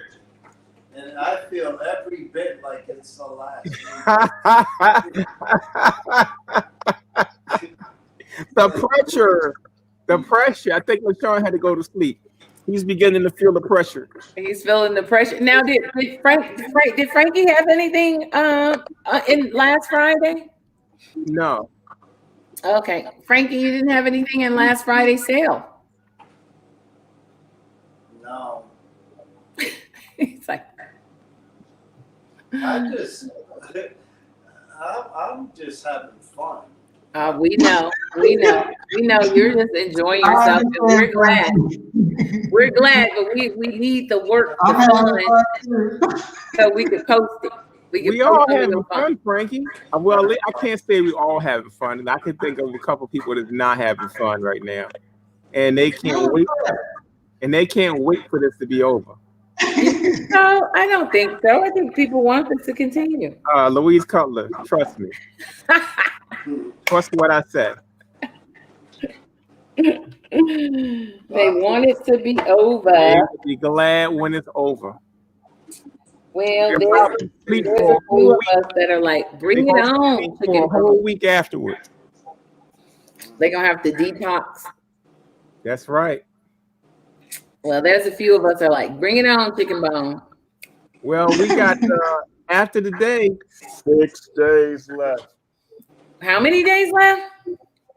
Tomorrow it'll be 6 days. Ooh.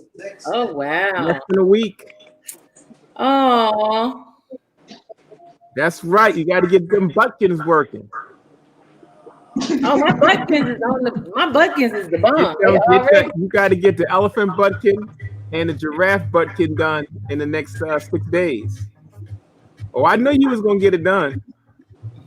That's a lot of free time.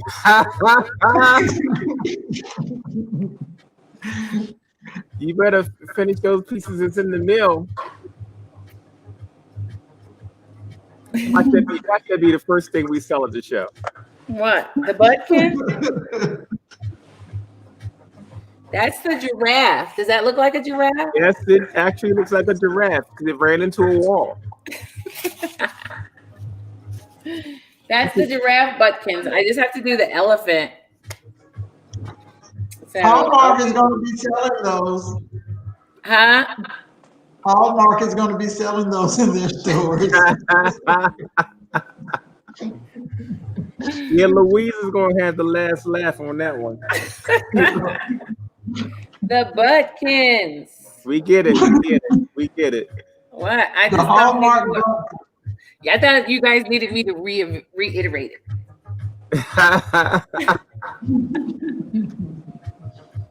Hey, Frankie, that yellow is not yellow enough.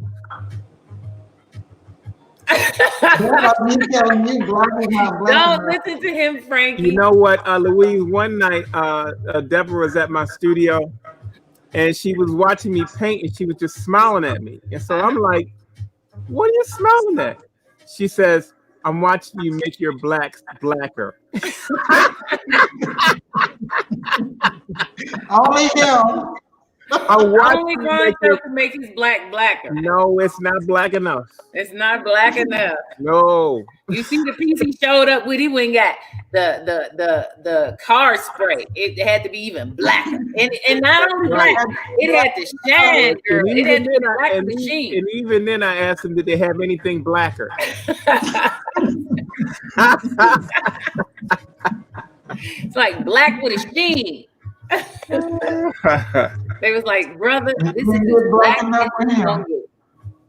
It's like, this is as black as it gets. What'd you say, Frank? All right, y'all. So what ideas do you guys have for the last day? I want to just say bye and do a curtsy. We got to have some kind of after something. On a Sunday, what you gonna do? A 6-hour curtsy? Curtsy. Oh. What day is the last day? Sunday. Oh, next Sunday. I thought it was Saturday. No, it ends on the 31st. Oh. Well, you should definitely have like Rosemary come back in, come back in. I hate your whatchamacallits. All right, give me Bibbs. You can't use names, don't talk. You should have Bibbs come back in. You better stop it. You better stop. You're the one with your You need to learn now what you call it. I don't know why how many days we got? That's right. We'll be fist fighting before the day's over, right? So we definitely should have those people come back in. You know what would really be nice is to have someone from the Massive and also the Arts Council and the whatchamacallit come in and say something. What about having the audience? I'm going to reserve comment on that one. Okay, I'm just saying it would, you know. I would rather just did we ever figure out how to link a Zoom to a I know, yeah. I was gonna do that today. Because we can do that with our fans on the 31st. That's what I want to do with our, I think that would be a lot of fun with our fans to link a Zoom, because if we do, well, let me see. We'll have to leave you have Zoom me in, do a Zoom, send me a Zoom link. Send me a Zoom link and I'm going to try it out.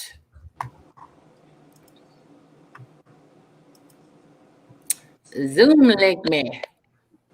Damn, so I got to do my hair and everything, huh? No, man, you can have an afro. It's a quarantine.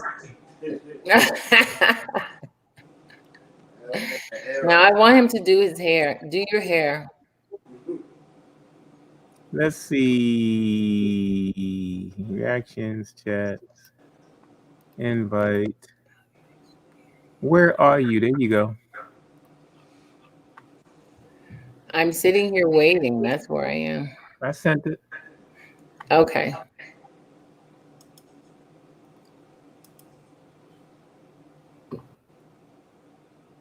Where'd you send it? You sent it to AOL? I sent it through Zoom. You sent it to Zoom? I sent it through Zoom. To AOL? My AOL account? I don't look like an AOL account. Wait a minute. Let me see where I sent it to.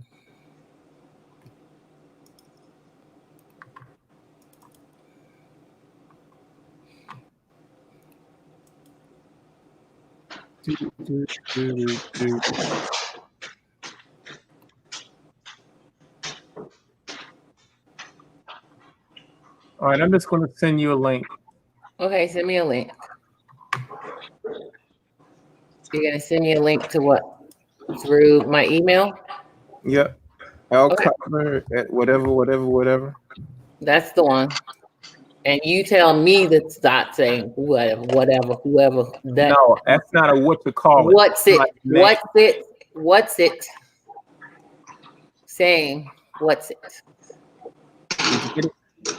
What's it and who's it? Did you get it? I'm trying to see. Yeah, I just got it. Zoom link. Zoom. Open. Join. You got me? Yep. All right. So, okay, now stay there. Where am I gonna go? All right. I don't know. Modern technology, y'all. We about to blow up all the computers at once. Okay. All right. My sound. Okay, I'm gonna mute my microphone. Yes, please do. Please do that, Sam. All right, let's see. Okay, so all right. So I have the Zoom link up. Oh, that's cool. Can you hear me? I can hear you.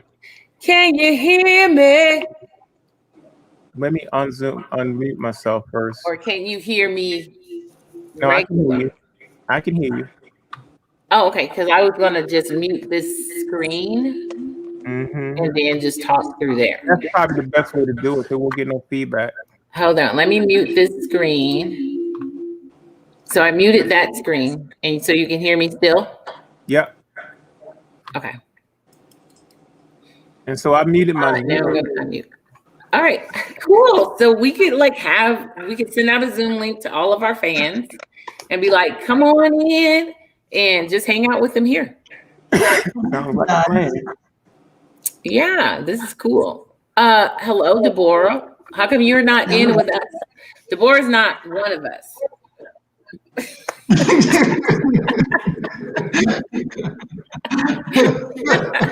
Thank you. Deborah's like, thank you. Thank you that I'm not trying to be a part of that. All right. Well, that's a part of what we're going to try to do. Cool. We'll have we can bring our fans in. Whoop, whoop, whoop, whoop. Bring your own bottle. I'm frozen though. Look at me over here. I'm still over here like this. I don't see you frozen. Oh, you don't? Okay, well then you're not frozen on this end either. Okay, well then good, because I'm frozen over on my end. I have to take all this stuff off my computer. I know all of our stuff gonna crash before Sunday. I know. I was like, this computer right here, the one that I was using, the guy was like, Louise, you're gonna have to take some of that stuff off of there. I was like, I am. Just give me time. I don't even use it now because it's just so full. Like right now, your face is frozen, so I know I'm frozen. You might be get ready to blow up. Yeah, I'm going to take all of that. What would you say? Boom! I'm going to take everything out. Wait, here. We are messing with gadgets for sure. I don't even try. Hey, babe, I'm on the curious side of this. There I am. I'm something dangerous. Well, everybody, we got the 6-hour points. And Frankie's the only one working. Frankie is the only one working. Everybody else is asleep. He's a good student. I don't feel like there's going to be a lot of overnighters tonight. Not tonight. We have to figure out when we're going to do our overnighter. I'm probably going to end up doing mine Tuesday. No. We're going to do it right here on the screen. Oh, you want to do it on the screen? Yes. Man, that would be hot. But we can only do 8 hours. Yeah, and then we're going to kick in that second one. Okay. We're going to kick in that second one. We're going to have two of them ready to go. And we're going to be like, all right, folks, we turn it off. Meet us in the next one. Like we did on the what's called. And we just going to do it all around the clock. You ready, Deborah? I'll be waking up to see where you all are. She already sleeps. She's not even. I know. Deborah going to come on and she'll be like, I'll be back. Nah, it's the last week. We're going to be crunching. This is it, y'all. She's gonna be trying to hang. I know she's gonna be trying to hang. That last little bit of stuff done. You know you want your 31 pieces or more. She already got 30. Deborah's got to have 62 pieces. I gave up that. All the pieces, everybody that has done the quarantine before has to have 62 pieces. I might have 26.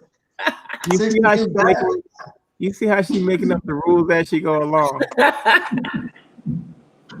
That's what you're supposed to do. But no, I'm talking about Louise Cutler, not you. That's right. Because I know who I'm talking to. You might get a little jolt to energy like on Wednesday or Thursday. They don't know you like I know you. Deborah gonna be there kicking it. She's already there. I can see it. She's gaining momentum. That's why she's staying up at night. She did 2 tonight. Louise be taking naps, going downstairs, having dinner with the family, watching big screen TVs and stuff. And she got like 12 projects laying around in the studio. Hey. 30 seconds after we get off here, I am snoring. Well, mine took a little more than 30 seconds, but I'm not. I did a whole day of prep. Yeah. So I'm going home. I'm gonna be painting. Don't let my look fool you. I'm out like a light. But Frankie, your look not fooling anybody, Frank. Frank, I got the feeling that you don't have no problem sleeping. No, I don't. Frankie said, don't let his look fool you. Okay, your look is not fooling anybody, Frankie. You like you about to fall over. Yeah, but Frankie is working the night shift tonight. He is hanging in there. All right, so we got to get Sheldon's up because Sheldon is trying. He keep popping on and popping off and popping on and popping off. It's like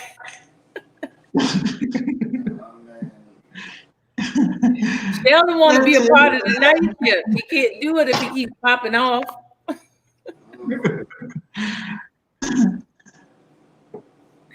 Got to get his equipment up. By the time he get his equipment, This up, has really been interesting, though. Yeah, it really has. I am so glad that I am a part of this because I wouldn't have wanted to miss this for the world. I guarantee there's people out there thinking, man, this would have been so much fun. I should have done it. well, all I can say is it's been a eye-opening experience. See you, Carla. And with that, we are going to sign off for tonight. I will see you guys and ladies in the morning. Tomorrow. Signing off. All right. Take care, Frankie. See you, Frankie. See you, Deborah. Good night, everybody.